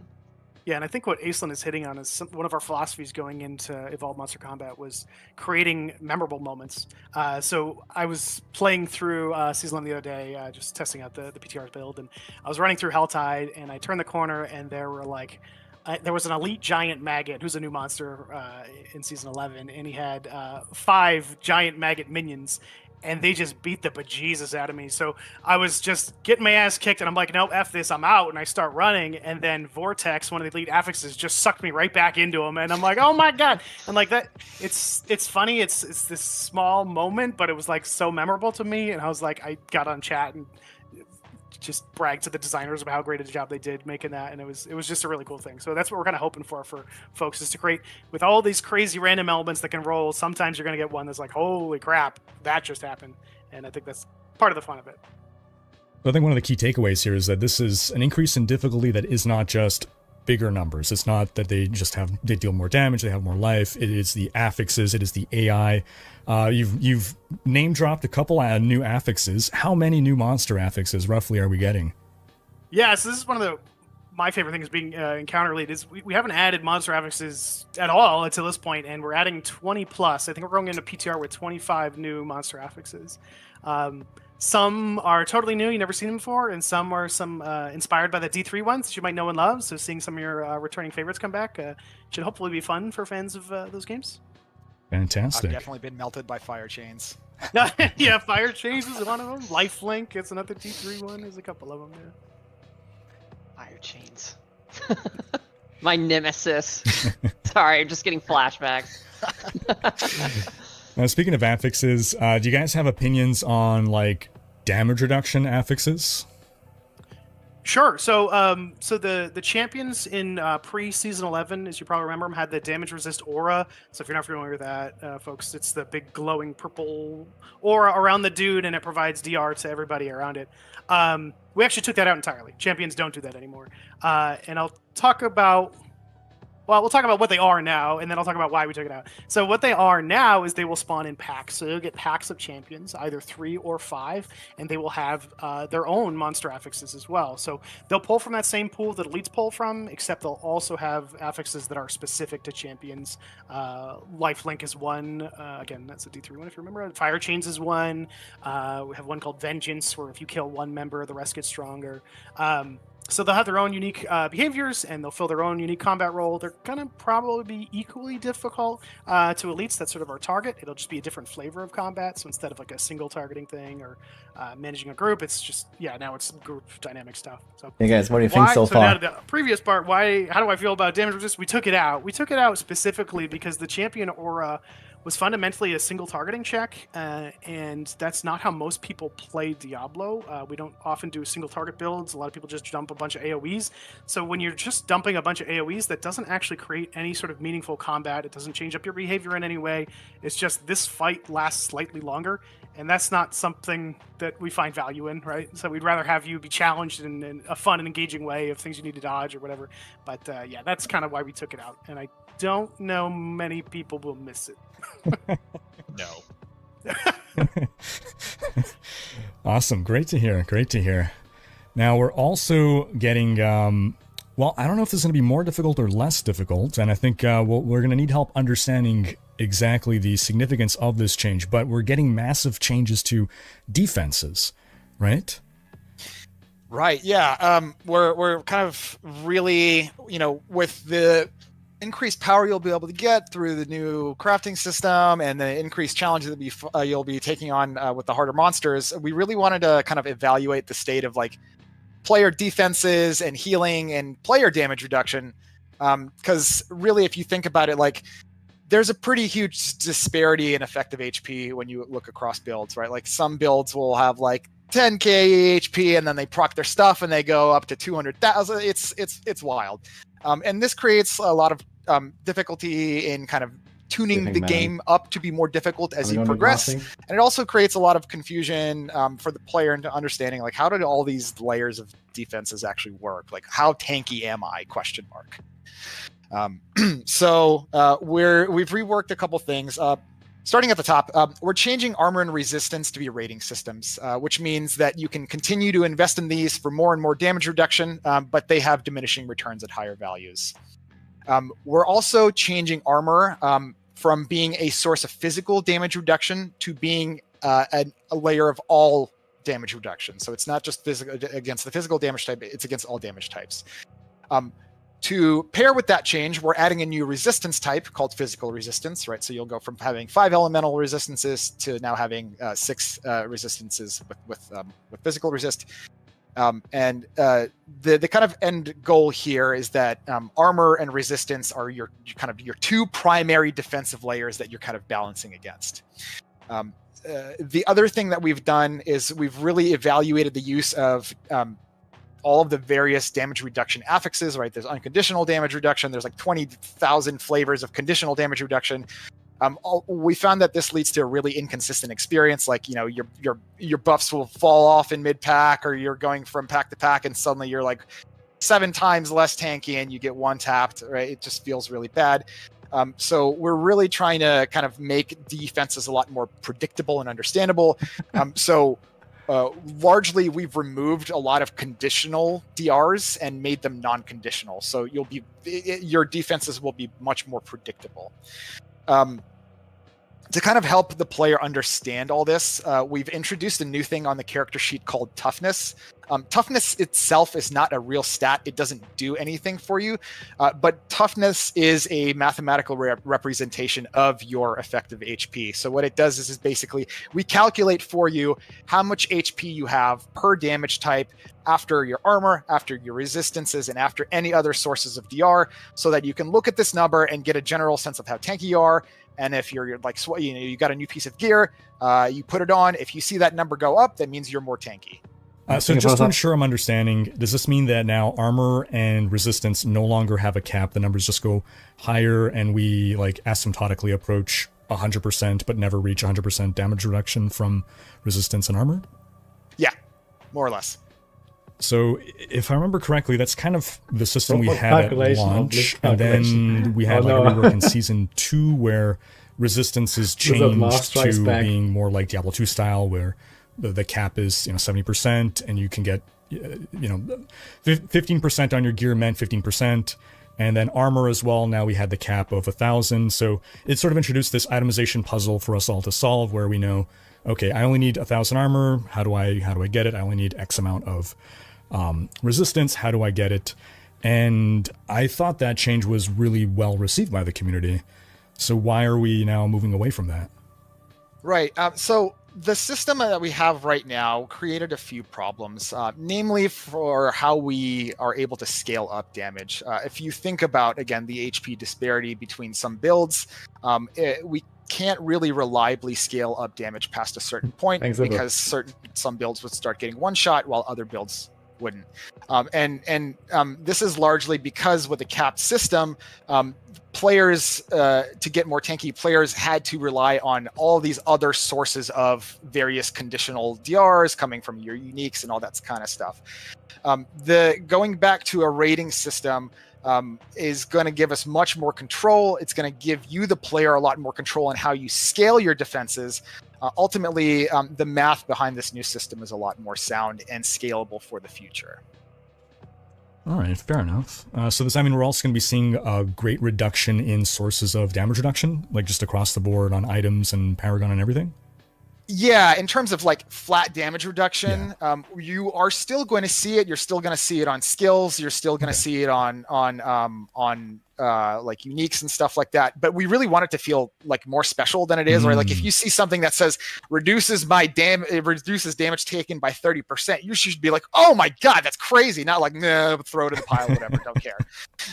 Yeah, I think that's something that ended up happening and kind of building on itself and created, like, kind of turned into baggage in the current version of the game, which was I think for a while we didn't have a fantastic grasp of just how powerful these DR sources were going to turn out to be, and it ended up feeling like there was just like a bunch of arbitrary DR just kind of specced throughout the game, not necessarily very intentionally done. And now, like Art was saying, it should feel a lot more intentional when you do find something that gives you DR, because that is a very valuable thing to have. Now, that's not the only side of defenses being reworked. We got healing, potions, that kind of stuff is also being revisited. What's going on there? Yeah, so we wanted to look at the healing side of things along with the defensive side of things. We for the potion, we kind of didn't really like the state of the potion. Right, your potion cap is so high, you're constantly getting them. So the net effect is that you just kind of spam your potion whenever you want it and need it. You're going, you're fine. You're taking damage, hit Q, instantly full, don't care, move on. Right, we kind of, to go along with the more intentional monster combat and difficulty, we wanted your use of the potion to be a little bit more tactical. So we've the first thing we've done is we've removed the bonus potion charges that you can get from Renown. So you're going to have a base of 4 potions, or a maximum of 4 potions. We've improved the potion healing itself. Right now, it's like this completely worthless flat heal and then a percentage-based heal over 4 seconds, I think. We've just made this a flat a percentage-based instant heal, so you'll heal 35% of your max HP every time you push the button. And then we've also added a kind of a very, very slow potion regeneration. I think it's once every 30 seconds. This is really to kind of, if you're going from pack to pack and you find yourself out of potions. Like, we don't want the right answer to be like, oh, I'm going to town portal so I can talk to my healer. So we're going to give you a slow trickle, so you can kind of keep moving forward. For the kind of other side of healing, we'd really like players to kind of spend a little bit more of their focus on kind of gearing defensively and for sustain as well. So we've made some improvements to life on hit. We've re-added that back into the affix pool. We've also tuned up all other sources, all other healing-based affixes like life on kill, life regen, healing percent. Those have been improved. Those have been made more available on different slots, with the intention that like you got to get some sustain somewhere. You can't just rely on your potion anymore. So at this point, we're looking at effectively defenses 2.0. We're sort of like getting, we've had a number of systems reworked since the game launched, and now we're kind of getting reworks of reworks. Why is it that we're now, 2.5 years post-launch, and we're still overhauling core systems? Yeah, well, I mean, Blizzard is really at its core. We're an iterative design studio. Feedback, both from our own experiences and especially player feedback, is kind of the lifeblood of what we do. Especially because Diablo 4 is a live game. We're constantly, adding things. We're constantly striving to improve our systems, broaden them, make them more deeper, and kind of. Systems are really a spider web of connections, right? Like cute Charlie Day with the red string meme. So it's kind of hard to add really cool new itemization systems like sanctification without disrupting, or at the very least, like really taking a comprehensive look at the existing systems, itemization systems as a whole. And I think the reality with ARPGs, like these highly repetitive systems, do get stale. And there's kind of two major options, right? We can either build new systems, which run the risk of either bloating the game or making existing things kind of feel vestigial, or there's kind of refining old systems to address issues and feedback. Our focus has actually kind of been balancing between the two, right? And like you mentioned before, like itemization 2.0 has been out for like a year and a half, and has been relatively unchanged since season 4. We have a lot of feedback, we have a lot of data, and we feel like there's a lot of good iteration to be made and move the game in a very positive direction. Yeah, to chime in, I think it's very easy to look at old systems, and I'm thinking about Monster Combat because that's my field, but it's very easy to be like, man, it's good enough. F it, right? But I think it's a point of pride that we take the time to look at these systems and identify, is this the best that it can be? And then spend the time to actually make it better. And it's just going to create a whole different feeling of freshness that's going to actually get players to come back, give a reason to come back for Season 11 and every season after. So the game is always changing and adapting to the flow, the pace, to the player base that's playing it. I think that's one of the best parts about being sort of an active live development all the time. Yeah, speaking a little more to the culture of iteration, I've been a player of Diablo much longer than I've been working on Diablo, and I want to make sure that the game is as fun as possible, and I think that we all do here at the studio. And when we find opportunities to continue to improve Diablo 4, we want to take them, right? We don't want to rest on our laurels in that regard. We want to create something that not only the community loves to play, but we want to sit down. That would be nice, like, I think. Hell yeah, let's log into Diablo 4. All right, now, Sanctification is not the only thing coming with Season 11. Now, previously, in a past season, we saw the return of Belial, and now you guys are doing us not just one better, not just two better. We are seeing the return of Belial, the return of Duriel, the return of Andariel, and in fact, all 4 lesser evils. Lore nerds know who the 4th one is. We are seeing the return of, triumphantly from Diablo 3. Who's coming back? Asmodan, right? Asmodan. Asmodunk. Asmodunk. He's dunking in. Hold on, so, what does it mean for the lesser evils to be invading Sanctuary? Yeah, so the lesser evils are teaming up. Ultimate Bad Guy team up, and they're taking over Sanctuary. And what that means is each lesser evil is actually invading a different player activity. So to run it through, Andariel is taking over the Kurast Undercity. Belial is taking over the Pit. Duriel is taking over Helltide. Don't worry, it's the same color. and then Azmodan is a new world boss who's taking over the Overland. Uh, so yeah, that's our first new world boss is Azmodan since launch, right? So we're really excited about that, and once you see him, it's gonna blow your mind. He looks so good, and he fits so well as a world boss, just in his scale and his attacks, and I'm really excited for that. So I could dive more deep into each of those activities if you like, but the general gist of it is they are going to provide a new, interesting twist on the activity that you know. It's not going to fundamentally change it. The pit is still going to be the pit, but new things are going to happen. Belial will show up and throw attacks at you. Certain monsters in each activity are going to be infected with new affixes. So Belial's is the illusion affix, if you remember that one from D3, where it creates a bunch of clones of a monster, right? And then you'll have a chance to fight Belial as the boss of the pit instead of the regular old rotation of bosses, right? And that's the same for every activity. So Duriel is going to replace the Helltide Succubus boss, and Dariel is going to replace the Undercity bosses, Longtooth, and all the different ones that we have there. And then Azmodan, like I said, will be that world boss. And Azmodan being a world boss, that is going to be permanent, or that's just for the season? So there's two flavors of that. Him as a world boss in the rotation of world bosses is permanent, so he will always be a world boss going forward. There is a separate seasonal event that is happening where he is actually going to take over an event, the World Boss Arena in Hawazar, and he will be kind of like an open world layer boss that you can fight with friends, if that makes sense. So how it actually works is you'll show up and there'll be sort of a ritual that you can take part in, and there will be 3 different altars, one for Andariel, one for Duriel, one for Belial. And depending on which one you choose, or whoever decides to choose, that will summon hordes of enemies in theme with that lesser evil. So let's say I pick Duriel. Sure. Maggots will start pouring out. We'll have zombies and this sort of thing. It'll be this giant wave event. And then after that giant wave event, Azmodan will show up, and he will be sort of influenced by Belial. So you'll fight Azmodan World Boss, but you'll also have a second layer of difficulty where you'll start seeing sort of Duriel's attacks. I think I just said Belial accent, but Duriel's attacks. So you'll start seeing Pangs of Duriel show up, or a bunch of poison meteors, stuff like that.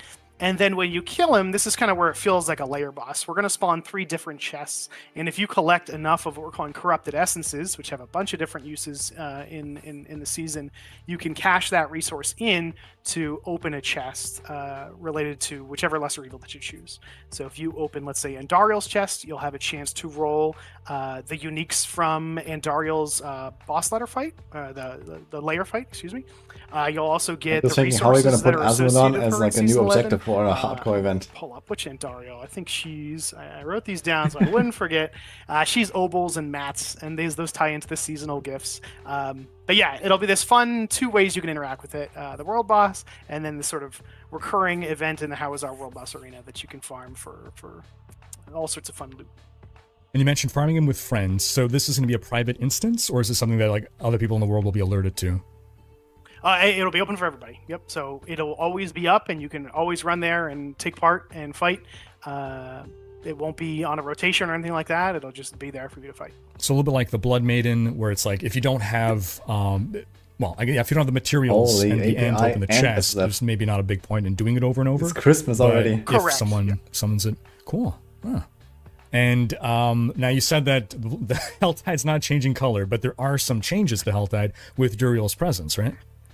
Yeah, absolutely. So we are changing up Helltide. Duriel's taking it over, right? So all the monsters are getting replaced. You're going to see zombies. You're going to see maggots, dregs, flies, all these different things.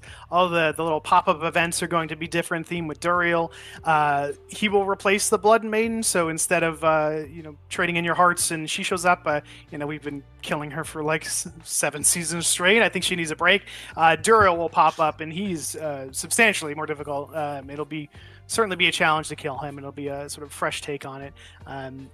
It will still be Helltide at its core, but it will definitely feel different with a lot more interesting challenges to it. And then you hinted at this with the materials for summoning the world boss, but there's going to be purpose to going into these different activities, and I think that takes us to the divine gifts. Yeah, so the whole lore around this season is Hadriel, the angel from Diablo 2, if you don't remember Hadriel. Angels are freaking awesome, so we wanted to bring angels back as much as we can in a season. So Hadriel, who I always love from Diablo 2, he sits outside Chaos Sanctuary. He only says like 3 lines, but I was like, man, That guy's badass, just sitting outside of hell. So he's shown up, and he's been tracking Azmodan, and he has seen that the lesser evils are invading, and he wants to help. Unfortunately, that is not allowed by Enquiries, and that we're trying to keep the balance. They vowed not to interfere with the goings on of man, and he's going to try to break that. So in exchange for, he's basically putting a bounty on the lesser evils. So in exchange for you going and killing them, he's going to provide you divine gifts, and these divine gifts are sort of passive boosts to the rewards of the activities you take part in. And there's two levels. There's Purified, that will increase your rewards as well as provide you a sort of passive bonus to some of your stats or the rewards that you get. And then there's Corrupted effects. And these are for our more seasoned players, the players who want that hardened difficulty. This is sort of opt-in difficulty for different activities. So let's say I slot in a Corrupted Essence, I slot in a Divine Gift of Hazroll from, let's say, Belial, and I slot that into the Corrupted slot.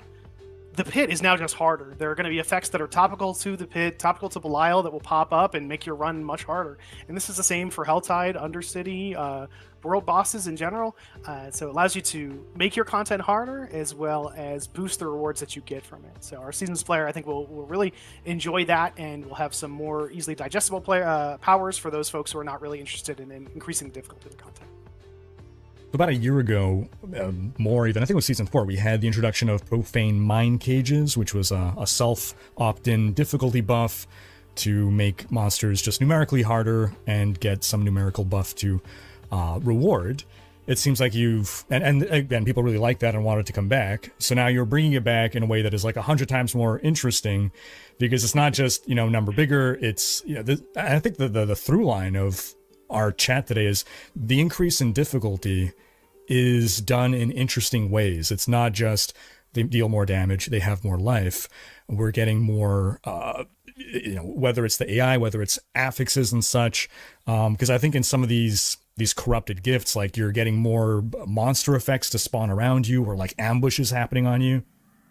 Yep, 100%. And the Purified Mind Cage was a big inspiration. We saw folks love that, and we want to give avenues, again, to let the player play how they want. So they want harder stuff, and let's give it to them, but allow them to opt into that and allow it to be thematic and interesting. That's totally the way to go. And it's funny, you're talking about like sort of numbers go up. If we actually look at base monster damage, it's actually going down, but because of the hit reliability and the more intelligent things, you're just going to get hit by more things.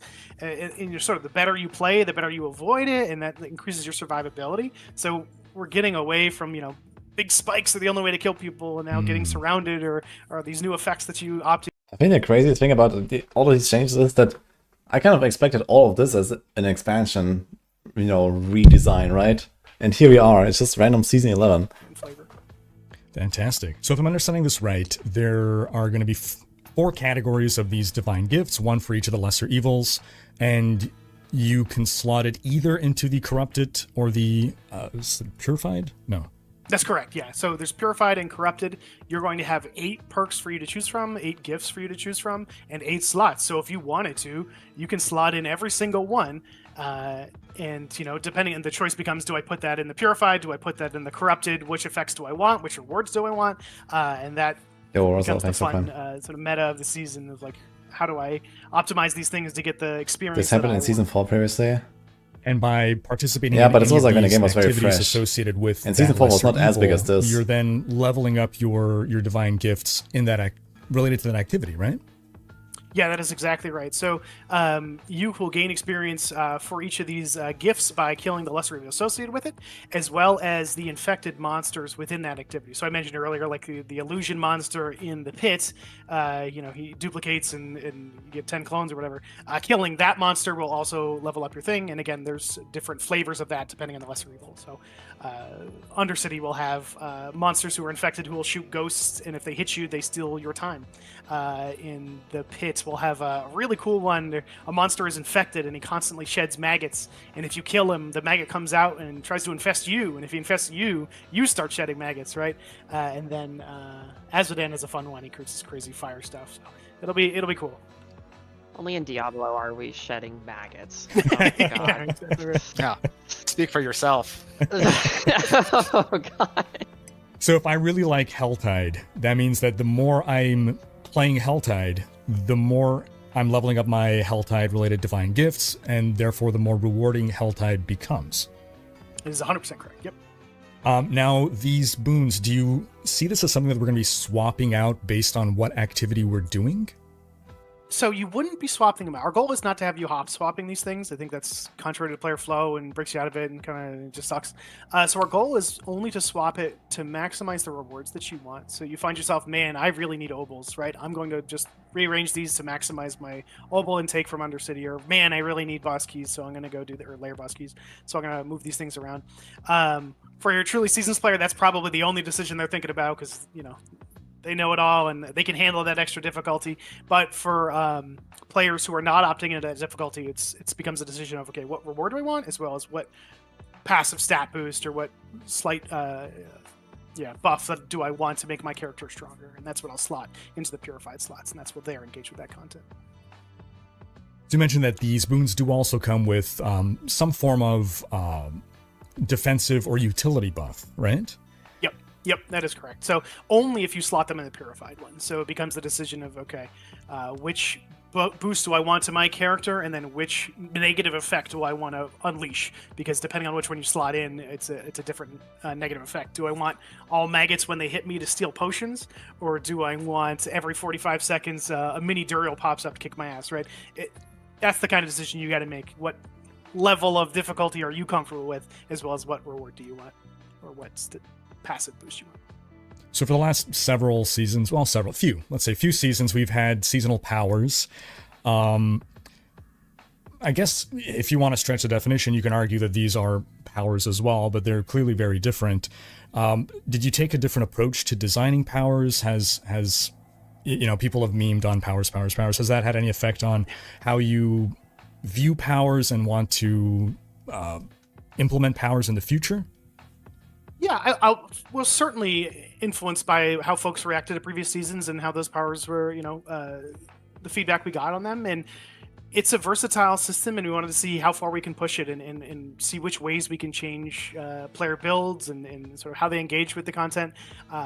It's a really great system because it allows us to create more seasonal specific approaches to things that are fresh rather than just, Why don't we here's have a something slightly platinum different. goblin So we're yet? trying to get away in this cool, season actually. from the stuff I we've done think in I the should do past. that. Here's the new cool Like a badass really rare attack. one. Like, none of these things are going to... No angel's going to descend from heaven and blast the hell out of Duriel or something. It's just not going to happen. It's totally passive. So yeah, it's going to use a similar interface, but it's not seasonal powers. It's seasonal gifts. It's a totally different system. And in terms of your question about sort of the future, to me, I'm not, who knows which season I'll be in charge of, but to me, it's just another tool in the toolkit, a tool that we can use to increase content variety, increase player build variety, reward variety, and there's so many different avenues that we can take it. And this is just one avenue, and it's sort of exploring customizing your rewards and customizing your difficulty, but I can think of 100 different ways that we could use the same system to create all sorts of fun and interesting things. Yeah, I'd love to add on to this and say that we've definitely seen that. I think like a big takeaway we've had is that people would like to see more variety in the kind of things that are happening in seasons. And really what I think we're trying to move towards is building an arsenal, like a toolkit of different cool stuff that we can do that all feels very different, so that we can mix it up much more significantly than we have in the past, season over season. So if we're looking at a season and we're designing what's going to be included in a season, what do we feel are the necessary ingredients to having a successful season? That's a great question. I mean, it kind of varies. We do try to take liberties. We try not to limit ourselves to like a very specific recipe. But as you have probably noticed, season over season, we love our currencies. We love the seasonal menu. Typically, we love Can having we stop with some these kind caches of from a either report, new activity or an please? activity mix-up of some kind. And in Season 11, we're seeing that in the way that the Lesser Evils are kind of transforming all these different activities. And so we really want people to have something iconic to see immediately when they look at a season and be like, oh yeah, like that's what's happening this season. And we also want people to be able to feel it in their build somehow. And I think that that's probably where sanctification comes in Season 11, is that's how you're feeling this season in your build.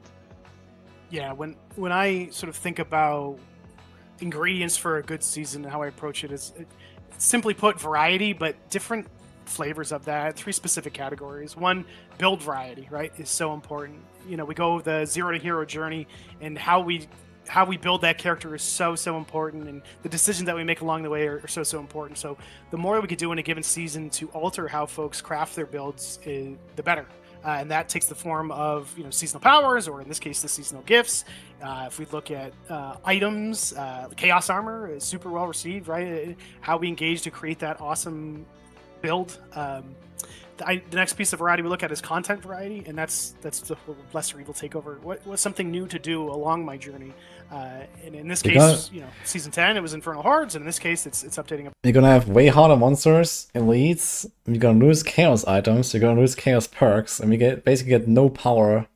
And we have a weaker masterworking system, so it's gonna be interesting, guys. Hero, and when I get to hero, I want to show off how badass that I'm hero excited. is. So this is our end game content, this ultimate challenge that players can take part. And we juice out the right? We difficulty haven't talked about ourselves it yet here, too. but in season 11, that is a new feature that we're calling the Tower, and that is going to be the ultimate showcase because it's showing off coming with leaderboards.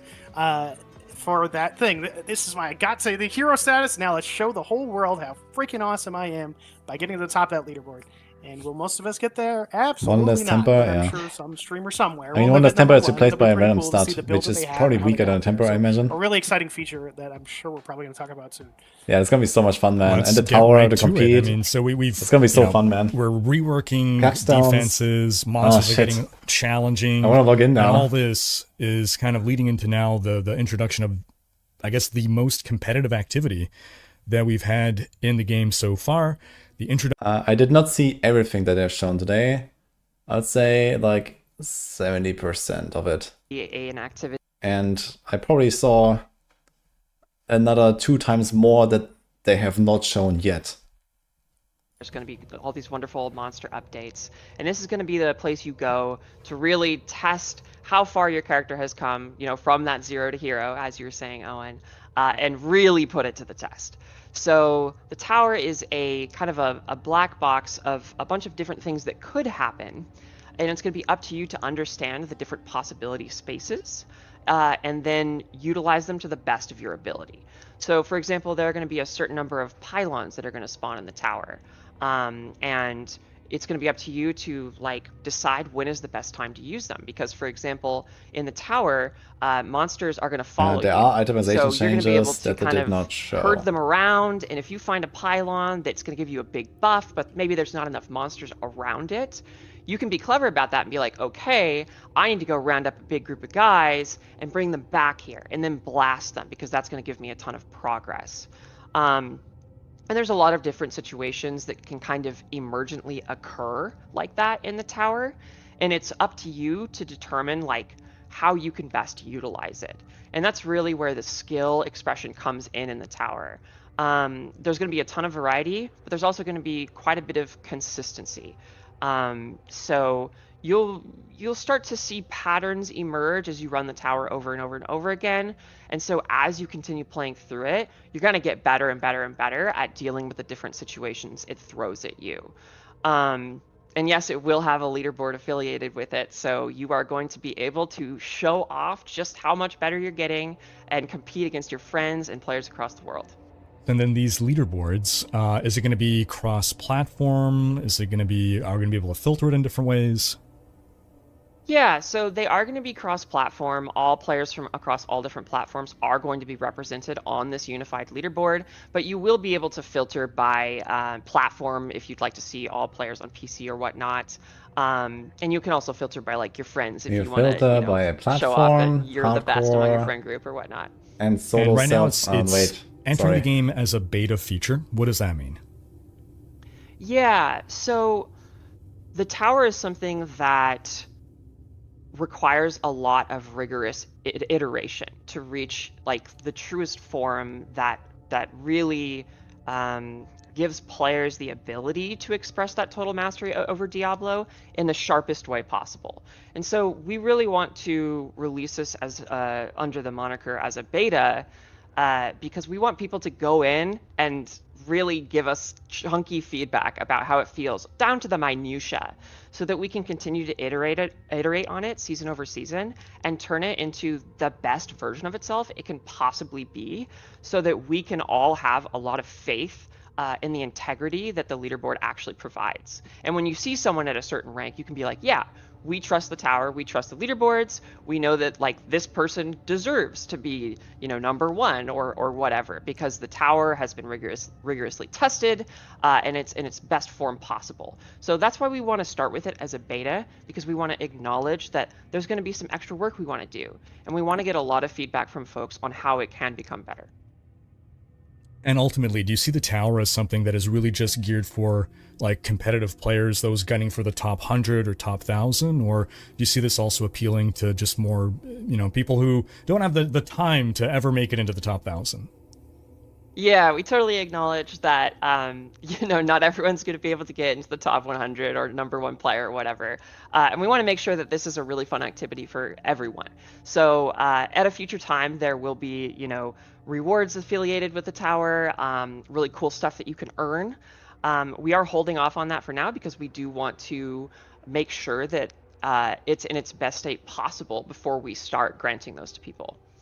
One thing I'd like to call out as a difference between the tower and the pit is that with the tower, we really want to encourage you to only push, right? It's not an activity that we want you to repeat the same floor over and over like you do with the pit because you're grinding glyph ranks or whatever. So we really want to incentivize players for just making forward progress in the tower.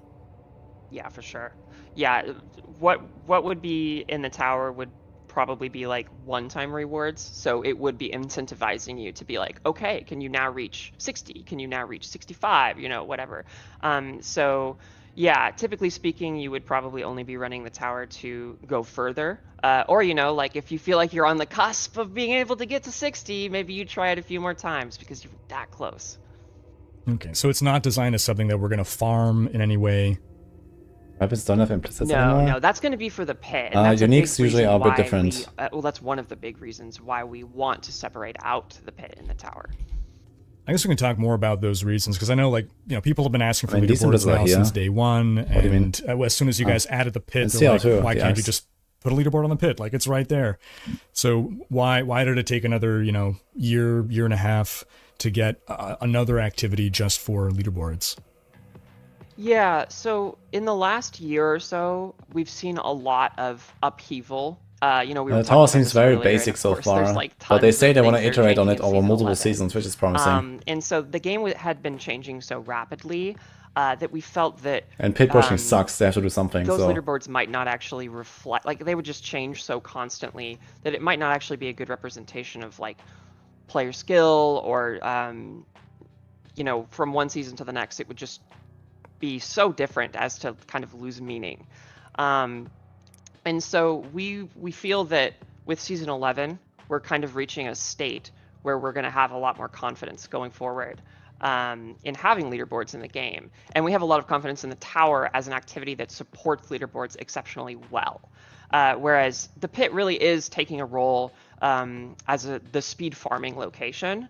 And that's not necessarily a place where you would want a leaderboard. And now with the tower, because we have that, that's going to take like the full spotlight. Yeah, one big thing here is that now they have the option to make pit whatever they want. You know, they can do whatever the fuck, right? And they give us like a customization, like kind of like mapping features, and you know, like whenever we get like end game progression or like a, you know, Atlas passive tree style progression or something like that, they can put that in the pit. The tower, of course, would have to remain pure, right?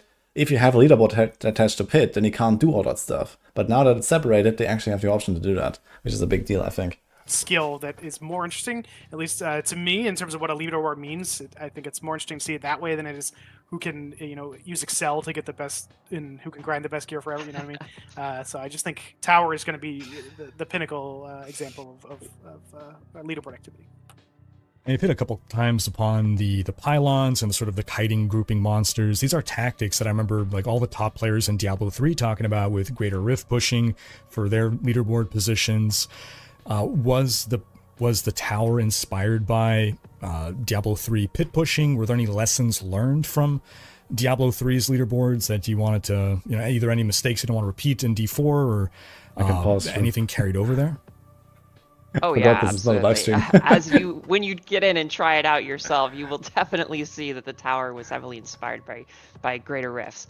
It was an excellent system, and it's something we wanted to take and iterate on because we know people loved it, we loved it, but we did feel like there was room for improvement. I think a good example is the concept of fishing, like fishing for the right. Pylons to find or the right monster families or the floor or whatever. We've taken a lot of pains to make fishing less important, but we haven't gone so far as to remove it entirely. Because we actually found that when we removed fishing entirely, people kind of hated it because they wanted to have some degree of variety. Like if you totally take out RNG from an ARPG, it kind of kills off one of the core things to what we find to be the spirit of what makes ARPGs. Yeah, basically so they have to make what there's is still a degree of randomness, or but extreme, again, going right? back to This is the what we need. concept of like really what we want to embody in the tower is when RNG occurs, Like these days, you don't really push about you or have extreme a anymore. way to control it. You have a way to manipulate it in your favor, and that is a huge like guiding light that we took to heart when we were making the tower. Anytime RNG could happen, we want the player to have an answer to it. We want the player to be able to look at what occurred and respond accordingly, and that will improve their run. Because that kind of RNG, when you execute it really well, will reflect in the leaderboard, and it just feels really good. Because you've been playing the game for such a long time, and being able to show that off is just, it's exquisite. Will there be a cost to opening the tower or to closing it after like 10 seconds, like poking your head in and fishing? Is there like any system to try to dissuade fishing or... No, there's no cost to the tower, and there's nothing to try and dissuade you from poking your head in. But the thing is that you don't actually see everything that is going to occur in that tower run immediately. Like different floors are going to have different monster groups.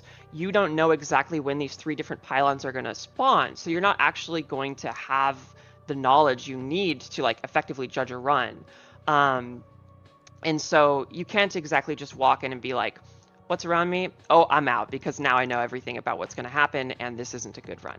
You are going to need to push further in and you'll see things emerge as they come, and then you'll need to respond to it. So the pit is limited to 2 floors. Is the tower limited to more than 2, or is there any limit? Yeah, the tower has 5 floors, and that is a part of the kind of skill expression that we want people to be able to experience in the tower. We want you to be able to skip a certain amount of content in the tower. Like for example, if you do run into a floor where there's maybe like an unfavorable combination of monsters or whatever that you don't feel your build is really super good at dealing with, yeah, you can probably run through that. But you can only skip a certain amount of stuff in the tower, and that's actually why we've explicitly set it to 5 floors. Is we do want to kind of like force you to accept conditions at a certain point, so you have some space to be like, let's re-roll this, let's like re-roll that or whatnot. But you can't do that infinitely. You can't just keep going until you find something that you can just like blast instantaneously and get all your progress. And as to the pit being 2 floors, that's something that we're open to potentially changing. We didn't want to make like super fundamental changes to the pit right off the bat based on the tower, because it is a beta. And we acknowledge that, it's something that people, like, we want to hear people's feedback about. And if it's, if 5 floors are received super positively, or if very... In 1 year from now, we heard you guys, we're adding a 3rd floor to the pit. Enjoy Pit 2.0. various elements of the tower are received super positively and they could potentially be applied to the pit, that's something we're going to be taking a look at for sure. All right, then another big change coming is season ranks replacing the season journey, right? We're reintroducing capstone dungeons, which I always thought they were a cool feature, and I was kind of sad. It's like, oh, like this is the cool content, and now I can't play it anymore. So they're being brought back. More are being brought back. Some are going to be seasonal content that rotates every season, right? That's correct, yeah. So I guess, do you want to... I'm not 100% sure how the floor unlocks will more work. Details about exactly what this change means to the day-to-day of players in the start of a new season. Yeah, definitely. So I think the biggest 2 things you'll notice is, you already said the first one, which is capstones, which is awesome.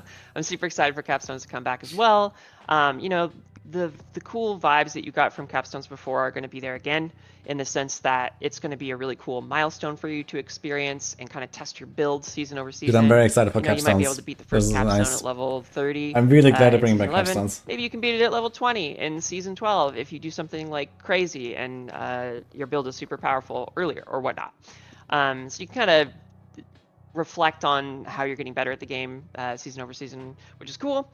The other thing is that previously in the season journey, you needed to complete X out of Y objectives in any given chapter, and that's how you advanced to the next chapter. That is no longer the case in the season rank system. You have to complete the capstone objective, which for the first 5 ranks are fully fledged capstone dungeons that you have to crawl through. Once you complete those capstone dungeons, or rather just the capstone objective of that rank, you now have access to all the objectives and the capstone dungeon of the next rank. And these capstones are going to become higher and higher level as you go. They are not bound to your player level or difficulty. So for example, the first capstone dungeon, at least in PTR, is set to monster level 30. You can walk into this capstone when you're level 1. If you feel like you could somehow overcome it when you're level 1, go get him, Slugger. Yeah, you will won't. die. You'll die. But you know, if you somehow break the game and do it at level 1 or 5 or 10 or whatever, you now have access to rank 2 and the next capstone.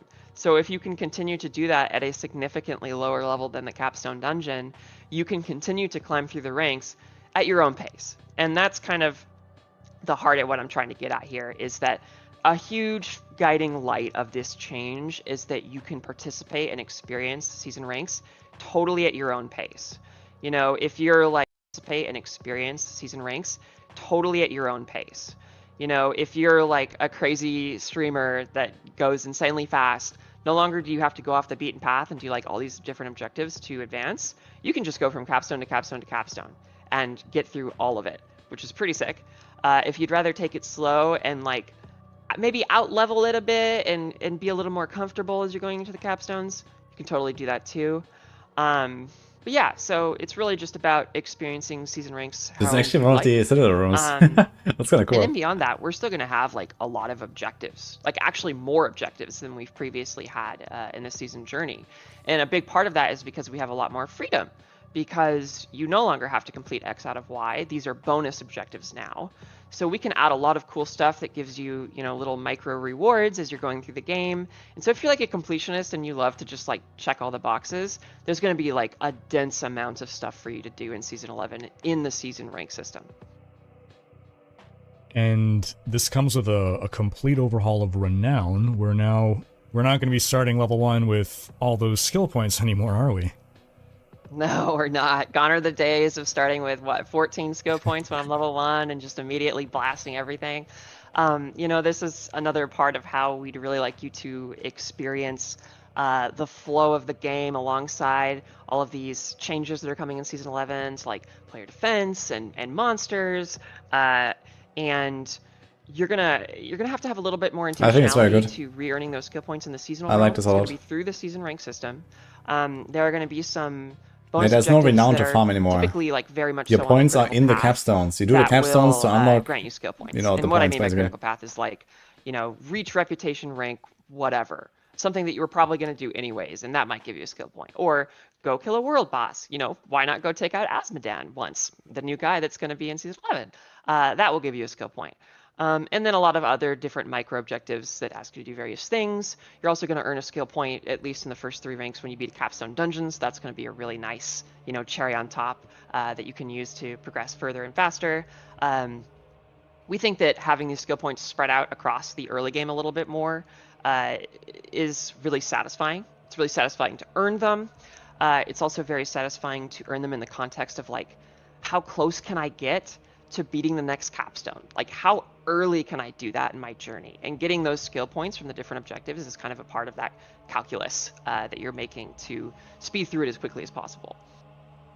So just to clarify for everyone, both with regards to the Paragon points and skill points, we're not seeing a reduction. We're not like being robbed of any. It's just now we have to re-earn them through specific discrete goals while playing the game. As opposed to, like, you know, originally we earned them by doing these sort of ephemeral renown explore an area, click on various things. Now it's more concrete steps of like, oh, if I fight that world boss, I get a skill point kind of thing. Yeah, absolutely correct. Yes, you're not losing any skill points or any Paragon points. You're going to have the same amount. And I'm glad you brought up altars, because another part of this change is we don't want to have to ask new players that come in late, like if you started playing now, to be like, oh, to start playing the game, you have to go run around and get a bunch of random stuff. We wanted that to be a little bit more natural in the seasonal realm. So this is accomplishing that too. And just to clarify, these renown changes are strictly for the seasonal realm. The system will still exist on Eternal for Eternal players, but for the seasonal realm, it's been basically replaced by season ranks. And like you mentioned, those Paragon points and those skill points have been redistributed from renown into the season ranks system on the seasonal realm only. Yes. We've got as well new items, new uniques coming for every class, right? I guess let's go in turn. What is each of you? What is your favorite new unique coming in season 11? I'll go first. I'll say item called Grave Bloom. I think it's a one-handed mace, but it's for Necros, and it allows you to get 3 little golems instead of 1 big one. And I know that's silly, but I just love the idea of like 3 little golems running around and fighting for me. So I'm really excited for that one. I mean, that sounds very familiar to Diablo 3 players, right? Yeah. Oh man, you stole mine, Owen. I saw the Grave Bloom too, and I was like, oh, it's so cute. Suddenly these golems go from like a gross, maggot shedding freak to these little cuties that are following me around. But I would have to say the next one I would pick is the chain scourged nail. I think I said that right, for the barbarian. It's very interesting because you can kind of utilize it in a lot of different ways. You can put 1 brawling skill on your bar and then it just kind of resets over and over, or you can have like an arsenal of brawling skills and then kind of cycle through them. That's not really a playstyle I think we've seen with the barbarian before, and it really makes me think about brawling skills in like a totally different way. So I'm pretty excited to try out a piano brawling barbarian where I just slam keyboard cat slam my keys one after another and then do it again. I think this is something we're seeing maybe from a couple of the new items, is affixes that are like based on what you have on your skill bar. Yeah, I think it allows for like a lot of really interesting approaches because it doesn't like force you or pigeonhole you into a specific way to handle it. You can go as little or as deep into it as you want, and it kind of scales to you in that way, which really kind of blows open how Buildcraft works. And so I personally really like that approach because I can combine it in so many more ways than if it's specifically called out like 1 skill, for example. Yeah, that's actually also why I really like the new Sorc unique, which gives you the enchantment for every defensive skill you don't have on your bar, which is really cool. It's actually, I think, like the anti-piano, whereas normally I'm pianoing on my Sorc. This is like, I don't have the piano because I just have the enchantment.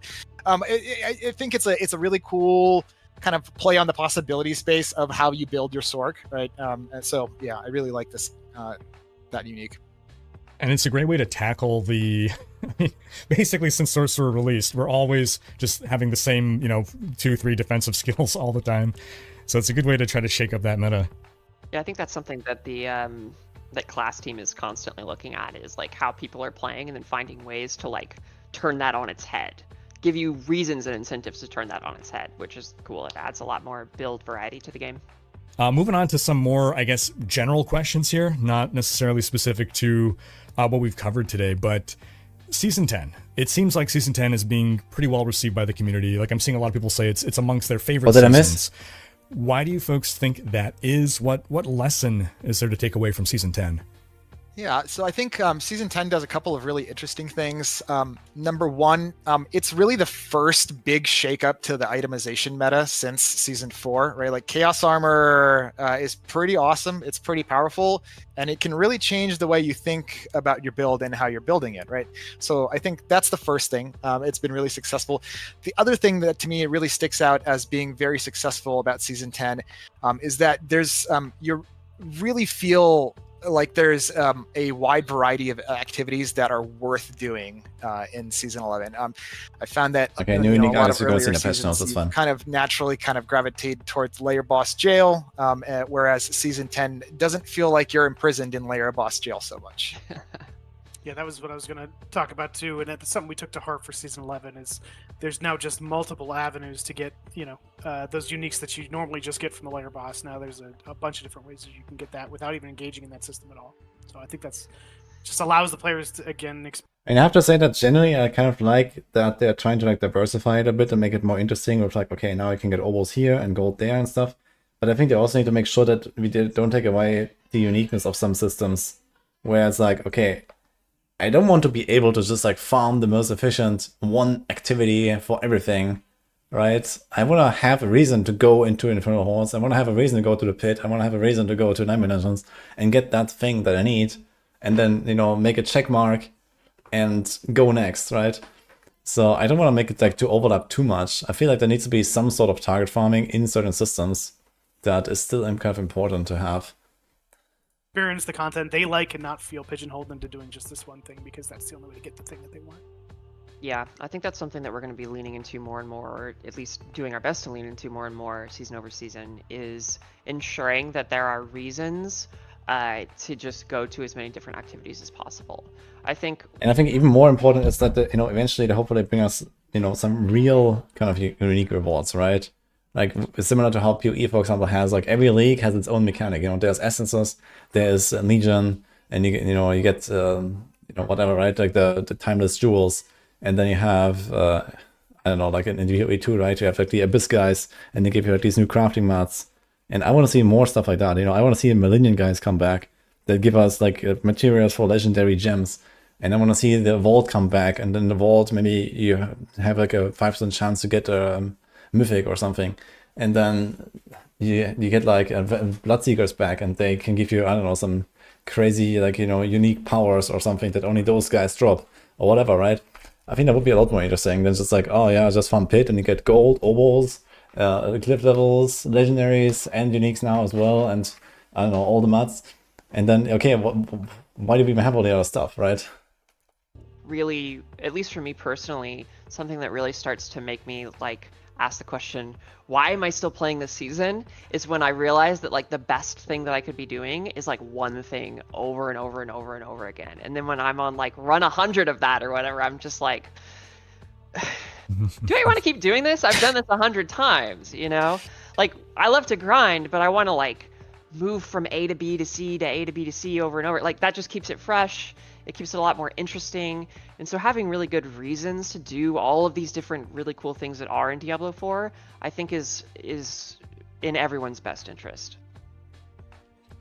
Now on the topic of the Chaos Armor... Yeah, farming for runes is something where, Bartok. okay, there's two different sources, and that's kind of fine. What role will Bartok be playing going forward, since he's permanently in the game? And then still like random so drops. for Bartok, I think I mentioned it earlier, but he's going to be your guarantee. He's going to be one of the guaranteed sources of Neath Iron, which is a current material we're bringing back, specifically used for resetting Masterworking. So if you're chasing perfect hits on all of your items for Masterworking, you're going to want to be doing Bartok to get Neath Iron.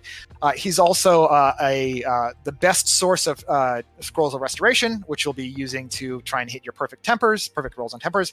And for the season, he's also a guaranteed source of Heavenly Sigils, so you'll be wanting to do that as well.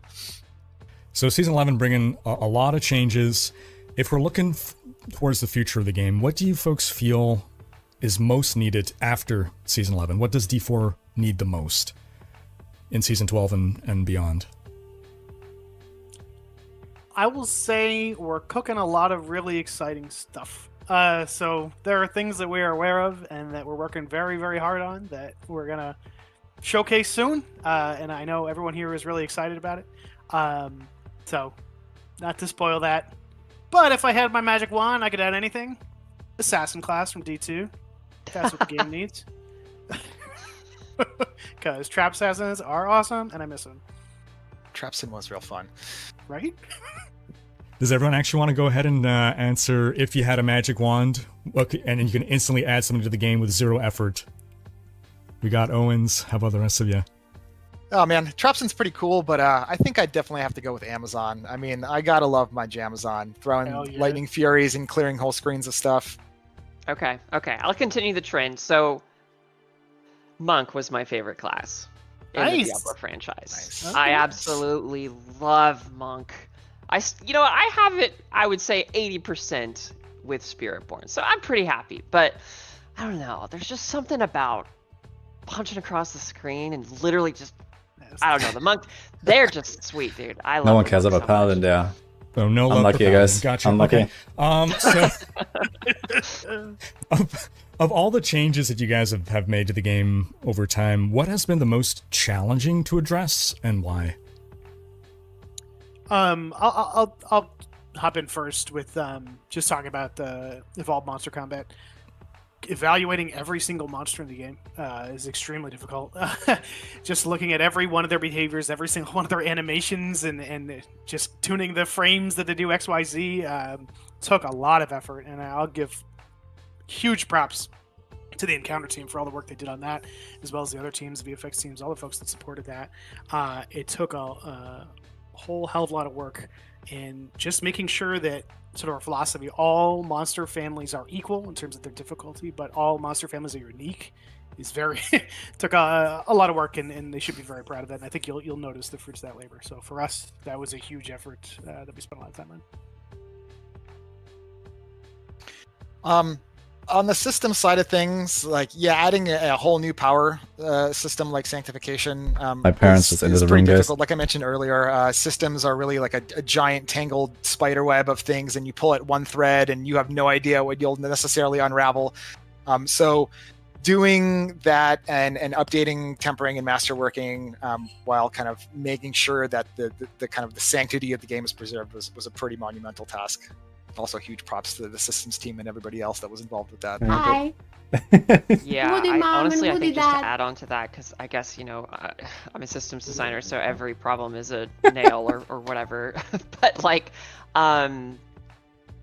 whenever you change a system, especially in a game like Diablo 4, you have to take into consideration effectively every other system that exists. Like they all just have to exist together in harmony.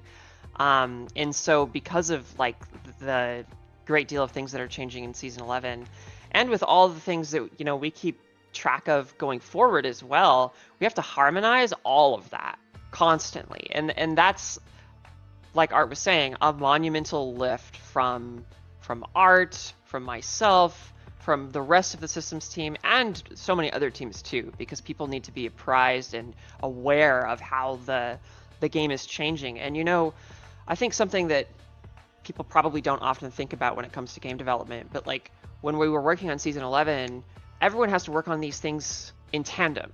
Like we all have to be working on monster combat or season ranks or the tower or all the different itemization changes at the same time. And not everything is implemented at the same time, right? And so when you're trying to evaluate the context of like, how hard is monster combat, you might not actually have everything ready for like how defenses are changing or how itemization is changing. And so you kind of have to like put on your like future goggles sometimes when you're like playtesting or whatnot, and just be like, well, you have to think about this is like how this is going to exist. And so when you're in the early stages of development or even the middle stages of development, that can be a great challenge, and everyone has to like be very aware ambiently of everything that's happening so that we can all understand the context properly and give feedback and make sure that it all lands at the same time perfectly, which is like just props to the team for being able to handle that and the logistics of it, which is a big reason why we have producers. So yeah. On the topic of that tangled web, this might tie into it. Prior to release, there were talks about set items. Joe Shelley and Rod Ferguson were mentioning that sets were something that would come after release. They wanted to make sure that they were implemented well. We haven't really heard anything about sets in a while. Has it been decided that they just don't fit into D4, or are they still potentially on the table? We're still definitely evaluating. We know that they were super popular, and like they're super fun to try and collect the thing and kind of see how you can piece together the parts of the set you need with the rest of your itemization puzzle. We're still kind of figuring how we want to tackle it, because we know there's some problems with the D3's sets and how kind of they warped the meta that we want to avoid if we were to go and introduce sets into Diablo 4. Fair enough. The Dark Citadel. Are there any plans for more raid-like content to come into the game? Any plans for changes to the Dark Citadel? Are you guys just happy with where the Dark Citadel exists right now in D4? Yeah, I guess, yeah. When I think about the Dark Citadel, my wife is a librarian. She has the expression, book for every reader and a reader, excuse me, a reader for every book. And I think of that like in terms of activities that we have in our game, where certain activities, there's a player for every activity and an activity for every player, and not activity. And then there's all the Dark activities Citadel. kill all players, and that's totally fine, right? I think if we did that, the game would be very homogenous, not very interesting. So where it landed is incredibly awesome experience that is highly engaging for people who are interested in that type of content and want to go in and do more deliberate combat with puzzles and all this really awesome stuff. So I encourage everybody to go check it out. It landed in a terrific spot. That said, we don't have anything in the works that we're ready to. Okay, fun fact, guys.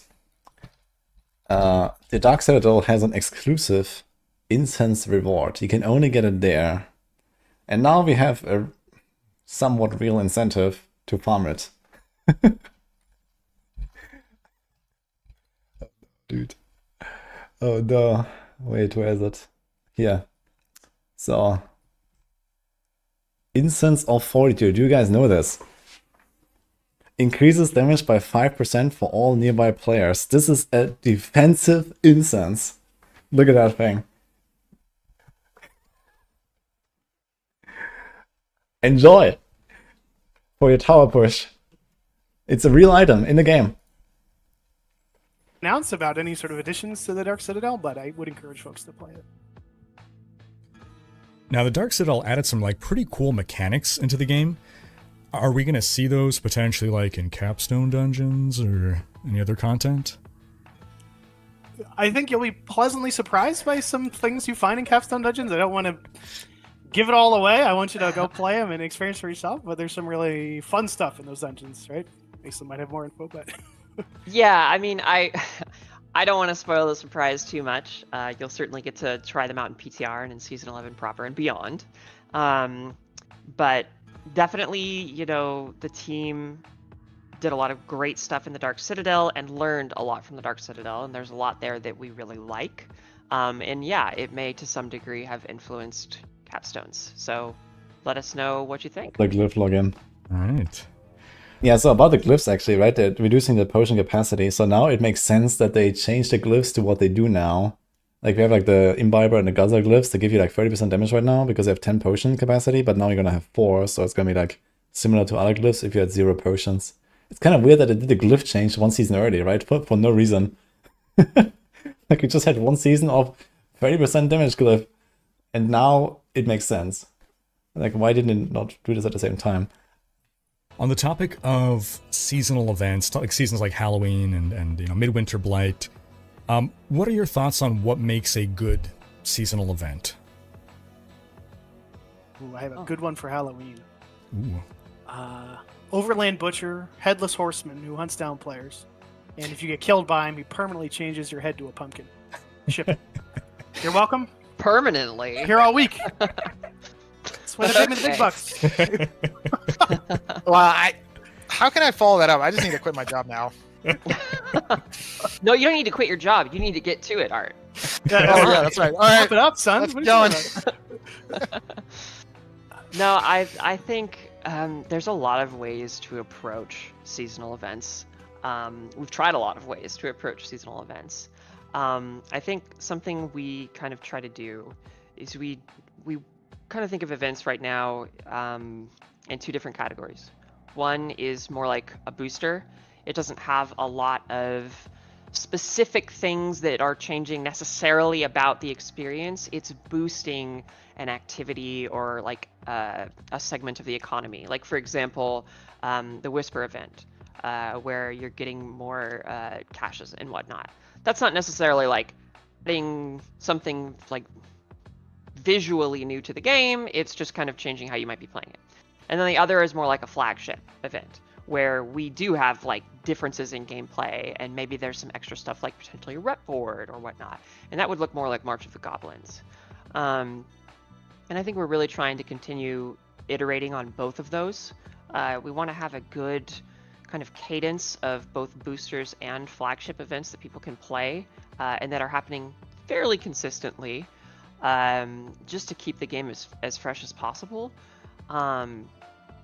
And really, I think where like people's heads will probably gravitate to when they think about like what they would love to see an event be is probably more like the flagships, because they are just so much more visual and they're going to have a lot more going on with them. And we're definitely very interested in exploring more of what like more flagship events and beefing them up to the best of our ability to be chunkier and more exciting and make you more excited to log in, I suppose. All right, another topic that the community, or some people bring up a lot, is endgame. You see people repeat, like, when are they going to add endgame, or when are they going to add more endgame, or true or real endgame? And how do you interpret what that question even means? Like, what does it mean to you when they say that? Yeah, I mean, that's Spicy. Diablo 4 is no endgame. Love that meme. No, really, I think when I really kind of internalize that feedback, I think what bubbles up to me is that players are feeling a lack of context to their endgame, and they're lacking kind of endpoints, right?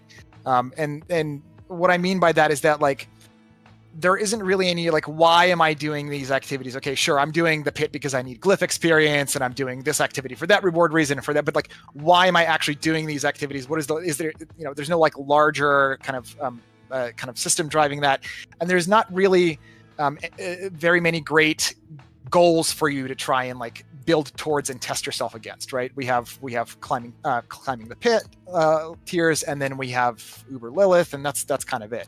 And so I think creating greater context and creating more challenges for the player to test themselves against is going to go a long way to kind of making that end game for Diablo 4. And I think that some of the changes in Season 11, and especially with the tower, are kind of some major steps that we're taking towards that.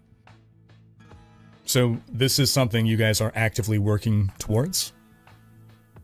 Yeah, I mean, we're discussing and talking about things like this constantly, so...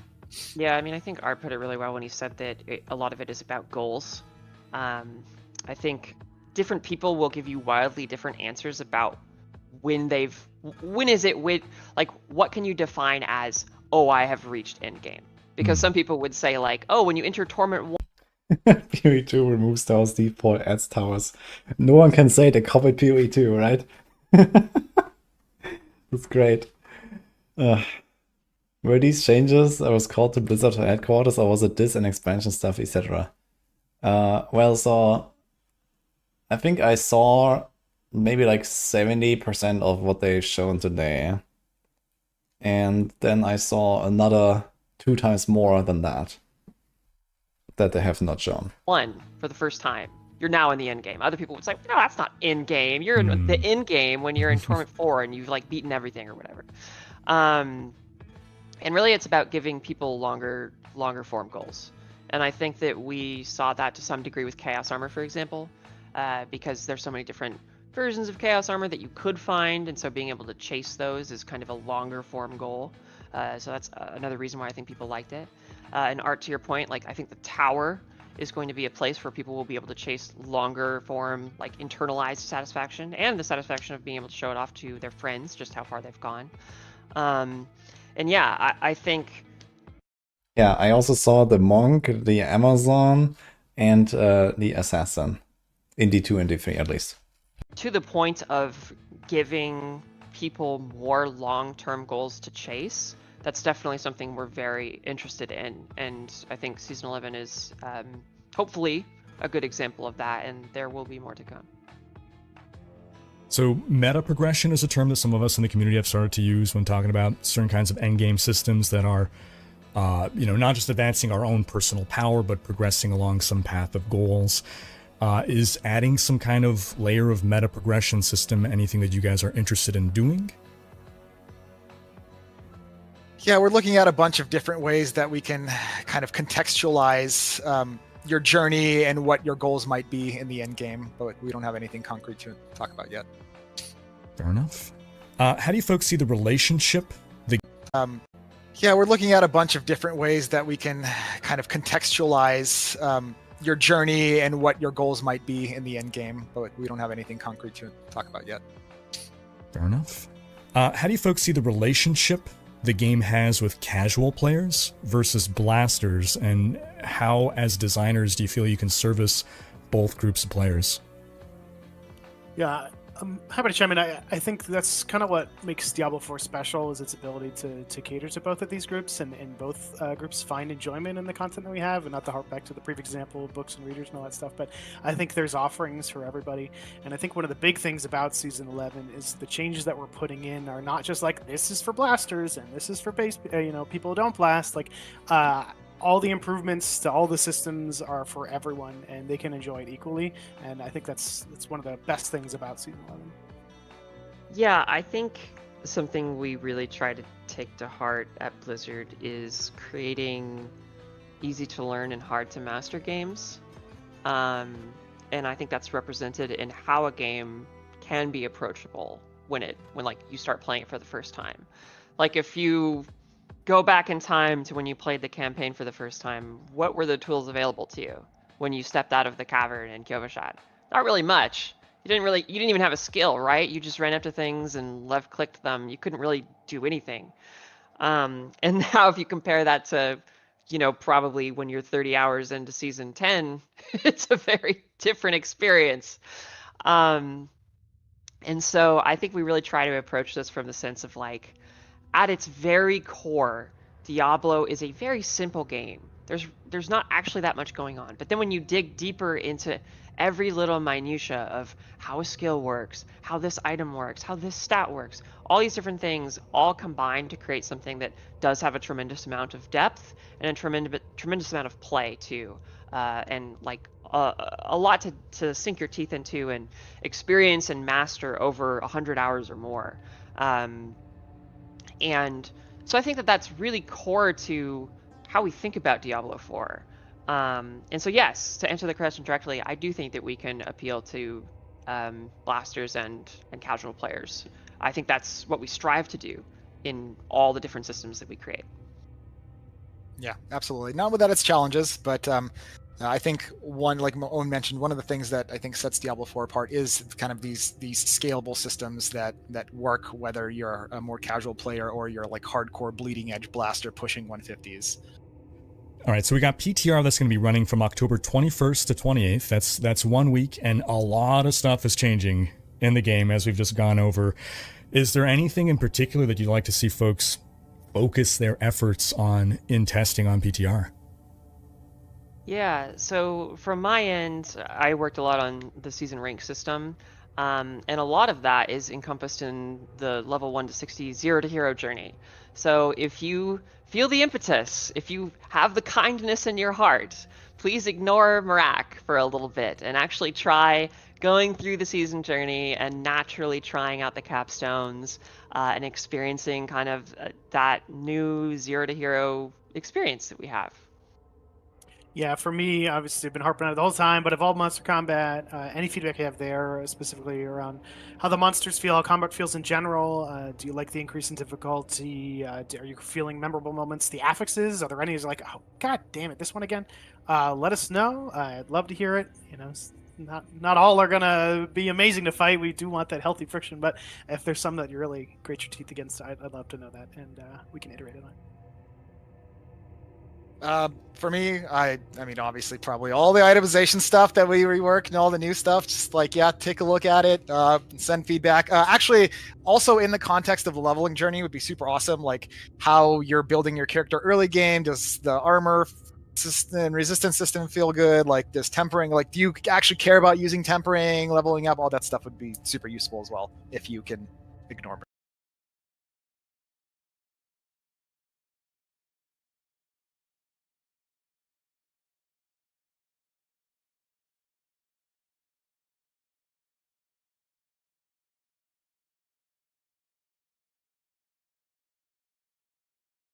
Ah, shit. I was muted, yeah. Yeah, I was just going to say, I do have to say that I'm very excited just to like try the stuff out on the PTR. The leveling, the capstones, the new elites, and so on. I think it's gonna be very fun. Back for a day or two. Yes. And to finish this all off, we cannot forget, after you've ignored Brack for a day or two, or however you want to approach it, go try out the tower. We want tons of feedback on the tower. We want to make the tower the sharpest version of itself that it can possibly be, that really feels like it puts the RNG in your hands to manipulate and do to the best of your ability. So if anything feels like there's randomness that's occurring that doesn't feel like you can address it in any way meaningfully and it doesn't feel great, let us know. Just let us know how the mode feels. Try it out. All right, fantastic. We've covered a lot of ground today. I appreciate your time, and as a PSA to folks watching, right after this video ends, you can find these folks. These three are going to be on the Sanctuary Discord for a live Q&A. They'll be on voice. You could submit your questions and hear their answers if there's anything that wasn't covered in this video right here. But before we close, any last message any of you wanted to put out to the folks? I just encourage you all to play the PTR and give as much feedback as you can, positive, negative. It's super, super helpful, and our goal is to iterate on what you see in that PTR. How does it work? Do you just like enter here or what? Do you just pick this? And sort of blow your minds. Yeah, what that's it, right? 370 audience. Yeah, try it all out. You know, we've put a lot of blood, sweat, and tears into Season 11. I cannot wait for you guys to get your hands on it. And we'll see you in the future, which is right now for you, but not for us, which is why it's the future. So, yeah. All right, thanks so much. Like and subscribe to Riker. Yeah. Tip jars. My available. Venmo is.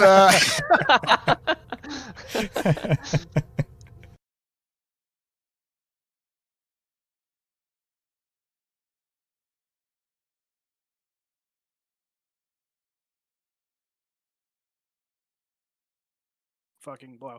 The first one, will it be Blood Maiden? Yes. Blood Maiden, no. So in Season 11, Blood Maiden is completely replaced with Duriel. So we've been fighting the Blood Maiden for forever. She needs a break. So Duriel, it's the same sequence of events. So you bring in your Baneful Hearts, cash them in, but Duriel will pop up, and the wave of events surrounding it will be themed to Duriel, maggots, dregs, zombies, all this fun poison stuff. And yeah, he'll be harder than the succubus. So look forward to that. Okay, so second of all, waffles are far superior to pancakes. I cannot believe you just said that. But anyways, Duriel will only be taking over for Season 11, correct? So the Blood Maiden is going to take a break, and then she's going to be coming back. So she's on vacation. She'll be coming back. Shout out to Duriel for hopping on in with that. We have a question from MGS _ Cassis or Casis, Cassis. And I quote, I see in the patch notes that some current uniques will change their powers. Will the obsolete items be removed, updated to the new version, or will they stay as they are? So again, just to refresh, it's the how like legacy items work along with the new comedy changes that are coming to the base game. Yeah, so the unique powers are going to get updated. So like the actual thing that's in the special fancy colored text will be updated. If there are any affixes that are being removed and replaced, those will be changed. But otherwise, the item will stay the same. So there may be some things about it that are not entirely up to date. And if you want to fully up to date, if you want to guarantee you have a fully up to date item, you may need to find a new one. Awesome. Yeah, it's also something that I know that during PTR, if you happen to notice anything, drop us a line. It's something that if we can get early heads up on some irregularities with some of the affixes or descriptors or functionality, do drop us a line. It's always helpful. Let's see here. Art, I got a lot of questions coming in your way. A lot of folks are interested in Masterworking. Might as well just kick it off now. So, Smokey. How do I get back to the 13 video? XIII asks, will gold be reduced, the same, or increased with the new Masterworking system? I think maybe the approach could be like maybe the gold cost towards Masterworking, but if there are any updates in general to like how gold acquisition works in base game, that might also be a good insight to share. We're not fundamentally changing like gold acquisition rates in season 11. Masterwork resetting the Masterworking capstone is going to cost a lot less gold. It's still going to be a kind of a gold sink, but it's primarily not going to be a gold sink because we're introducing a new material that's going to be used for resetting the Masterworking capstone. That'll be kind of like the primary material sink for resetting Masterworking. But we do want to tax you on gold a little bit. Next question I have will be from Arius. Oh my gosh, I'm going through these quick. 30 minutes, we're gonna have a bajillion questions answered. Hell yeah. So this one's anybody could approach this one from Aureus. With all these large changes, could we be seeing a longer PTR cycle, perhaps even a month? Put simply, no. The PTR is going to run from the 21st to 28th, and it's set for a week. I love that we're excited to try more stuff and get more feedback. I'd love that, but yeah, it's only going to be a week.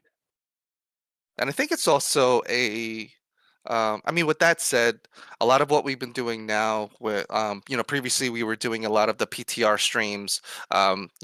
We've pivoted because we found that a lot of the content, like within those streams, are developer update streams were redundant. We want to have more communication moments with players in the community, such as this one.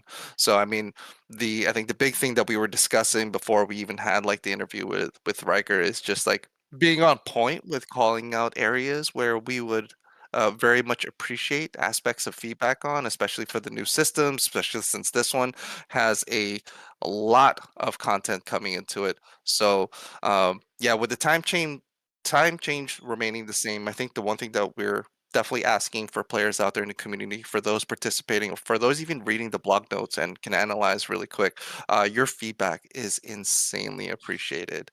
I can tell you that this team, along with many others, read through every little thing across our forums, across our sanctuary chat, and even like things in comments, even the not so nice ones. We read them all. Let's see here. This one coming from Hotel. Nice name. With the new crafting affix crafting system, what happens to existing items in Eternal? I feel like we answered that one already. I actually, there's a little bit of nuance to that. Aislinn is right. Okay. Like, if we updated the unique power on a unique item, that would change for Eternal players. But in the context of like the changes to tempering and masterworking, all of the items on your Eternal characters, they're going to get flagged as legacy, which means you won't be able to temper or masterwork them in the new system. We have made some improvements to legacy, so that if you're progressing, you get a bonus to like selling and salvaging, so that you actually want to upgrade in the context of the new system. But yeah, so just want to make it clear that for Eternal characters, you will not be able to temper and masterwork in the new system using existing items. Gotcha. Yeah, and I think we got to see this I think personally got to see some of these changes with like changes that we made to mythics. I know that like the Shaco, the OG Shaco just had a certain threshold that it went up to, but when we made the change to increase those, the legacy remained the same, so you got to see like what it was and got to compare it to what it is now. But yeah, again, same note. Anything funky happens to those legacy items, within any of the testing for PTR, drop us a line, and everything's appreciated. What is this trash? All right, I see the next one for Duriel. So with the changes to Duriel and crew, will they? Oh, and by the way, this is from Geeky TX Chick 1726. With the changes to Duriel and crew, This is nice though. will they This is still pretty have big. the same drop tables, or will those be changing? That's a really good question. So drop tables associated with these bosses in New Worlds and Realms?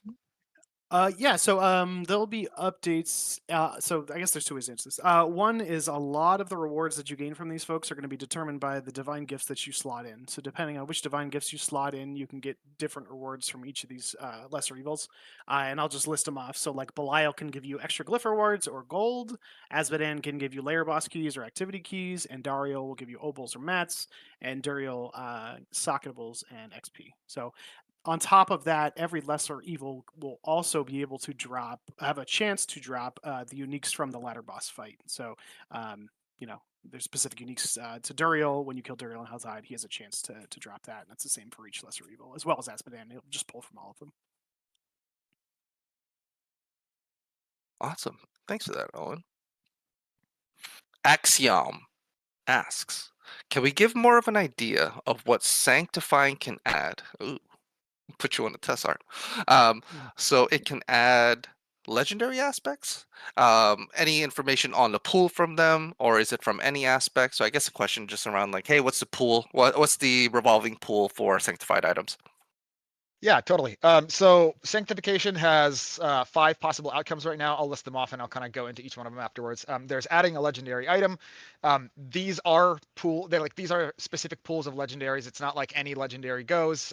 There are some generic legendaries in the Sanctification pool, and there are also some class-specific legendaries in the Sanctification pool for each class.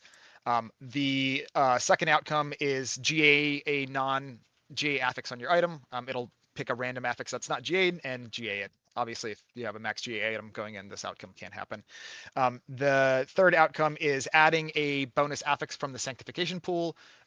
These are, some of these are special affixes. Some of them are affixes you'll find in the base pool, but are breaking normal slot restrictions. Generally, this pool of affixes should be pretty powerful. And there's some stuff in there that you don't normally see on items, like multiplicative elemental damage and stuff like that, plus to all skills. Some fun stuff. So there's that. There's another outcome that is replace one of the existing affixes on your item with a Sanctification affix. It's the same affix pool. And then the last outcome is Yeah, about the Spiritborn boots, they look kind of interesting, but they're boots, so you can't have attacks reduce evade cooldown. So the only way to do this reliably with evading is by using Sabersontic and Thunder Spike, so you cannot give up your weapon, and you're not going to do any kind of damage. Not really sure what to make of those Spiritborn boots. The Druid seems absolutely awful, the Sorc weapon looks very good. The Necro thing is kind of cool with the golems. Barb seems very interesting because you can literally just like perma-charge, perma-leap, whatever you want. You can do like Leap Quake and whatever, and if you just have that thing on the bar and no other roaring skill, it will just permanently reset. You don't need any cooldown. So that's kind of interesting. And what else is there? That's it, right? Yeah. Dance of Knives, that looks kind of nice. But Dance of Knives has a general like scaling problem when it's not a core skill.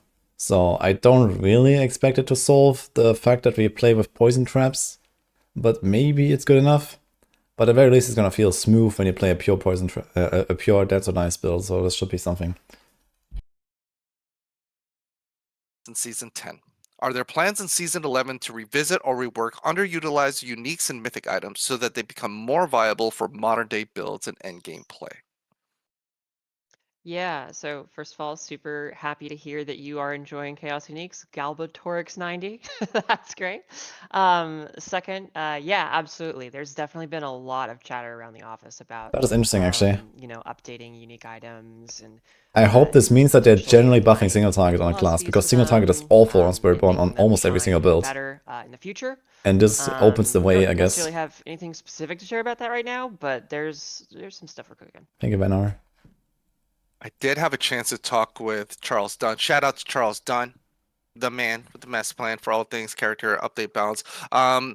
Our patch notes are embedded within the PTR need to know things in there, so you will capture some of the updates that have been made to some of the mythics. I think one thing that he called out that I wanted to share here related to the topic was that definitely seeing inspiration from things from Season 10 making its way into 11 through some of the mythics. I think the one that comes to mind is Seelig.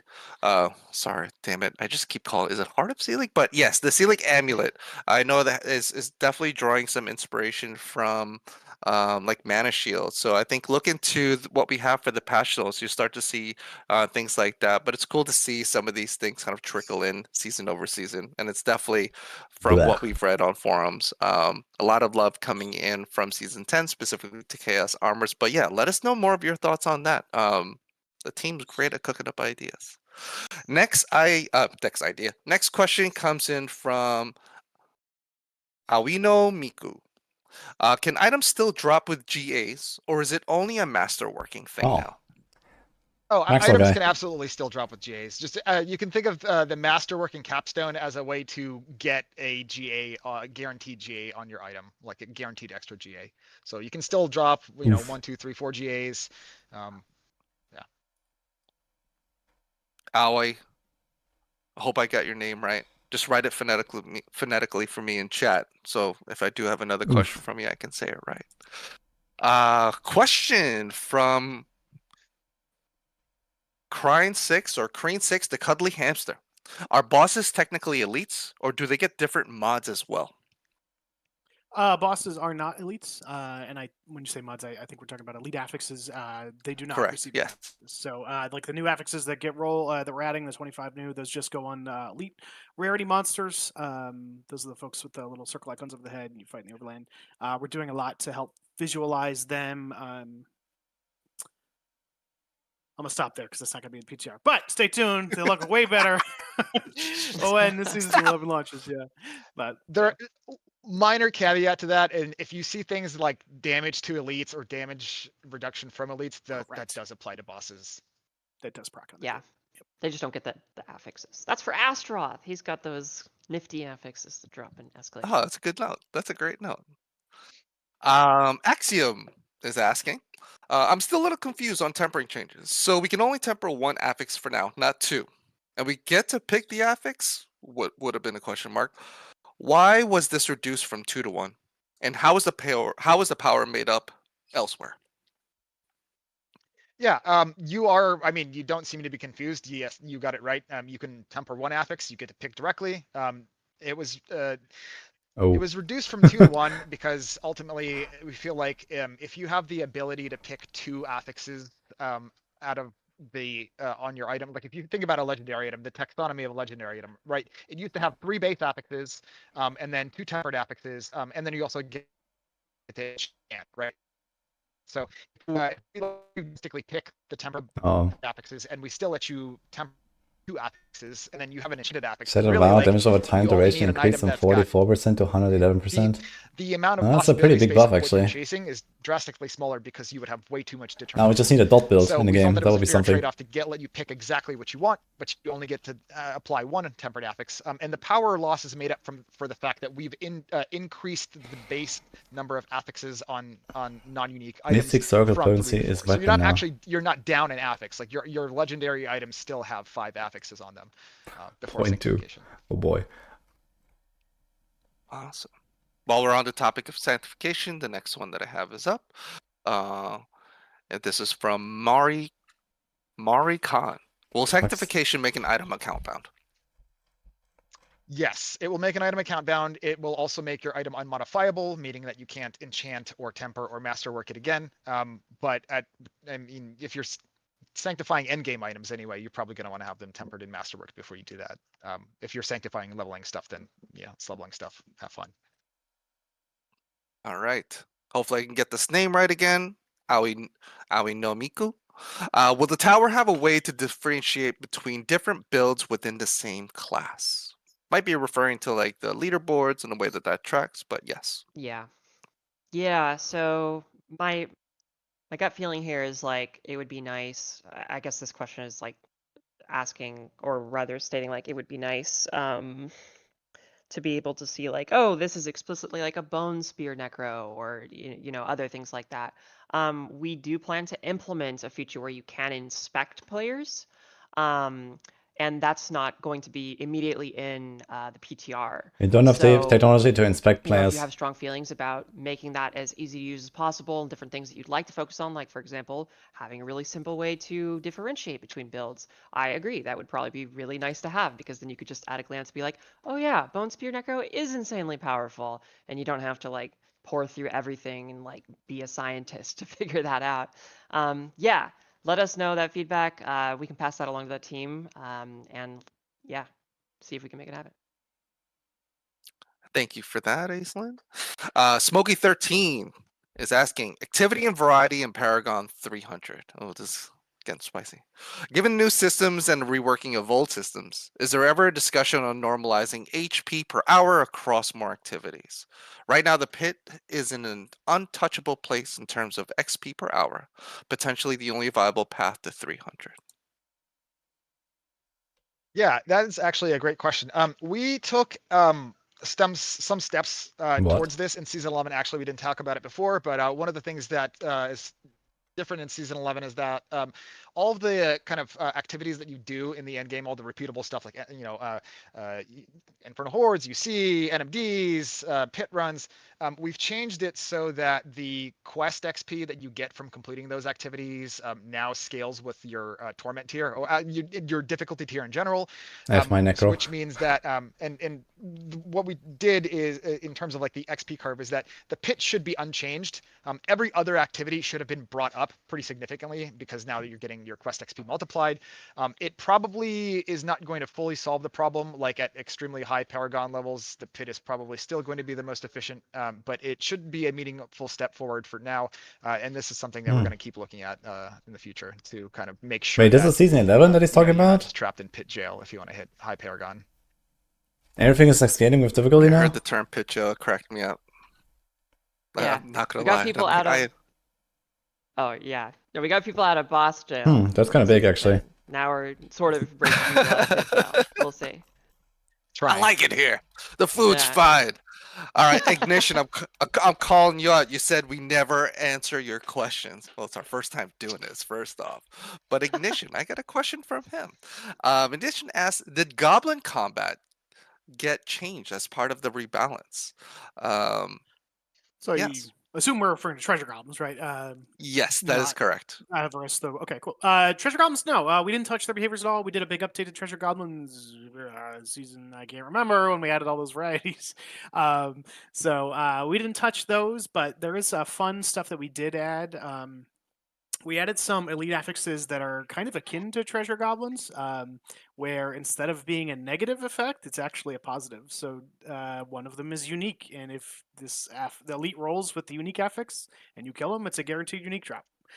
There's one called Gilded that turns the monster to solid gold, and when you kill them, they burst into a bunch of gold, right? So it's a fun twist on sometimes you'll get an affix that you actually do want, rather than one that's just gonna F you up. There is also one other pseudo goblin update in the sense that there's going to be a new goblin in the tower that's going to drop you progress. So if you're clever and you find it and you chase it down, it'll be good for you. Awesome. As an extension, just because he said we weren't going to pick his questions, as it relates to goblins, is there any changes to? Well, let me just ask it. For word, can we expect increase to puzzle seller drops? He's almost asking, can we? Wow, I found the one other fan of seller puzzle. I think I made a couple of them way back from base game. No, I don't think we're looking at increasing the quality of drops from the puzzle sellers. They're just a novel fun thing that you can do if you've run into it. Gotcha. Okay, awesome. All right, on to the next question. Time check, if I can just get from folks. I'll probably just hit you up on the side. I'm just machine gunning through this. So Hollow Bryce asks, season ranked have to be completed on only one seasonal character, or will it have to be, or will we have to farm it for each one that we make? Yeah, so it'll be like the journey in the sense that in any given season, you only have to do the season rank journey once. But then when you go to the next season, you'll do the season rank journey again. But yeah, if you make like a character on softcore and then make another one on softcore in the same season or on hardcore, like they're all going to share that progress. Thank you for that. Spoopy Slovaki, I see you out there, man. Thanks for the support. Next question. Oh my gosh, it's funny enough. It's from him. Spoopy Slovaki asks, and this is for you, Owen. It's calling you out. When designing this progression in Monster Combat, how did you consider the feedback from the game launch that people were calling for less CC locking? Did that give you some sort of guardrails for the design? Yeah, so I'm actually glad because I didn't have a chance to talk about this. There's a lot of work we did specifically around CC from monsters. To just name a few, we evaluated CC from all base monsters and reduced it almost across the board. We lumped it into 2 buckets of like minor and major, and this is all behind the scenes stuff. But minor was classified as like a 0.33 second hard CC, and then major is like a 0.75. Not only that, but we also added a global warning on the monster that hard CC is incoming. So when Goatman Slam comes out, Goatman Brew jumps out, does a slam, whatever the hell we call him fictionally. He'll shine bright red to warn you that it's incoming. So combat clarity was like a huge thing we're looking at in enhanced evolved monster combat. The next thing is we also added guardrails to the elite affixes. So the elite affixes now can only roll 1 hard CC affix at a time. So there's no scenario where you're going to get an elite or minion or champion that has fear and frozen and waller and vortex or something like that. So we looked at that across the board and tried to make large improvements to hard CC. Awesome. Thank you for that. This one we kind of answered a little bit earlier. This one may go over to you, Art, but from Mojail, funny enough, we've been talking about jail. Why reduce tempered affixes from 1 and make base affixes 4? This will make getting the perfect affixes harder and encourage more trading and gold exchange. I'm on a spicy trail here. Yeah, no, this one's a little spicy. I like it. It will technically make getting perfect items a little bit harder, but I honestly, like, if you think about again, kind of the taxonomy of a legendary item, if it drops, it's got 3 affixes. You only need to get 2 of the 3 affixes you actually need, because you can just enchant the 3rd one. And aside from really every slot except for amulets and gloves, it makes getting the right affixes on your items actually really, really trivial. And I think, again, kind of speaking to the fact that we're giving you a lot more control with the tempering and masterworking systems rework, and the fact that you can deterministically apply an affix, I think it's a fair trade-off to say I get to pick exactly what I want in terms of my tempered affix, but I have to work a little bit harder to get my perfect items. Thank you for that, Art. Been seeing this question, but I know that PTR, we kind of reserve ourselves from spoiling too much of any story elements, but just in general, Corlick is asking here, I'm just doing this off the cuff, anything cooking in terms of lore?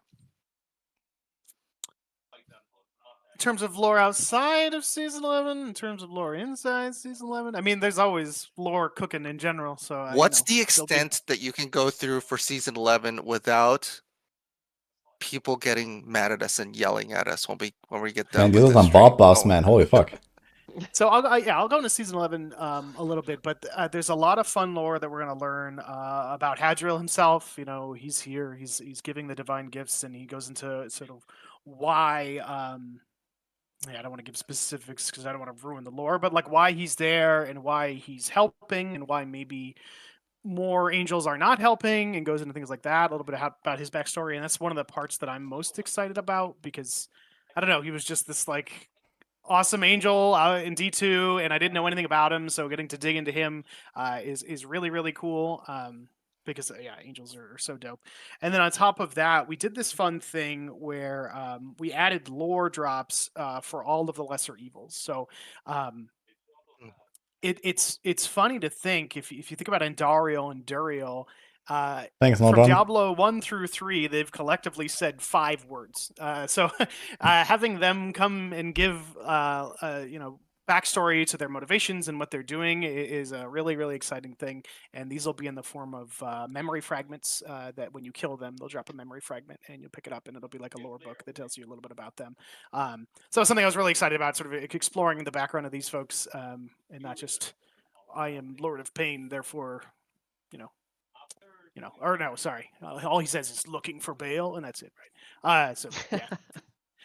And will players be able to have access or be able to see some of these little bits within the PTR? Is that something that we'll have to wait for until Season 11 launch?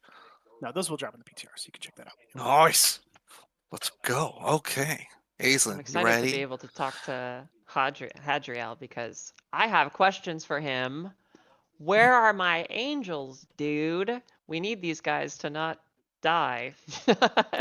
I did see a question earlier, and it relates back to that. But while I have you, yeah, before you go talk to Andrew, Madge Kell has a question for you and asks, oh, well, here I went against my own words. I called you out. I'm not calling anyone out. But the tower looks like a lot like Abattoir of Zir mixed up with Gauntlet. How much different will it be in comparison with these prior activities? What were the lessons learned from them? Yeah, I mean, I definitely think that you're going to see a little bit tidbits of similarities between Abattoir and Gauntlet. In terms of like how it relates to the Gauntlet, I would say one of the biggest lessons we learned from the Gauntlet was that people really want that variety. They really want that randomness. You know, we saw a lot of people giving feedback that like running through. I think this makes a lot more the sense than what we same have right set now for Cruiserweight. challenge for long periods of time got a bit stale. And so, you know, we looked back to Greater Rifts and we were like, well, you know, Greater Rifts really helped with this issue. I think we really took that to heart and kind of acknowledged like, yeah, variety is the spice of life, especially in an ARPG. And, you know, we touched on this a little bit in the interview. But I would say that that's probably one of the biggest lessons learned is that even though this is something that you're supposed to be able to gain mastery over, there needs to be elements that you cannot prepare for, like in every single possible situation, and that you need to react to on the fly. And that's what makes it really engaging and fun, especially when you are ready for that, in the sense that like you've seen it before, or you kind of know how to vaguely deal with it, and your Snapsies fire, and you put 2 and 2 together, and it's like, oh, this A happened and B happened, and throw a little dash of C in there too, and then mix it up a little. And now it's something totally new, but if you can like find a way to deal with these unique situations, it's just really satisfying. Thank you for that. Hollow Bryce, I believe this answer might be in the blog, but while we have you, Hollow Bryce is asking about the tower. Will it be placed in Saragar as its essential hub most people use, or will we have to visit more cities to access? Yeah, so the tower is going to be accessible via the Artificer's Obelisk, the same way the pit is. So it's kind of like the other side of the coin of the pit. So you just go up to the obelisk and you'd be able to enter either the pit or the tower. Awesome. David S. Pumpkins was asking a good question over here. Will all resist incorporate the new physical resistance as well, or is that completely separate? Yep, all resist has been updated to include physical resist. It's also been retuned to account for the fact that now all resist grants you 6 resistances worth of stuff rather than 5. Something else that we did is looking at the way resistance affixes were actually statted. Previously all resist was statted for more than single resist, so not only were you just getting more total resists, you didn't have to deal with the opportunity cost of the fact that you're slotting in a single resist versus all resist. So we actually overinflated single resists to be per point more resistance than all resist, to kind of reward you for actually playing the like puzzling and single resistances together. Awesome. Something cool to call out. I thought it was great. I know that one of the initiatives that we have is trying to get some feedback from a progression standpoint from 1 to 60. Icy Troll, I guess, through his question, is probably just putting a really good ask over here, but is saying, again, Icy Troll, can you add an option to Mrak that sets your character to level 1 so that you don't have to create a brand new character for every low level thing that you do? I love, great question. I take this as a really good request. But if there's anything to add to that, any plans or anything like that in the future that the team can answer on regarding dropping characters down to level 1s versus re-rolling into 2? I don't think we have anything specifically to add, but I took Sorry, the note go though. ahead. I think it's a great suggestion as well. So it is, yeah. I thought it was a fantastic one. Yeah. Hard, maybe. And I know that we confident, maybe. Let's see. Oh, Zaramos is asking a question over here. Will we be able to inspect characters on the leaderboards, such as skills, paragon, powers, even if the profile is private? Commenting, I can't see the extension of it, but this was great. Basically calling out and giving props to how it was in D3. Yeah, absolutely. So the tower will not launch with this feature, but it is absolutely something we plan to add. We do not want people to actually be like hiding their builds in the tower leaderboard. We want people to be able to just check out what all the top players are doing and be able to learn from them. And it's also going to be helpful if, you know, we see a profile and we're like, something sus going on here, you know, stuff like that. So yeah, you'll be able to pour through everything and all the things that people are doing and learn and copy or whatever you want to do.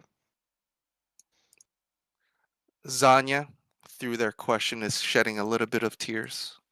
I can feel it. I feel you on this. Zanya's asking, any plans to move around unique slots? Gonna feel pretty bad after Chaos Armor has gone for a lot of them looking at Battle Trans. And this person is particularly looking at Battle Trans. But yeah, asking around if it has basically Season 10 inspired any transitions or movements of uniques to different slots?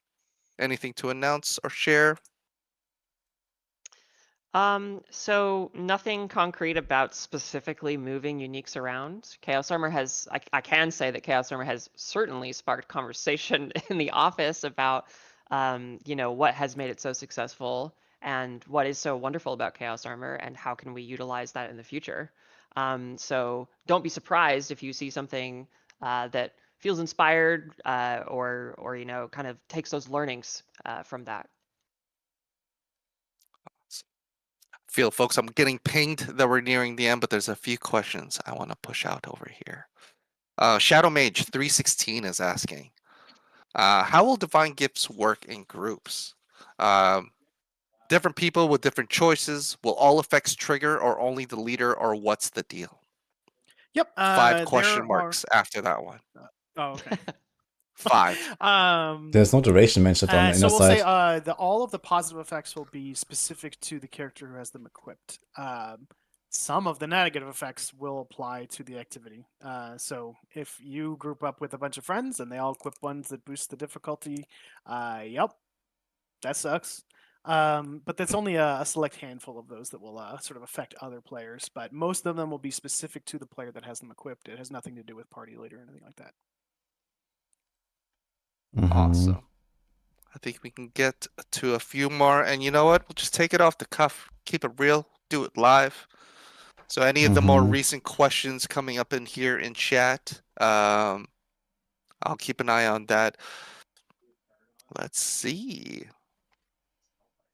Swift is asking a good question. Almost. Again, I love these questions that are also, they take their form also as suggestion as well. But can you make an account-wide armory option to save Paragon to apply them from one character to another's? And I won't say. Dude, Selig is gonna have some big stonks this season, I think. Not permitted. Like, Melted Spark of Selig is actually a big item now, I think. I'm not sure. Like, that stuff like this I is can speak insane. to the future plans surrounding the armory, but we totally recognize that like the armory is especially going to be important as the tower is put into the game and people want to try different stuff. So we hope you'll utilize that for the tower. And yeah, any feedback you have for how we can make the armory easier to use is greatly appreciated. Cool to also see some questions around lore. Seen some hardcore Diablo folks in here. This one coming in from Charles. Can we expect to see Asmodee's Sin Lieutenants like Zadeo or Gom up in the mix? Ooh. Daniel Rogue? Not this time. I wanted the spotlight to be on Asmodean, so all those lieutenants are not going to be in there. But who knows? Maybe season 20 or something. I don't know. Luna, just want to note your post. I think I've seen your question come up like 3 or 4 times, and maybe around 3 of your posts here. But asking for Mrak to be a pet.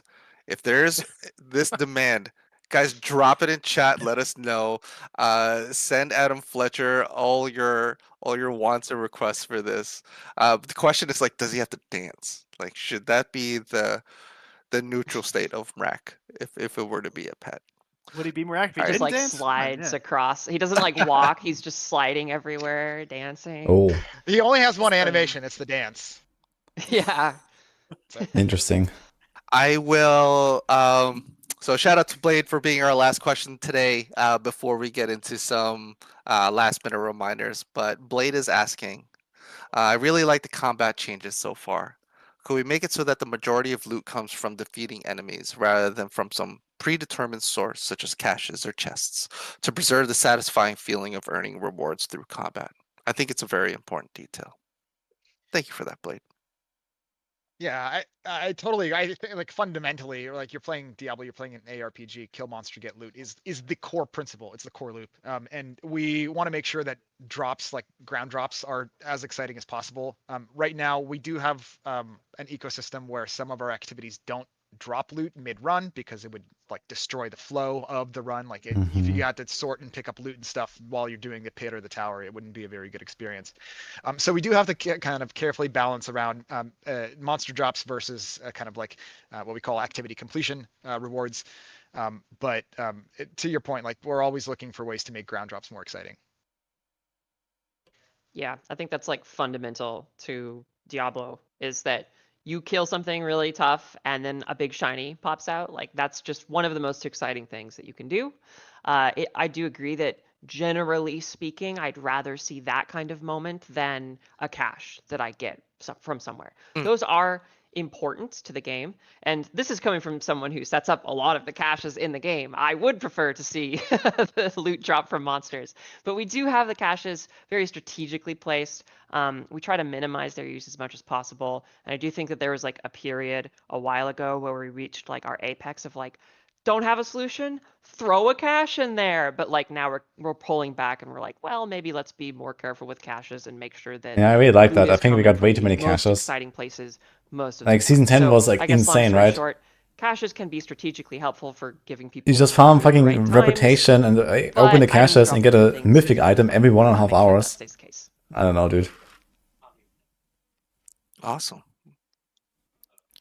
I will call out Alexandros. Yes, we do I'm see excited for some Frozen Orb. the stash comments. And yes, I'll be direct. There are complaints, I think, improvements that people are wanting. Keep your voices heard. Keep dropping us notes. I know that the team has ambitions and things to do when it comes down to how things pertain to itemization, especially with what you're calling out for stash. But I don't have anything to share at the moment, but just want to know that you're heard. We're at the end. Aislinn, Owen, and Art, I just wanted to throw it your way just in case there's anything that you wanted to share or say goodbye through. Then I'll do my outro after. No, I mean, I'm just so excited for the PTR to go live and just for y'all to see all the awesome changes the whole team made. They've been working so hard on them, so we really love your feedback, positive, negative, whatever you can give. We want to hear it so that we can make the launch of Season 11 even better. Hit the PTR, tear it apart.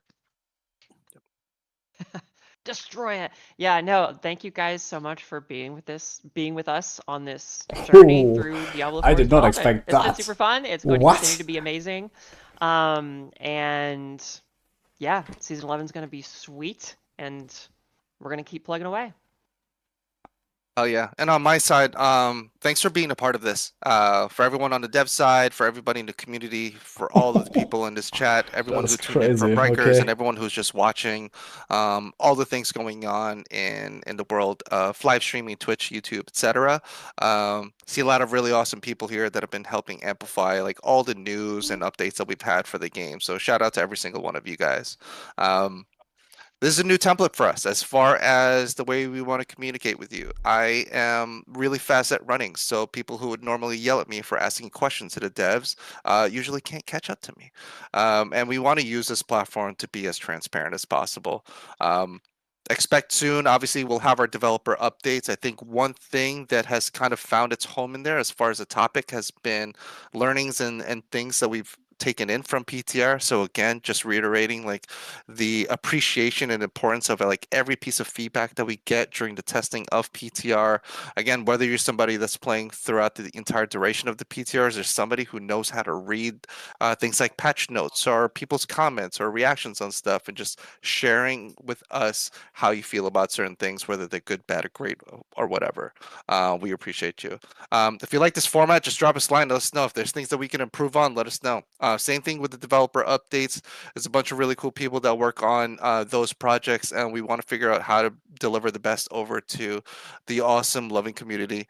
And from all of us here at Blizzard, just want to say thank you. Big shout out to the Sanctuary Discard crew for having to deal with us doing all this. Thank you, everybody. We'll see you in a week over at PTR. Enjoy, everyone. Peace. Later. Bye. All right. Well, that was interesting to listen to. While reading the patch notes, dude, I did not expect that kind of teleport nerf. I thought that teleport is nerfed kind of enough just from, you know, new Masterworking. But, oof. Okay. It seems like we are heading in the direction of a slower game, which I'm generally in favor of. But I think Sorc's they're gonna feel bad next season with that change. Like, isolated is crazy. Like, that change is crazy. People are getting away with murder. That is insane. Holy shit. I mean, the Barb buffs across the board, I think, look really good. I like those. Druid, Giga nerfs. Yeah, Sorcs. I mean, the teleport is a big thing. Some of the other enchantments, at least, are getting some updates, so there could be something there, maybe. But teleport is gonna be felt. Necro seems kind of like whatever. Okay, they're gonna get a golem build that may or may not be good. I guess it's gonna be okay at least. And that's practically about it for Necro. And what else? Yeah, Spiritborn, like the new stuff doesn't really seem very exciting. The boots, kind of like whatever. I guess we'll try, and there might be something there. But right now I'm not really sure where they will really fit in. But maybe there's gonna be a build around them. This is an exciting part of the patch notes. The crafters. Shakuna crying. Yeah. I mean, I know that a lot of people really like Sorc because of the perma-teleport. I think it's good that a perma-teleport is no longer a thing. I think that nerf might be too much. So that is a bit wild. But okay, maybe it's gonna expect less in the future. I could also see maybe like a cooldown nerf coming to rogues, for example. I don't expect them to keep preparation as it is in the future. And maybe we're gonna get into like some more reasonable territory at some point. Made this earlier. What is that? Nice. Oh man. Insta teleport needed to be nerfed. Yeah, I really agree with that. But I did not expect such a nerf. That is insane. We'll see. We'll see how it feels. Maybe it's fine. I mean, we still have like the normal teleport plus the enchant teleport. I mean, teleport is still quite superior to evade. But it specifically says it cannot be reduced. So you can't even... Like, it's not just you have a 5 seconds cooldown, but it cannot be reduced. So it probably means you cannot even use boots that reduce the evade cooldown, right? So no, you can't have a cooldown reduction or anything. So with the Masterworking changes, they kind of took away most of the cooldown reduction because you can no longer like get like the Giga cooldown like Shaco. You can no longer do the Giga cooldown evade temper. And I figured this would kind of solve the problem for the most part. Barb rules again. I'm not sure if they rule again, but the Barb buffs are significant, I think. And they kind of needed it, so that's good, I think. The Druid nerfs are going to be felt, but they also needed it, so that's fine. I mean, the Rogue Dance, I mean, that's kind of nice. Let's see if that's going to be good. I'm sure there will be 5 other evade nerfs that aren't in patch notes. Yeah, there's also like this new Sorc weapon, which is very interesting. So that is a cool one. Actually, we were talking with Panda about like just give us Etherwalker.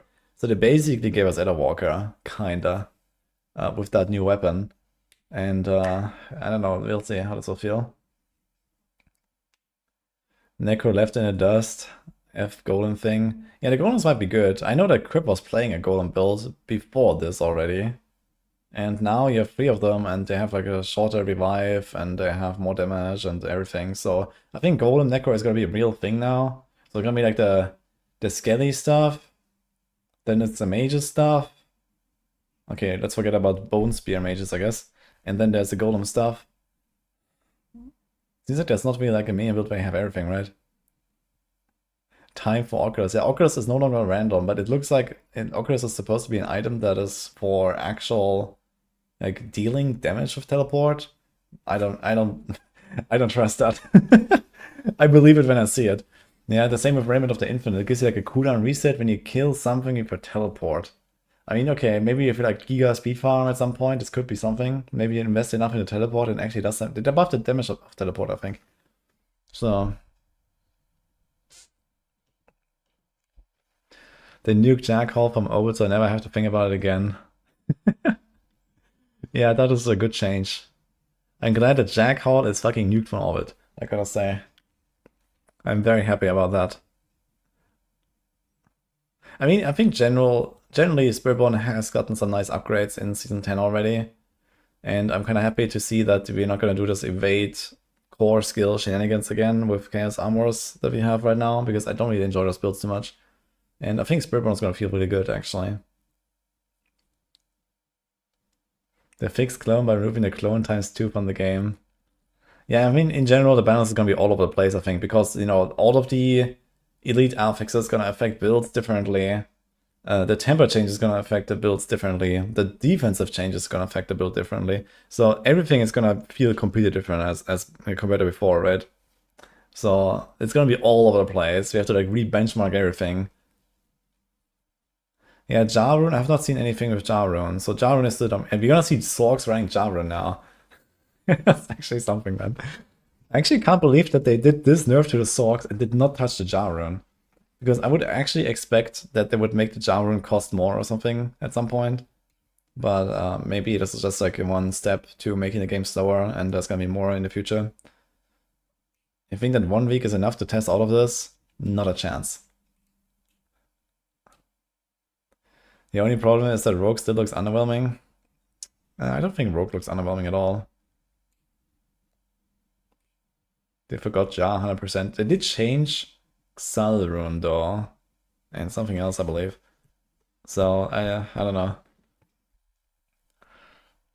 I mean, you also have, for example, to consider now that Selig is a real item now, and that is actually going to affect some builds pretty significantly. So that is going to be interesting.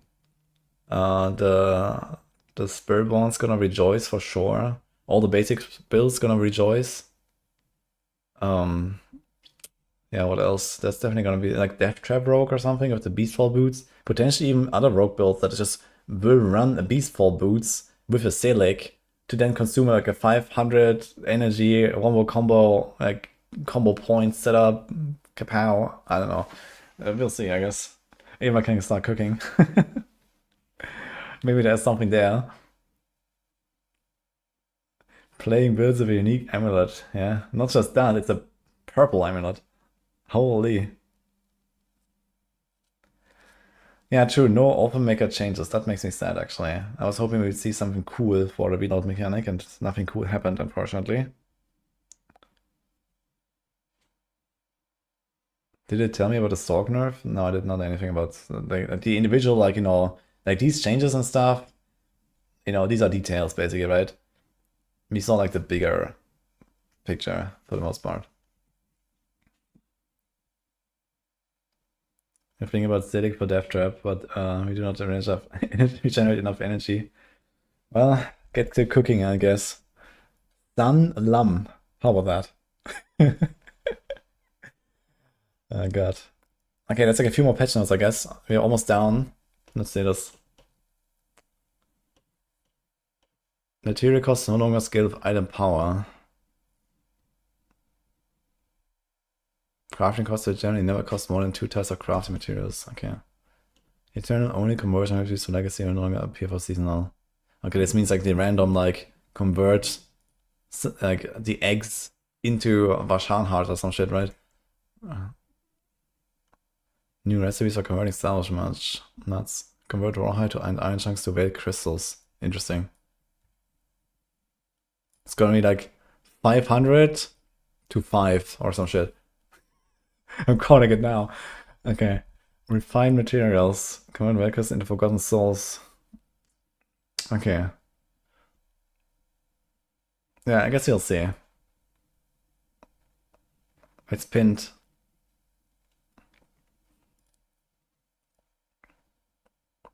I mean, it does make sense that we get more of the common materials and less of the rare materials and even less of the legendary materials, right? And now at least when you have like too much, you can like convert it up. I guess that's fine. It's kind of weird though, because I feel like something like this, if this is like too valuable to do, it kind of like takes away from like the potential, like, okay, you can farm this thing here and you can farm this thing there, right? Like we go to legions to get like a fuck ton of rawhide and iron chunks and stuff. And now we just converted to very crystals. So now we cannot have another farm that is very crystals oriented, where I get like a fuck ton of very crystals.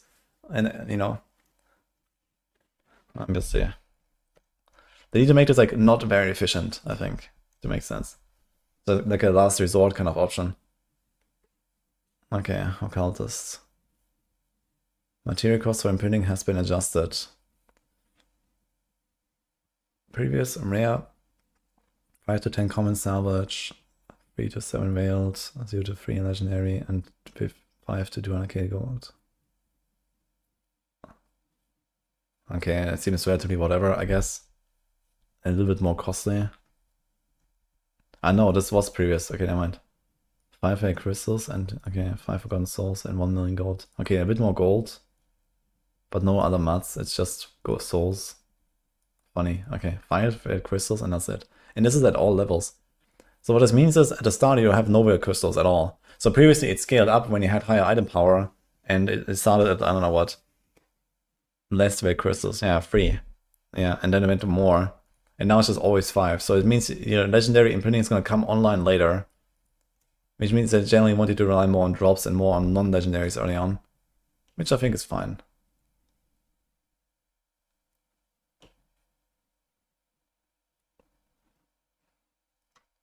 Oh. 10 red crystals and scaling with rerolls. 10 forgotten souls. Okay, it seems like that definitely went up.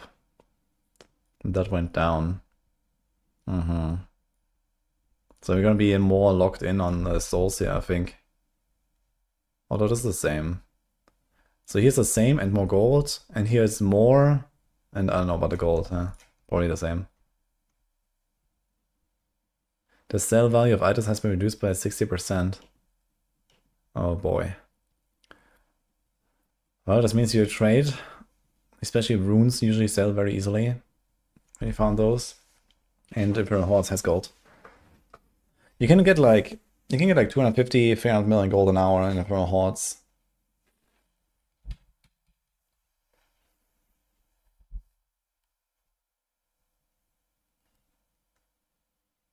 I mean, to be honest, selling items to the vendor kind of sucks.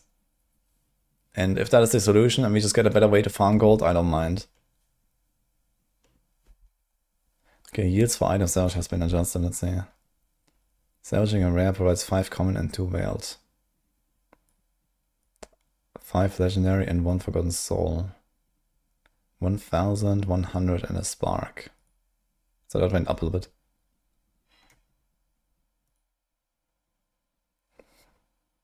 So now you get guaranteed souls. I think you had like a chance to get souls earlier, or like how does that work? It doesn't say it here, but maybe that was before the rework. I thought you got some from salvage at some points.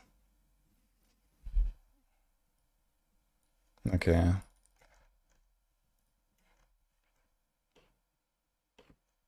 No souls before. Maybe that was like a long time ago. Maybe I'm remembering something wrong. I didn't like that I found bosses for gold. I mean, I think it was somewhat interesting that there is like the option to like either sell or salvage depending on what you need. But I guess they want to just like simplify it. And I don't really mind that. If like the solution is just, okay, just fucking salvage everything. And you get your gold anyway, because there's not such a large gold sink. And you have a good way to farm the gold, I don't mind that. The question is the gold economy fine now? I guess we'll see. It sounds like we're gonna use less gold at the very least for Masterworking. So that will help. I'm remembering a year ago, yeah. Maybe it was pre-expansion where I remember establishing Forgotten Souls. Yeah, it's like to see material costs go up and gold go down. Yeah, for Masterworking that seems to be true at least. And Masterworking was by far the biggest gold sink, I guess. So...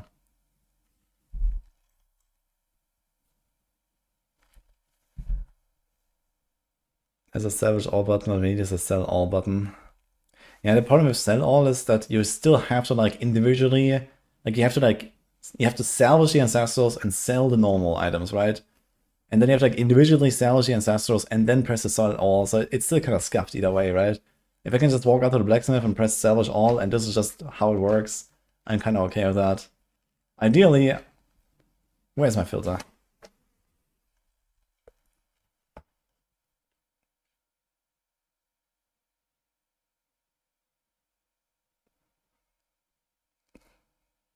Okay, rares have 1 temper. Legendary 3. So I wonder if the temper goes up when I imprint. That would be kind of funny.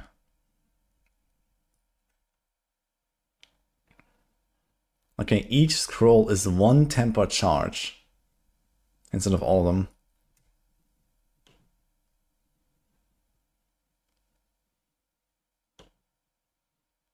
I mean, to be fair, I have fucking 300 scroll of retempering in my stash right now. I have a lot. So, I'm okay with that. That's fine.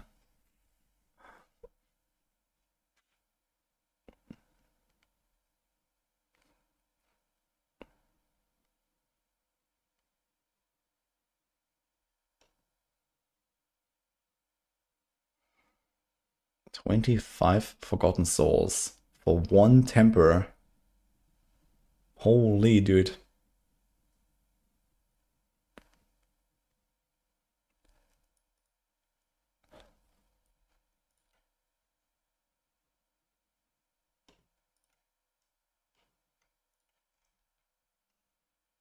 Do we have a Forgotten Souls mention here?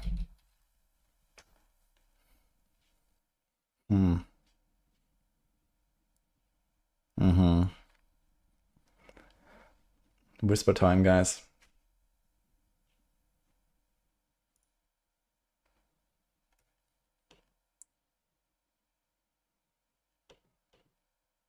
They adjusted the price to reroll the affix, nearly 3 million after 4 goes is obscene. Yeah, it depends on the item type as well. So like for 3 million gold is like for amulets or something, and for example boots are like 1 million or something. And I'm not sure if that has changed, maybe. But we're gonna spend a lot less on Masterworking now, so it might be fine. But yeah, also they added more affixes. Did it say anything about expanding the affix pool? Like we saw one example of a legendary item that had just like the same stat, right? Where's that? Here. So this is like a new legendary with 4 affixes, and it's just, okay, strength, life, and then damage and crit damage. So previously, those two were exclusive. No, they were not actually. They were not exclusive. Forget it. Critical strike damage is exclusive with overpower and warn. So is every weapon just gonna look like this now? What about the other pieces, right?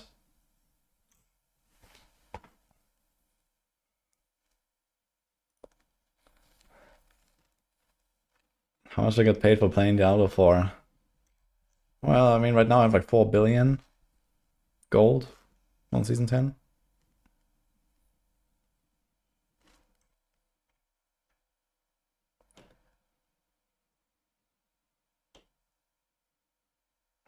I just have a new stat refinement which is displayed in the item tooltip. I mean, they call it quality, but here it says refinement. So I guess this is their actual name. Do you have a screenshot of that?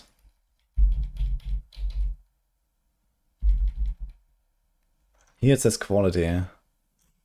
So which one is it?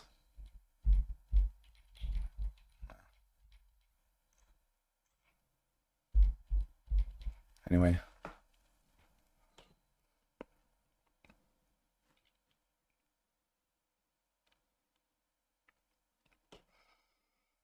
Okay, so that's 20% to the base.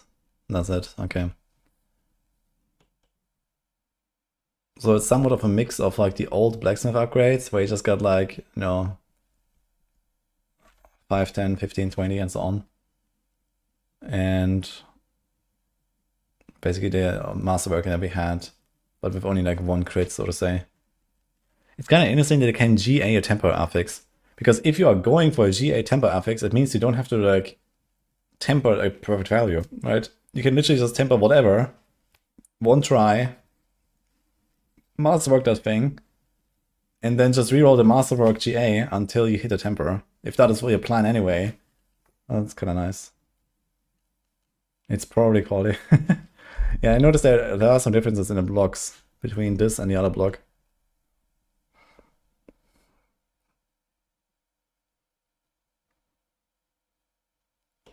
Players will earn 85% less of the side. And recipes requiring auto has been similarly reduced. Okay. Items no longer need to have been tempered to be masterworked. Now that is interesting. So you can actually masterwork it first, get your GA, and then temper the thing that you want, if you do not want the GA to temper. Now the question is, how often will this happen? Like, what tempers are there that are not better than other affixes? That's probably not much. It didn't seem like they changed the tempers, really. I didn't see any mentions of like changed tempers, right? So I think almost always you will choose the one temper that is the most important thing, and you want to GA that. So I think this probably doesn't matter too much. Skill ranks. I mean, the skill rank GA often is only like a +1. If it's a +2, then maybe, but if it's a +1, you probably don't want to do that. Does this fix breaking items? Yes. But you can break them later now. Well, I guess you don't exactly brick them.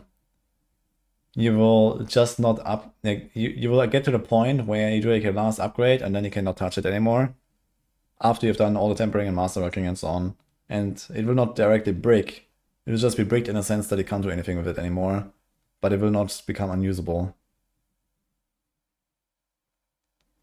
Passive ranks on neck. Yeah, there might be some builds where you have like a very good passive, but I mean, even the best passes in the game are like 10% per point, like in Venom. Okay, that's Call of the Wild. For something like a Companion Druid, that's 12% per point. But most of the Giga passes are gone now anyway. Harmonic Binding is nerfed, Potent is nerfed. Like most passes are like in a range of like 4 or 5% or so. You will not care about like getting a +1 to that over like a GA to your willpower or GA to strength or something. Or even like a GA tempered like cooldown reduction for your ultimate. Like that will certainly win in almost every case.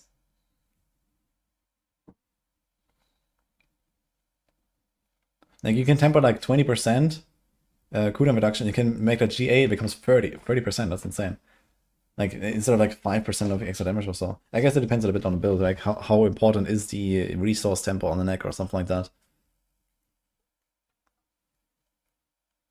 But in many cases, I think just like a GA on your strength or your willpower is already better anyway than getting a GA on like the extra passive, unless it's like a very good passive. Why did they nerf Potent? I'm actually quite happy about it because it gives them room to fix Spiritborn single target in general. Because Spiritborn single target just sucks on almost every build. And nerfing Potent opens the way, you know?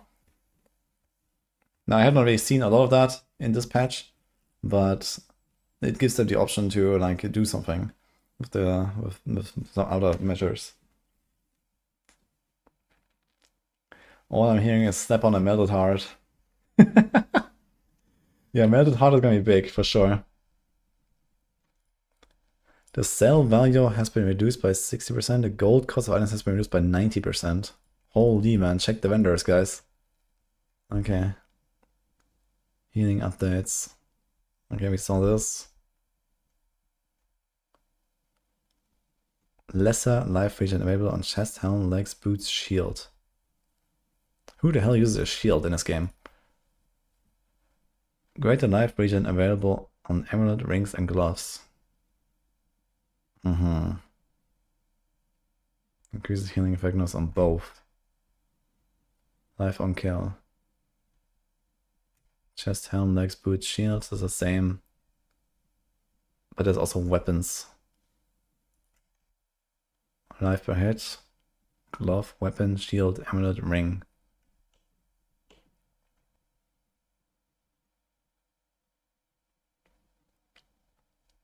Chest, helm, legs, boots, amulet, ring, shield. Increased healing amount. It's gonna be interesting. It's gonna be interesting to try to like find the right mix of like recovery, I guess. I think in most cases you'll probably care about this the most. And maybe this. Like this is just something that's like, when would you really use life on kill, right? You can't really rely on it in a boss fight, you can't rely on it in like any kind of hard content. And even in speed farming, you don't give a fuck, right? So I think life on kill will always be like kind of like the dud, basically. And it's gonna be this and this that's gonna carry you.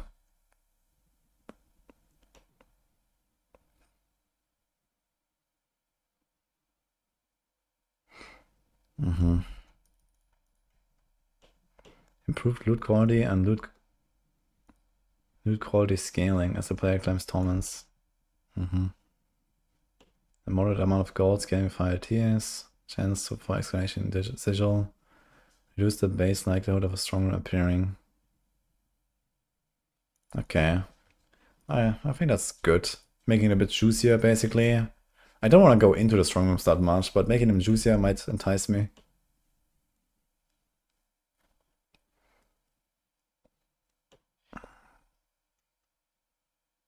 A jeweler and occultist have been added to the training grounds. Holy man.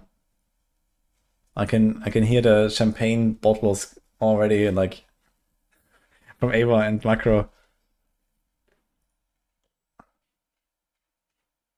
It's no longer a cost to enter the pit. Not like it was really present before. Maximum capacity of obels has been increased by 500. I guess it's as a result of the renown changes. We just get this now. Thanks, Night Opus. No artificial stones.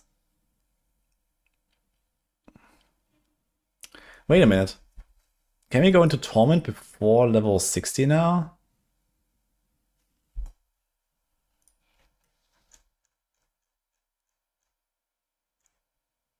Like, can we just go there?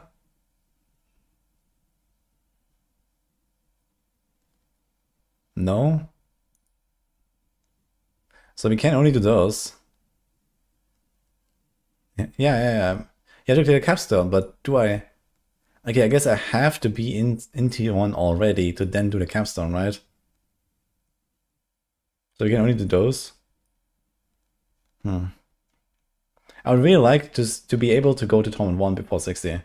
I think this is what makes the whole leveling and the, like, you know, rushing to the capstone and so on so exciting. Like, I want to go to Torment 1. If I'm strong enough to kill shit in Torment 1, let me kill shit in Torment 1, right?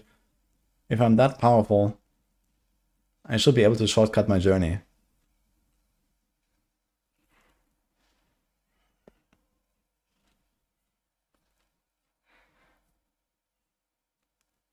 What's the purpose of capstone if you can one-tap everything at any difficulty? Yeah, that's the entire thing, right? These are fixed monster levels. Like, these monsters will always be scaled to level 30. And these monsters will always be scaled to 50. So if you go in at level 10, they're still going to be level 30 monsters. And if you go in level 10, they're still going to be level 50 monsters. So this is the entire idea behind it, right?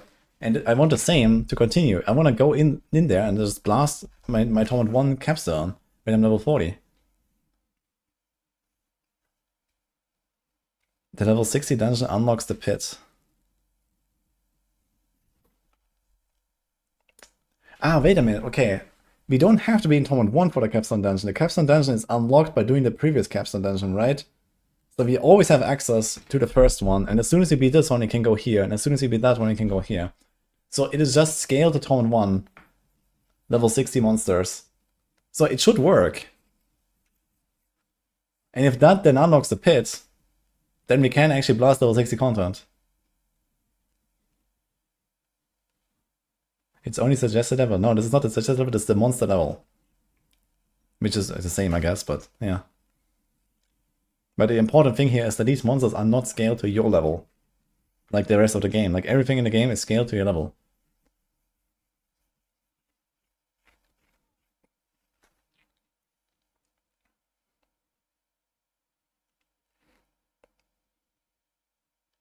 Nerf strongholds. I mean, strongholds might. There's no changes of strongholds. So strongholds are still gonna be very valuable for XP. Like especially when you're not going early to T1, for example. Yeah, they're still gonna be good for XP. Do you need the level to go in? No, you can go before. The question is, will we be allowed into Torment 1 if you beat this capstone? Like, it sounds like the third capstone is kind of like the entry to Torment 1, right? You beat it, okay, this is Torment 1 difficulty, you've done it. And you go, right, to get your first Paragon points even, and so on. Is campaign leveling dead?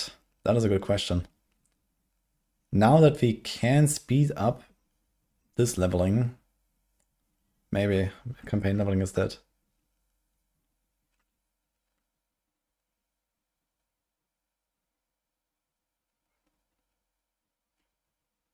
You'll not be able to equip the items that drop there. And the items that drop in Torment 1 should be level 60 required, and that's okay. I mean, that's exactly what we've seen in the past, right? When we went to World Tier 3, World Tier 4 early, like they were like level 35 required, level 55 required or something. And he just like collected them and then he equipped them all. He had like this huge power spike. It felt amazing.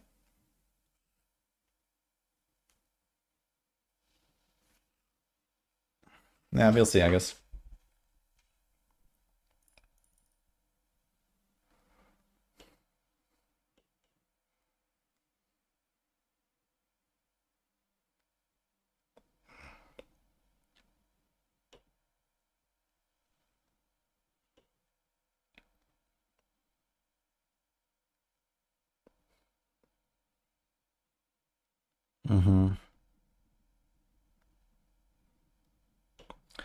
Okay, how's it? Can I provide the feedback I gave to the tower and the tempering and masterworking? Well, I did give a lot of feedback about the tower especially. And I'm, let's say, 90% sure that some of it is being worked on or has made its way already in there. But I guess we'll see. They did say that they want to iterate on the tower for multiple seasons.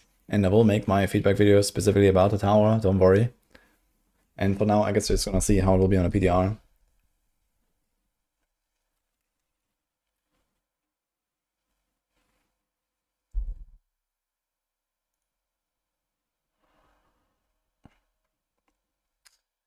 Anyway, guys, that was the patch notes.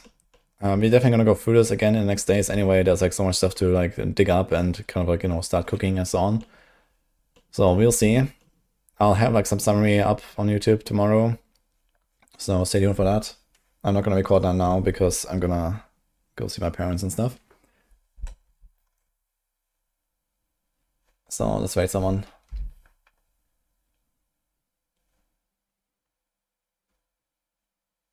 We have one of the Maxroll boys streaming. I can raid. Panda, Condis. I never get to raid Condis. I'm gonna raid Condis.